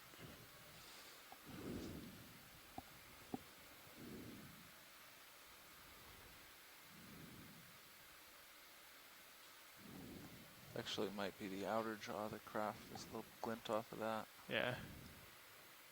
I went too far. See if we can see it with the pilot.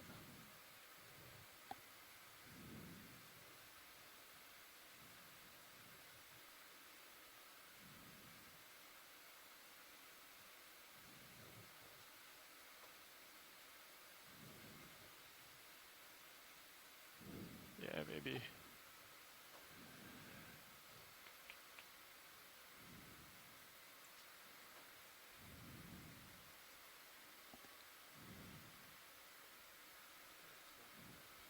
All right.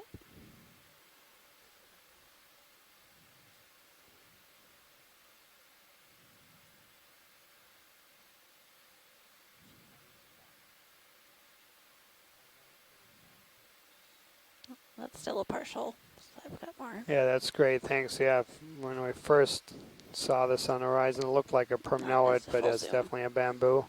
I don't see that glint. The MINIPS, at least. Oh, so thanks. Yeah. It's hard to tell. All right, I think I'm good. I did notice the rock. So, Daniel, this one that we're looking at, it's branching at the nodes, and you notice those polyps have needles. They're much more transparent. So that's either an Acanella or an Isodella. I would guess it's an Acanella, so that would be new for the day. I think the rock lid is just sitting on a excellent. rock Thanks, that's Scott. actually in there. Yeah, I think it is too. So I might be hitting off one of those hinges.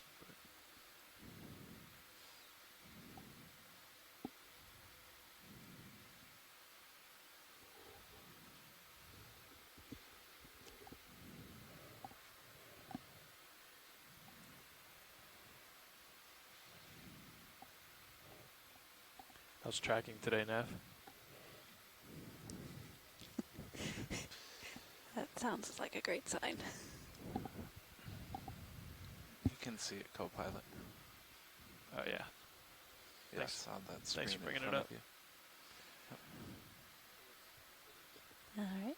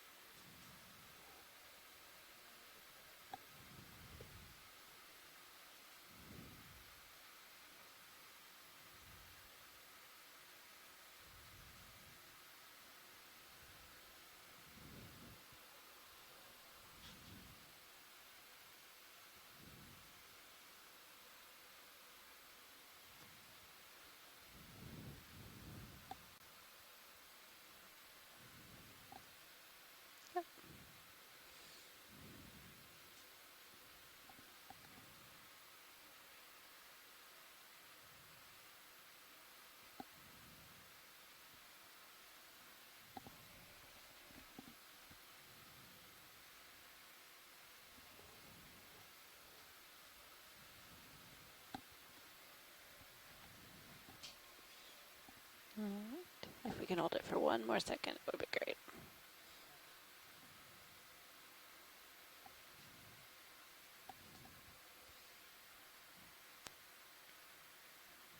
All right, I think we're good. Nice shot.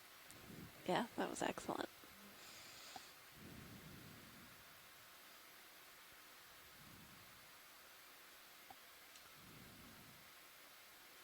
Laser's clear.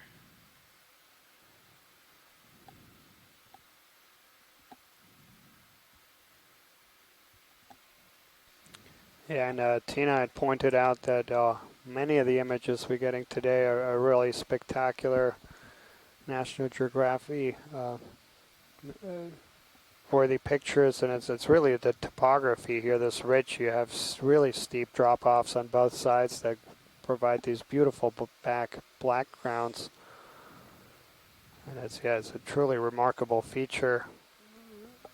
Mike White had put together some really beautiful maps of the area this morning, and usually when he puts together these maps, you gotta vertically exaggerate the feature to really make it stick out, and he didn't need to do that today. There's several hundred meters drop-off sheer wall basically on both sides.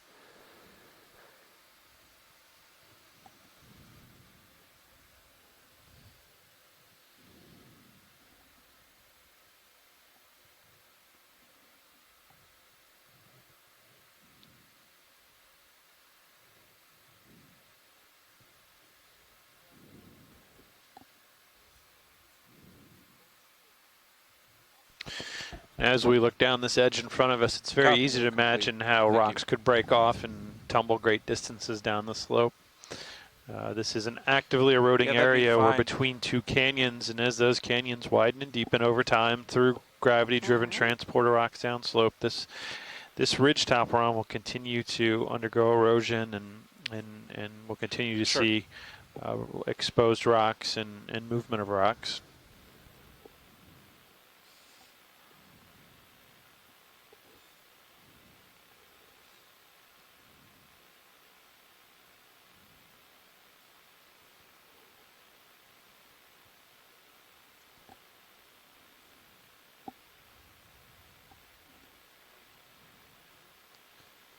Ship just finished moving. He'll swing a little bit. We're going to make a heading change, so it'll be a couple minutes before we can move again.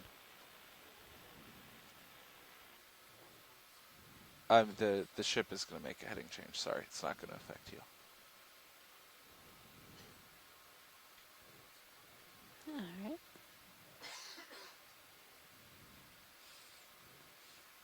That looks like maybe some different coral off the edge. I don't know if you can get over there.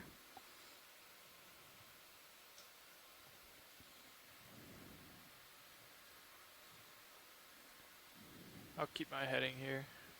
200. Yeah, I think you can get a shot of it. Yeah.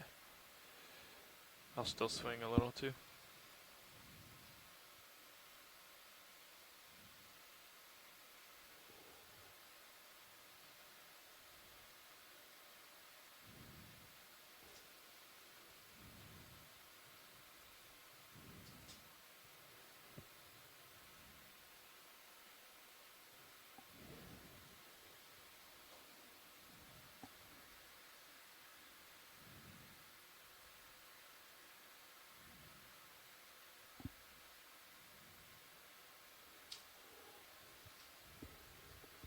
And you can see there the orientation of those fans, perfectly positioned, kind of like sails. If you have any flow coming up over the ridge, go ahead, Bridge. They'd be there catching.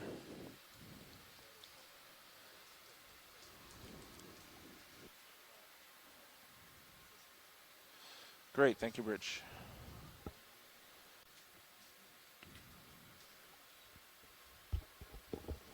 So yeah, it's another bamboo coral.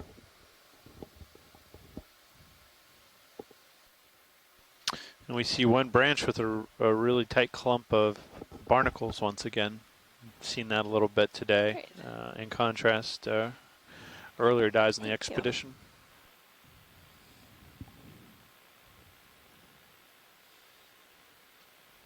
It looked like over to the left there was maybe a brisingid. They might be one of the things I've seen this morph before. One of the things that's interesting about it is you notice where there's a tri-fork, so three branches coming out at once. They're very, they're not curved, the branches. Instead, they're very straight where they branch out. And so that has some relationship to what it is. I wish I could tell you what it is, but I can't.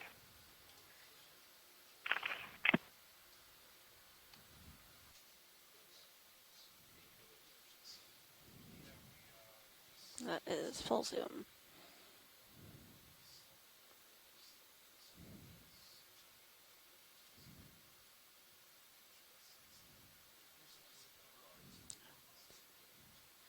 How's that?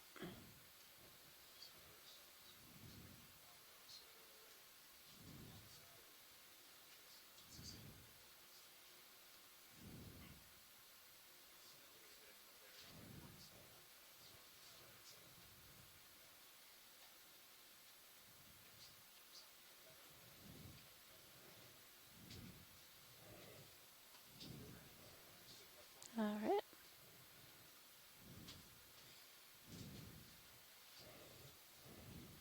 So yeah, we're just getting through another piloting change here in the front row.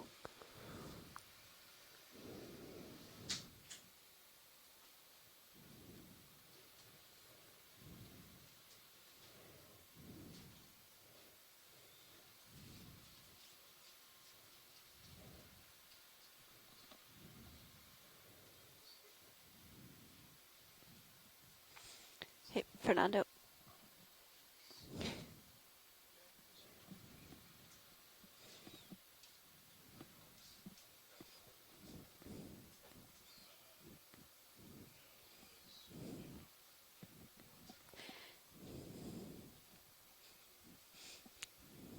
Hey, Bobby, your mic's open, just so you know.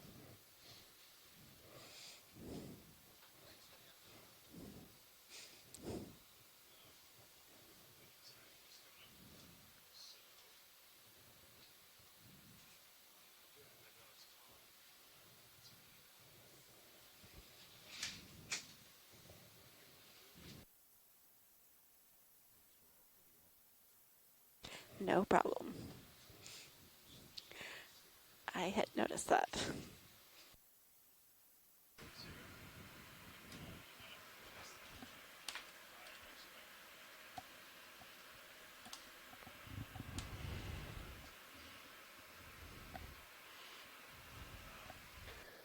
So yeah, as we get ready here for the piloting change, we have about 45 minutes or so remaining of seafloor exploration.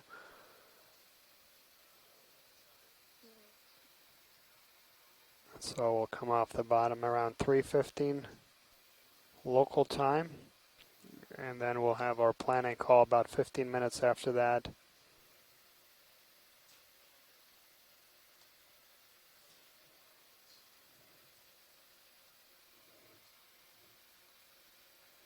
And if we have a second here. Go ahead, Watchley. There's a big fan just to the right of us. Big fan to the right of us. Yeah, all right. Just want to see if those are the same. Those two down there? Yeah. Okay, we'll get there. Stand by one, Watchley. And there is actually potentially an interest to sample what we just imaged, but folks on shore are doing some research. So it might take a minute. So I'm indexed, right? Yes. Okay.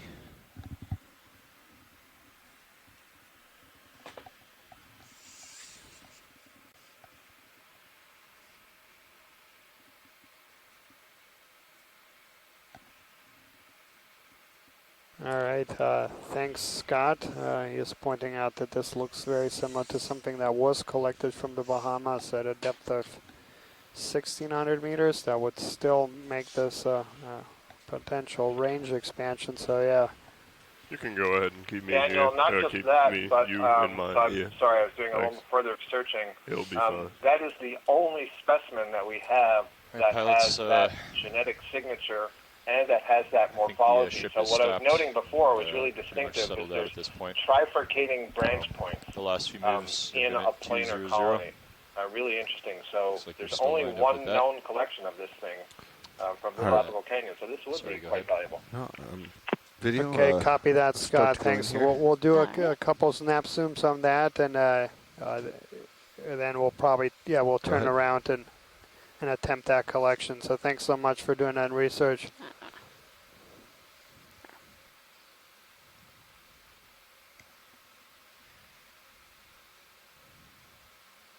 And I see a couple trinodal branching there too on the bottom. 25-meter diameter. Spot on. I've just looked up the screen. I'm not sure this is the same thing we were just looking at.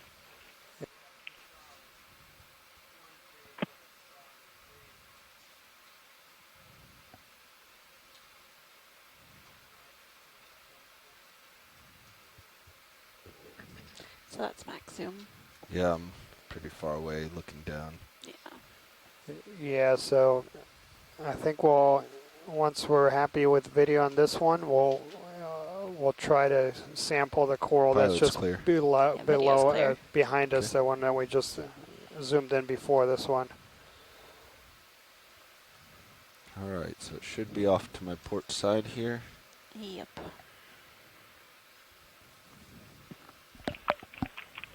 One of the challenges, especially if we want to, do a lot of video annotation and biodiversity investigation, densities and so on, as I think our listeners are learning, it's really hard to be able to tell some of these species apart from a distant view, and even from a view that close.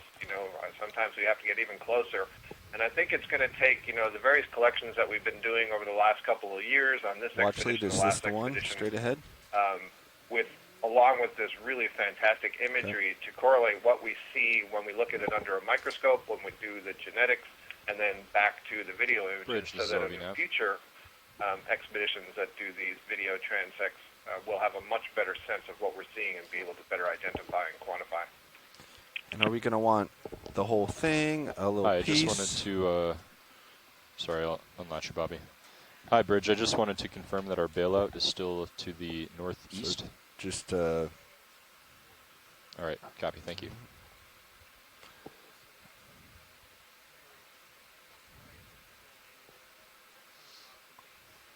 Okay. All right. We'll try to make this happen.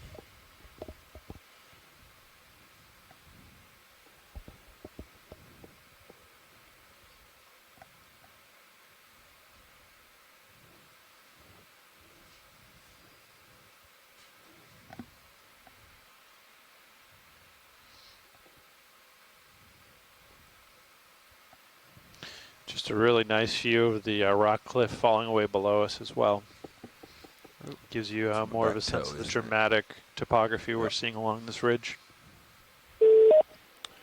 Gonna come around.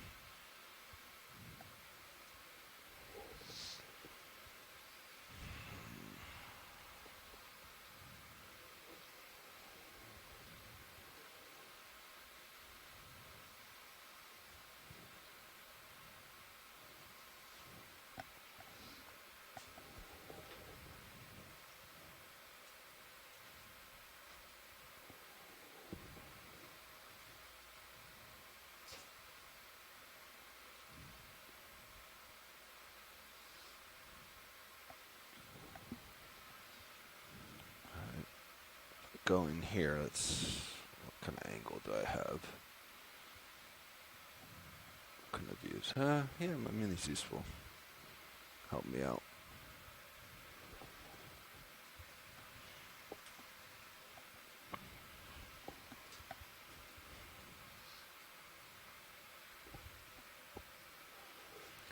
All right, co-pilot. I'm just about set up for. And as we're getting ready to collect this bamboo coral, I think in the background we had noted that earlier is the lack of Brisingid sea stars, and I think I'm spotting one. Yeah, so we're going to spin up hydraulics. So Lars, you can just bring it up to like 3/4 of the RPMs there. That should be fine. I'm not listening to you. There we go. She's at 1400. Great. Is there any reason not to bring it all the way up? Just don't think it's necessary to max it out. That's what I was told, a while back. Good enough for me. All right, so hydraulics are up. Means arms should be ready.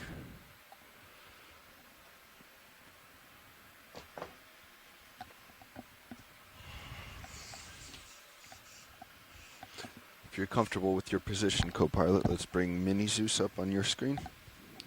I am comfortable. So if you hit monitor right, and then I believe it's ROV HD2. Yeah, there you go. Go. Okay, arm coming live. And just remember during this process, just every once in a while, take Arm a look is at live. your Sirius camera, and I'll do the same on the side. But everything should be settled out at this point. So at this point, both port boxes are taken, so it has to be in the starboard bio box. So you want to prep that. So the first thing you'll want to do is just retract the drawer to make sure it's fully retracted.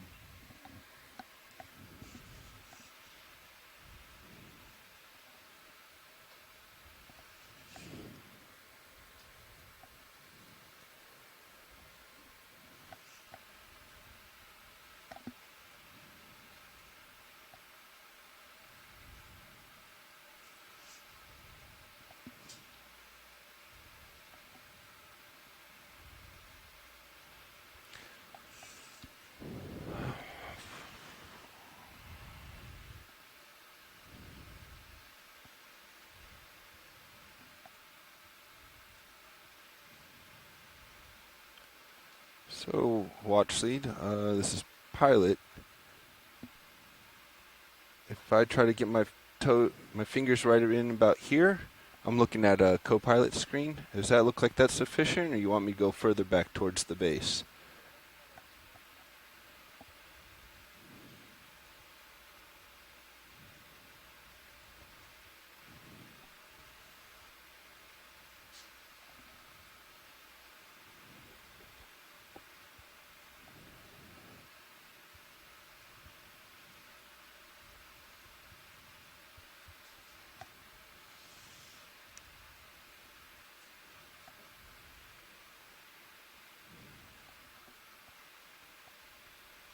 Let's go partial on Mini Zeus, please. All right. Co-pilot, can you center me up?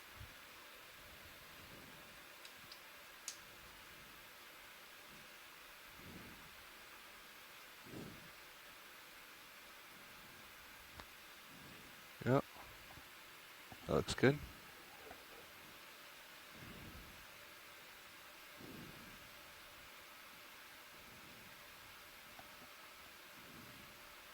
It's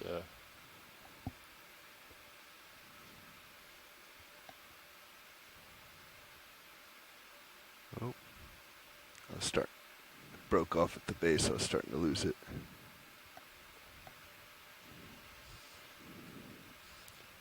Should I Let's go? come out.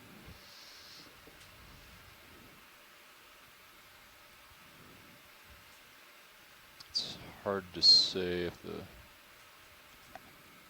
Well, what we could do is, so we're not, it's a little unclear if you try to open the drawer at this point, if it'll hit the rock wall. So what you can do is bring the port wing inboard. Coming in with the port wing? Port wing inboard, yep. I can also just come up if you'd rather. It's good practice. Yeah. You know. Would you like it all the way in? You can, yeah. And that just will prevent, as you extend the drawer, you know, less likely to hit the rock wall there. So that should be fine. So now you can try extending the drawer, just do it very slowly and keep an eye on the vehicle through the manip cams and the main cameras. If you see the video twitch a bit as if it's pushing the vehicle away from the wall, just let off the control. Gotcha. Extending the drawer? Yep.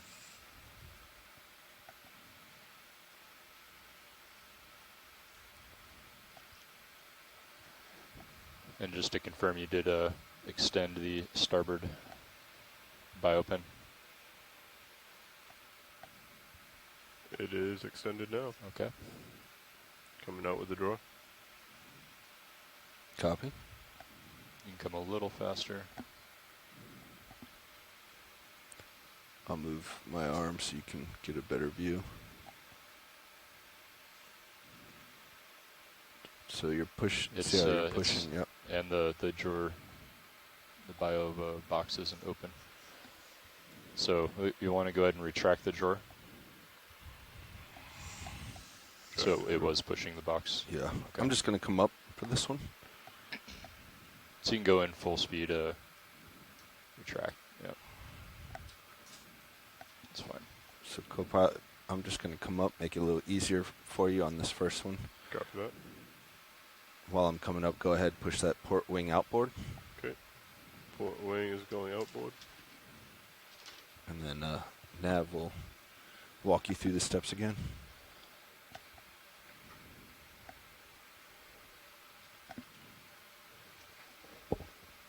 Okay, so that's fully outboard. So now retract the drawer all the way again, just to bump it in. Retract both the pins. Okay, starboard bio is retracted and port bio is retracted. So we want to extend the pin on the starboard bio. Okay. So just go max out on the control. Just hold it for a second or two. Okay. That should be good. Starboard bio is retracted, or extended? Extended, yep. And then you can go ahead and extend the drawer. Okay, drawer's coming out. Bobby's stabilizing himself. There we go. Now the box is open. You can look at the minute cams to see that they're open or closed there. Copy that. Mini Zeus. Okay, drawer is fully extended. Okay. Arms coming live. Do you want me to follow you with the mini Zeus? Yes, please.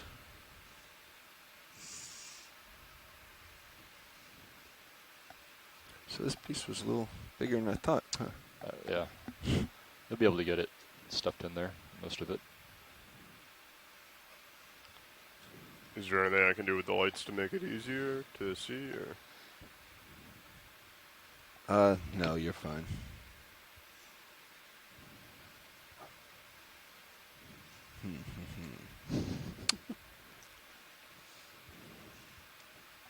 It's kind of brittle, I guess, but you could try to put it in the box and twirl the wrist and spaghetti it into the into the bio box. Okay, we're gonna try.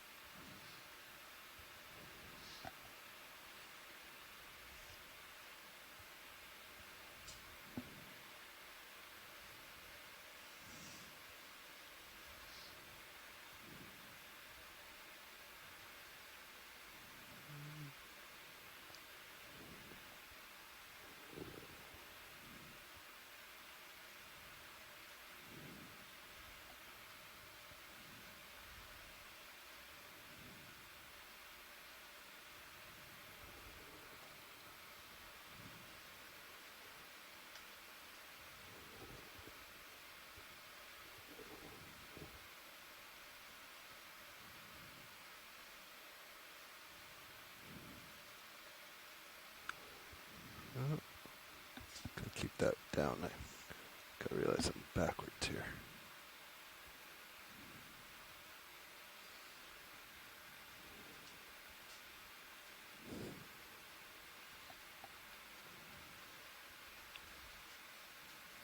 I'm just going to turn serious to look at you a little bit. I'm starting to lose you on that camera.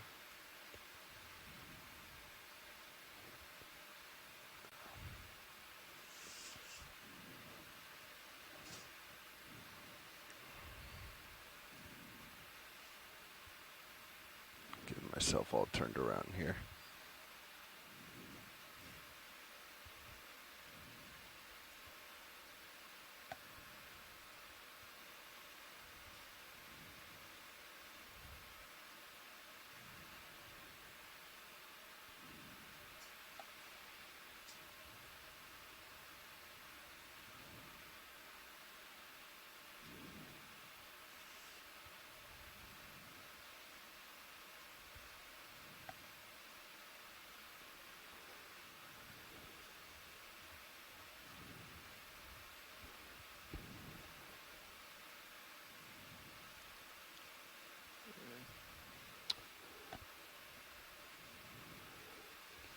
Maybe just release it there. Drifting backward pretty quickly. I think you're clear, but just something to be aware of. Should I spin Sirius a little bit more to the starboard to see what's behind him? Yeah, you can do that. Okay. I think I'm gonna open my jaws here.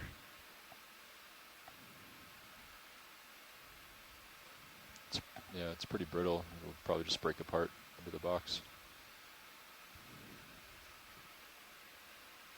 getting too turned around on myself. Yeah, it looks like your tail end. It's hard to say.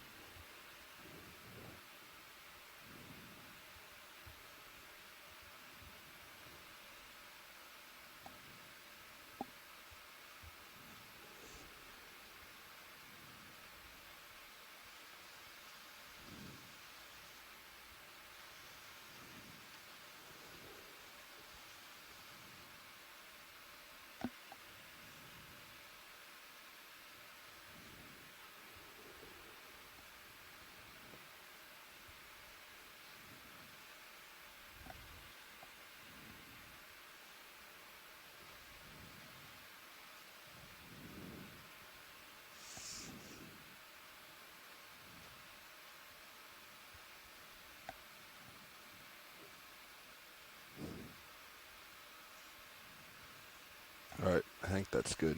So go ahead and close the drawer. Okay. Drawer is retracting.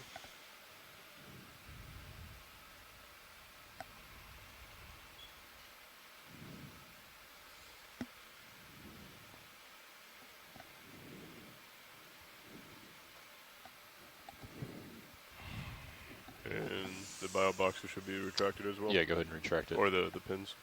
Yeah.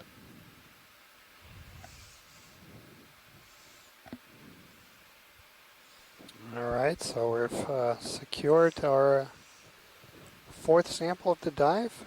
So yeah, thank you very much, pilot. We got a couple of very excited scientists ashore. So this is going to be dive 14, specimen 04 bio, a bamboo coral tentatively identified as Isidella from 2,277 meters. So we have about 25 minutes remaining here at bottom time. So we'll continue moving here along the crest of the ridge, covering some ground, and of course imaging anything that looks new. And I'm also giving you control back of Titan, or Mini Zeus. All right, Watch Lead, sorry that took us so long, but we are now ready to continue on. No need to apologize. That was an excellent sampling job. Really appreciate it. Great sample there that a lot of our scientists online are very excited about. We'll just continue working up the ridge here towards, or approximately at waypoint 5, or approaching waypoint 5, and then we'll continue to work beyond that towards waypoint 6. A look at the high-pack navigation screen right now indicates that our slope actually may be increasing a bit, although we're in fairly dramatic terrain right now. We may see a bit steeper slope soon. Seeing returns to Sirius, port side of Sirius. So maybe you guys ought to turn your head that direction. Okay, and just for the pilot's reference, I had to change about 30 degrees to the starboard from... We're heading back port now, so that's all right. Sounds good. Our scanning sonars indicated so it very seems straight strong ahead for me, so you're going to want to come over here. Returns that we're moving towards should be exposed rock walls. So go ahead and start bringing your heading around. Yep, I will bring it around. Which makes sense if the vehicles are actually somewhere over here.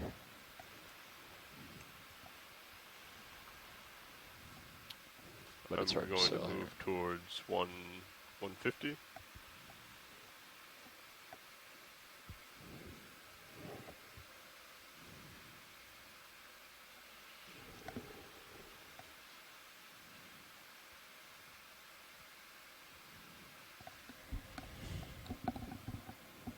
Yeah, and I don't know if it's my imagination, but I feel like the last hour or so we've started to really see some really big bamboo corals. Perhaps a little bit more favorable environment here. Yeah, we're certainly seeing some larger So coral looks like fins. Looks like it's right there in front of me at 170. 170, yeah. Okay.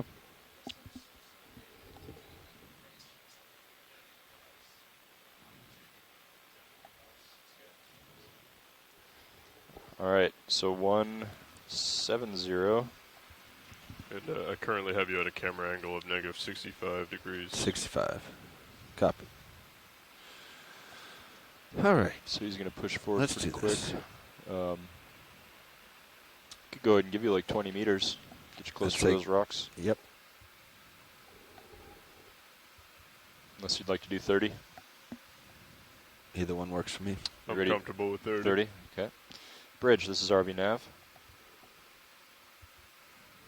Ship move, please. We'd like 30 meters. That's 30 meters, bearing 170, speed decimal 2 knots.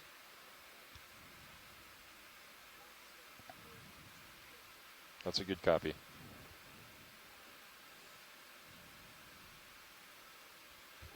Gonna go ahead and move up on the camera here to probably about 50 degrees. Roger. 50 degrees.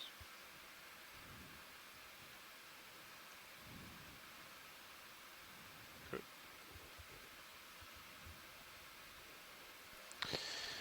So as we Copy, scan Rich, up thanks. here, upward here, we're seeing some truly remarkable rock outcrops. We're seeing vertical faces here. They're likely tens of meters tall.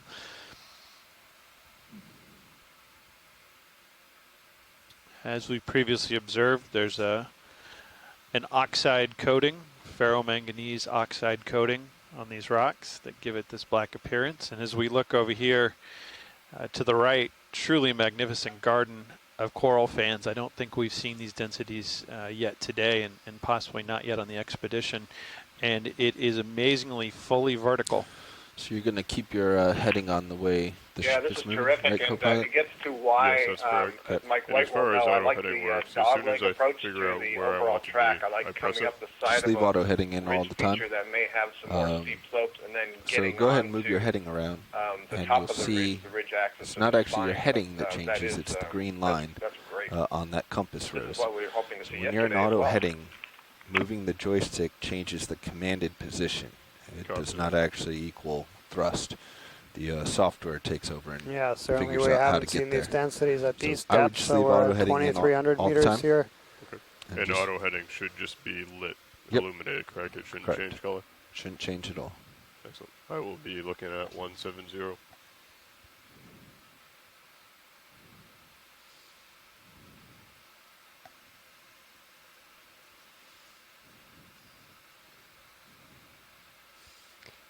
Pilot, this afternoon we've had more of a light reflection up in the upper right corner. In the previous shift thought maybe it was the rock box. But if you guys have any ideas.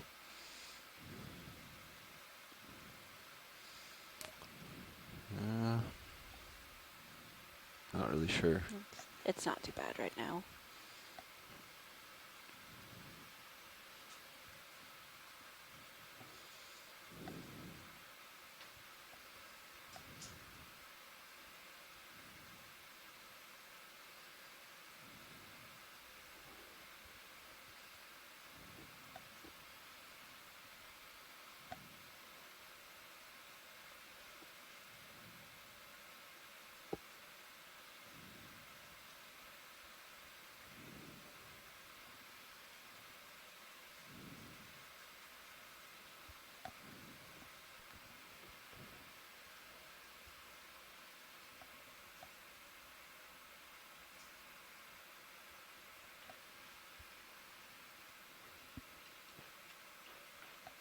It's interesting that in the Pacific, many of the times when we found high-density communities, they were also often dominated by bamboo corals. And so I'm not sure what it is about that particular family that makes them so successful in these situations, but evidence suggests that they do well in certain environmental conditions.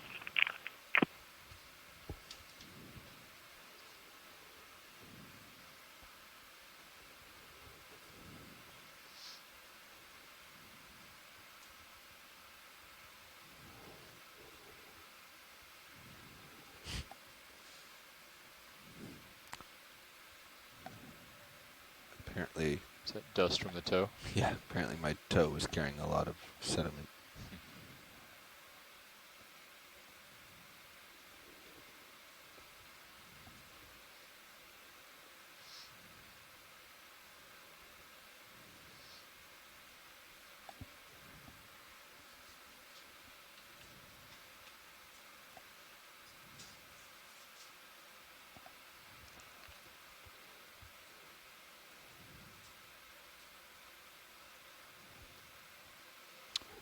Watch lead, this is Nav.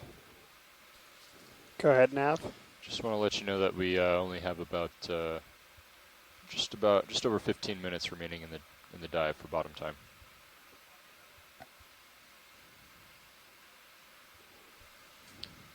Just so you know, pilot, you're out of my screen. Yep, I'm coming back in.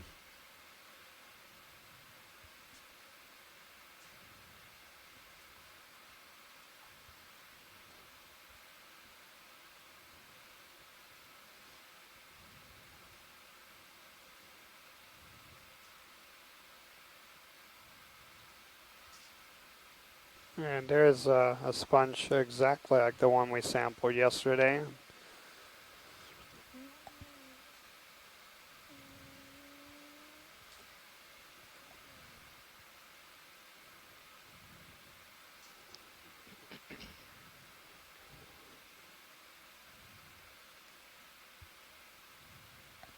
Also noteworthy of today's dive is the scarcity of fishes.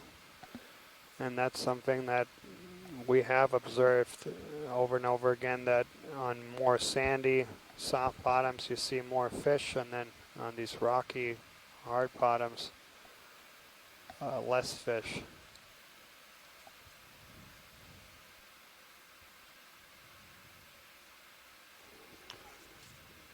Copy, Bridge, thank you. Pilot's ship move is complete. Sirius will probably swing for another couple minutes. Copy that.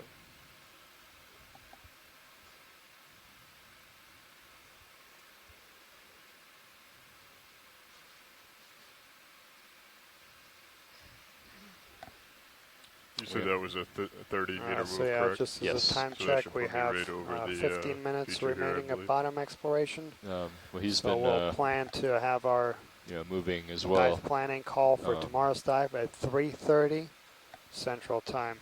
So you kind of have to gauge how far you've moved based on the terrain. We were about 32.5 meters away when you first put in the move. It looked like it, according to the sonar.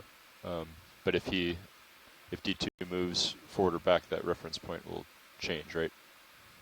Like if he's driving around. That was on the Sirius sonar, though. Right. Looking at D2, right? No, looking at the feature. And what we seem to have found here is a vertical coral garden.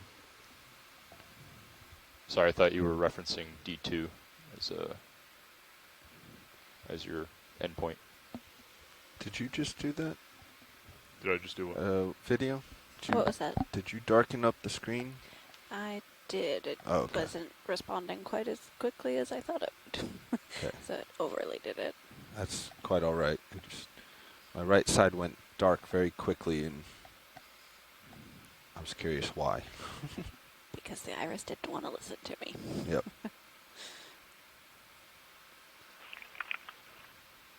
I need to look back at some of the images that we took on the Oceanus Explorer cruise last year, where we were going from American Samoa up to Hawaii. But we encountered a few high-density bamboo coral colonies on that expedition as well. Again, that was a very small patch, very high density, but a very small patch. But we found some that were, many. Do you want to take a look at this Sea Star video? In length. I don't know. I don't think we've seen many today. Okay. Dense like Go ahead that. and do it. Right. And I'll have to see if they were similar types of fans. I think they were, so that would be kind of interesting. I'm not saying that they're necessarily the same species, but they may be closely related.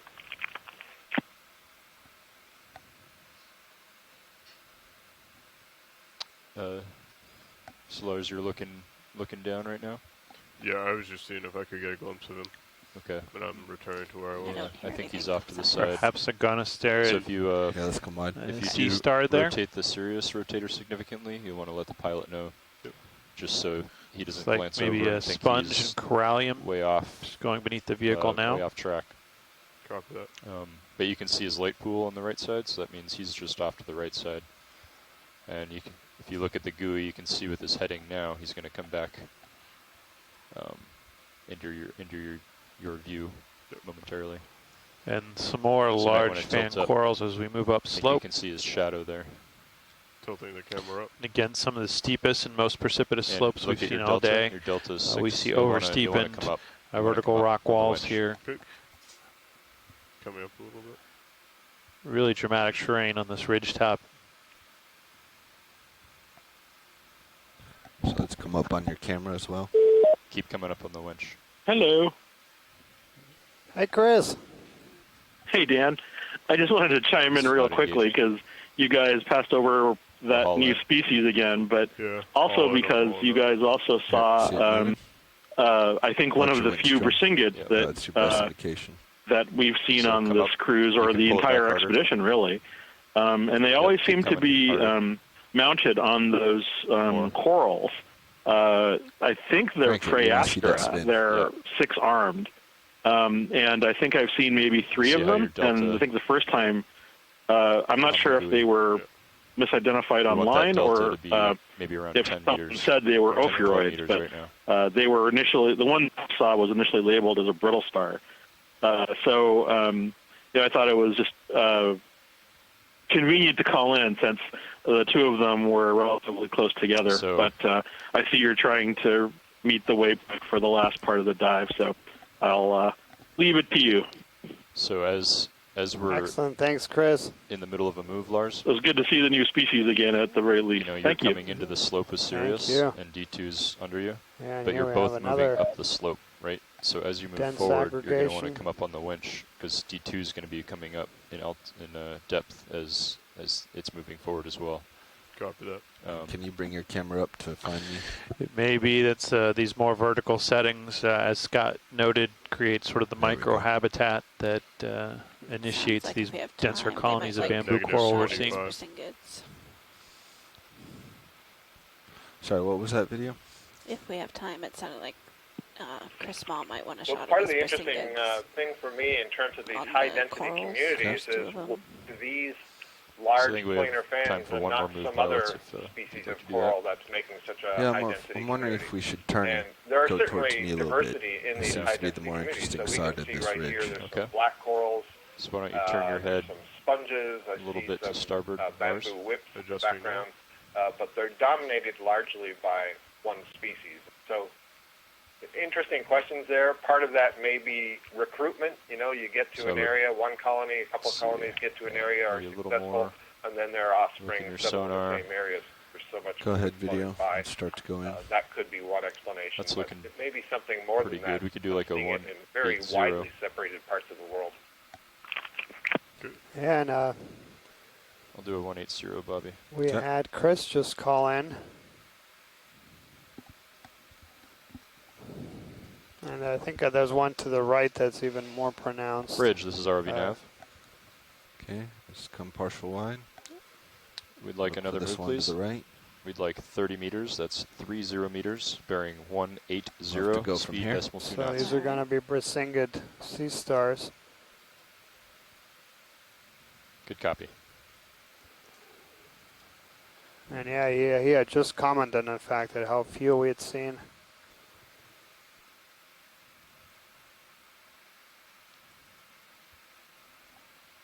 That's full zoom. So as you can see, Lars, you've got your set point at 180, but Sirius, due to like copy bridge things, but Sirius due to current forces or tugs on the tether, variety of different factors, is actually off by a bit. So you can change your set point so that it kind of settles out at the 180, which is the direction of motion. Copy that. So yeah, it does look very much like Phrygostera, the 6 arms. All right, I think video's clear whenever. Pilot's clear. Is.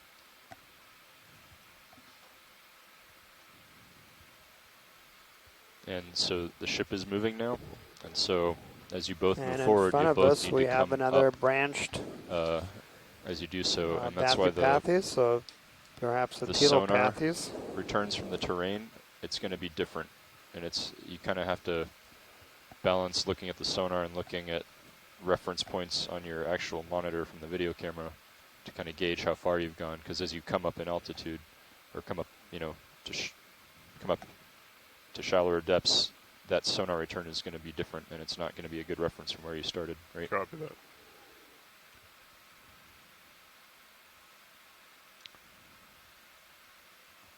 So with this 30-meter move, you're going to be, because we're just at the beginning of the move, and maybe even haven't felt it yet, you're going to end up near where D2 is now. So you're basically going to be looking, you're going to be right over that big and rock. as we're moving over here, we can see how they're all the fans are lined up, and that gives you an idea where the currents are coming from. So currents are kind of upwelling over this ridge. And I don't know if it was just my imagination, but when we turned around the other side, there was a lot less density of animals on the other side of this ridge. So the one thing you want to be careful of too is that I think that's right, Dan. As we mentioned, these canyon features, which sit on either side of this ridge, are well-known pathways for current flow. You want to be mindful get of upwelling the tether. up the canyons, which the tether, bring up water and nutrients. And wrapped up on the top certainly, Sirius. in the situation, it does look like all the fan cores are oriented downslope into what would be an upwelling current. On top of the vehicle, and it can get there caught we have some maybe bathypathies. Bad things can happen. So can't tell if it's branching or a couple of individuals. The tether's smacking the camera, or is kind of going it's up like two over separate you on the side. Tell the pilot that it's an issue. He'll back up. He'll just back the vehicle towards Sirius, and you'll come up in altitude, and that should help, help alleviate that situation. Copy that. Because most of the times when the tether's like getting pulled tight enough where it's hitting Sirius in any way, it's because you're stretched out too far. And this is really amazing as we see some more large coral fans. Look at this block of rock just hanging off the wall here. You get a real sense of the instability in the local geology here, but nonetheless, these fans are likely hundreds, if not over 1,000 years old. So that gives a sense that although this looks unstable, these blocks have been sitting in their current position for quite some time. Yeah, and Scott had put here in the chat room a link to some photos that the Okeanos Explorer took during Capstone, and indeed the communities look very similar, and that was also so one of the drivers and motivators behind today's dive and yesterday's dive. Start getting stuff stowed then. Looking into similar environments and two different ocean basins, and indeed we see very similar.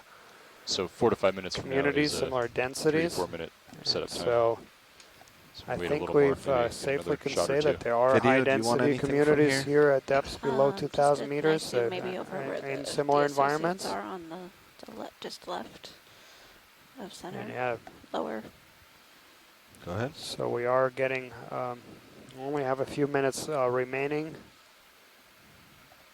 But yeah, just a spectacular place to end the dive.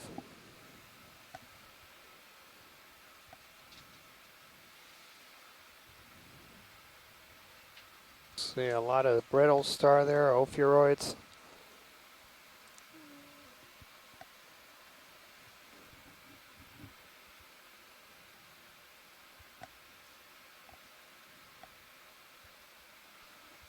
So yeah, on today's dive we've seen quite an abundance and quite a diversity of corals.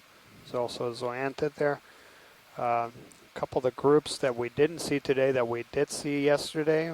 So we didn't see any. All right, let's work our way wide. Trachytella rudis, the stoloniferen purple octocoral. We didn't see that. We didn't see a bubblegum coral. Okay, Lars. And also no mushroom corals, Anthomastus. Okay. But we've seen quite a diversity and abundance of bamboo corals. So you'll want to keep an eye on the tether and on D2. It looks like Bobby's coming up off the bottom a bit. So you want to winch up, haul in on the winch to maintain your delta. Copy that.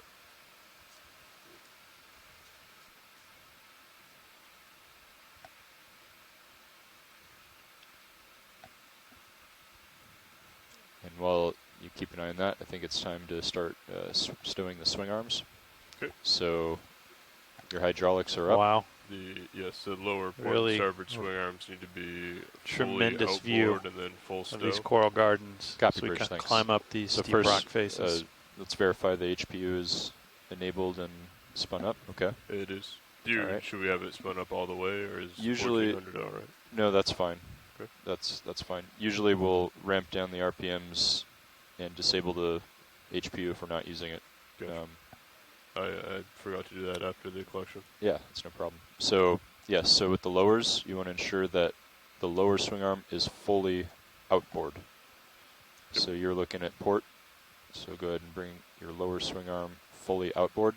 You can see it on your rail cam on this side of the room. Gotcha. So it's at its max point now. So at this point, you can bring the lower swing arm to stow. Fully stowed? Fully stowed. You can see it on that camera. Yeah, Keep and you coming. can see how narrow here the ridges in this part. Once you think it's done, hold it for another couple seconds just to make sure it's all beautiful. the way in. And you can use the pilot, the Titan PTZ to verify. Exactly as we're hoping for. Just a nice I think you're fine if you just hold it for a couple seconds. Okay. We can check it on the way up. Incredibly thin. On starboard. Starboard. Clearly the current movement over this ridge swing arm fully outboard. has generated some really and dense aggregations you can of stow it fully. diverse coral communities. Stowing fully.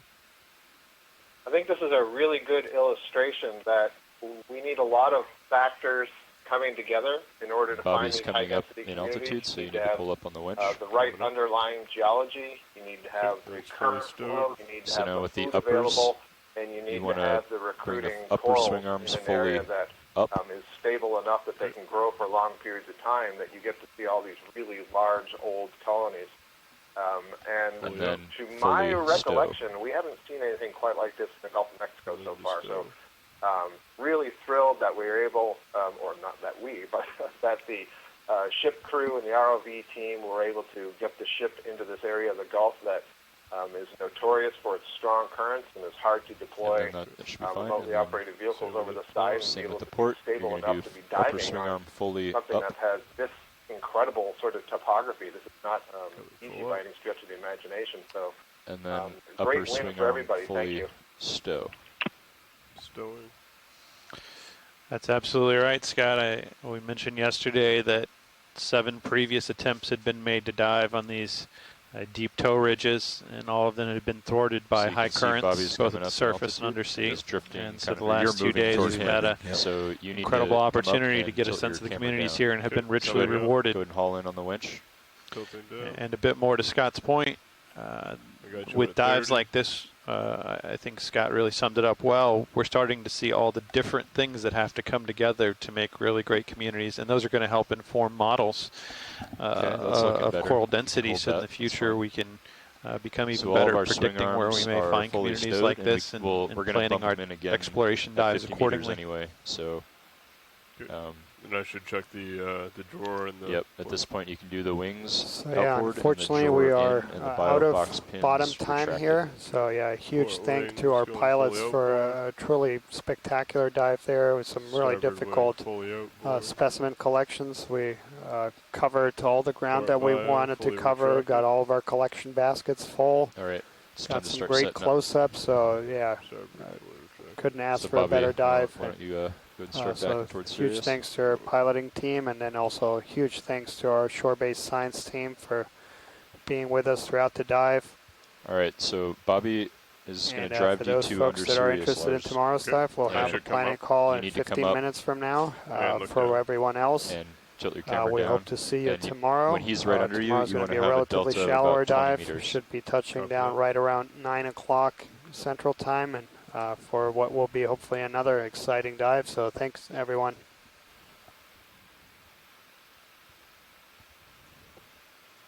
Yep, so you can haul in faster on the winch. I'm all the way to the wire tie. But you can go, I mean, that's kind of a meaningless marker. You can go to whatever degree you need to. Slide those out of the way if you need to. So let's hold there on your So hold vertical. there, that's good. You're at 20. So now we're going to, well, go ahead, Dan. Yep. So right now you see the turns on the vehicles, the turn counter on the right side of the screen. I need to turn towards the port. Well, correct? so Sirius is gonna, we can get him lined up with the ship. So Sirius can come to port, and let's see, you've got negative. You need to go to starboard. Turn to port and see what happens. Okay, turn to port.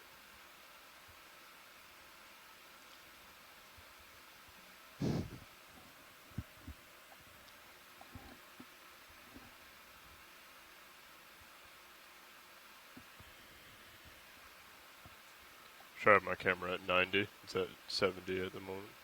Sure, keep me in view. That sounds good. Great. So yeah, just keep turning. I think the alignment's a little off, but you're going to come, just line up your heading with the ship, and you can see that D2's already lined up. So it works out really well when Sirius, or when these two turns, one are positive and one is negative, because that means that Sirius is the only one that has to turn. Copy that. So before you turn there, it was 0.2 and minus 0.2, which just meant as you turn, you cancel both your turns out with the ROV and your turns out with the ship. So now I'm pushing out. Okay. That's where the tether's going. That's why it's disappearing. And should I bring it up to 20, delta 20, or stay where I'm at? You're fine where you're at. 16.8. So he's basically just pushing out behind you, and you can, in the D2 tether cam, you can see Sirius's lights there. Yep. So that means he's out behind you, and then once he's comfortable, he's going to start coming up in altitude to try to match your depth. Copy that. So at this point, the vehicles are lined up. Let's come out of auto heading. Good. So you're going to have to hold that button down. All the autos require you to hold the button for a little bit. Auto heading is off. Okay. I am increasing my depth. And I see you swinging around, which means we're definitely at the end of our tethers. I'm starting to get us in your camera view for tether. Looks good.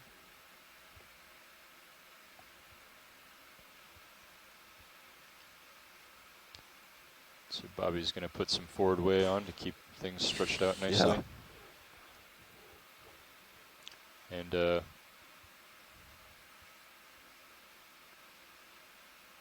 all right, we see the full tether there, which means we're not caught on anything. There's no twists, there's no turns. It looks good. So we're ready to come up. So let's start coming up. You're going to work your way up to 30 meters a minute, hauling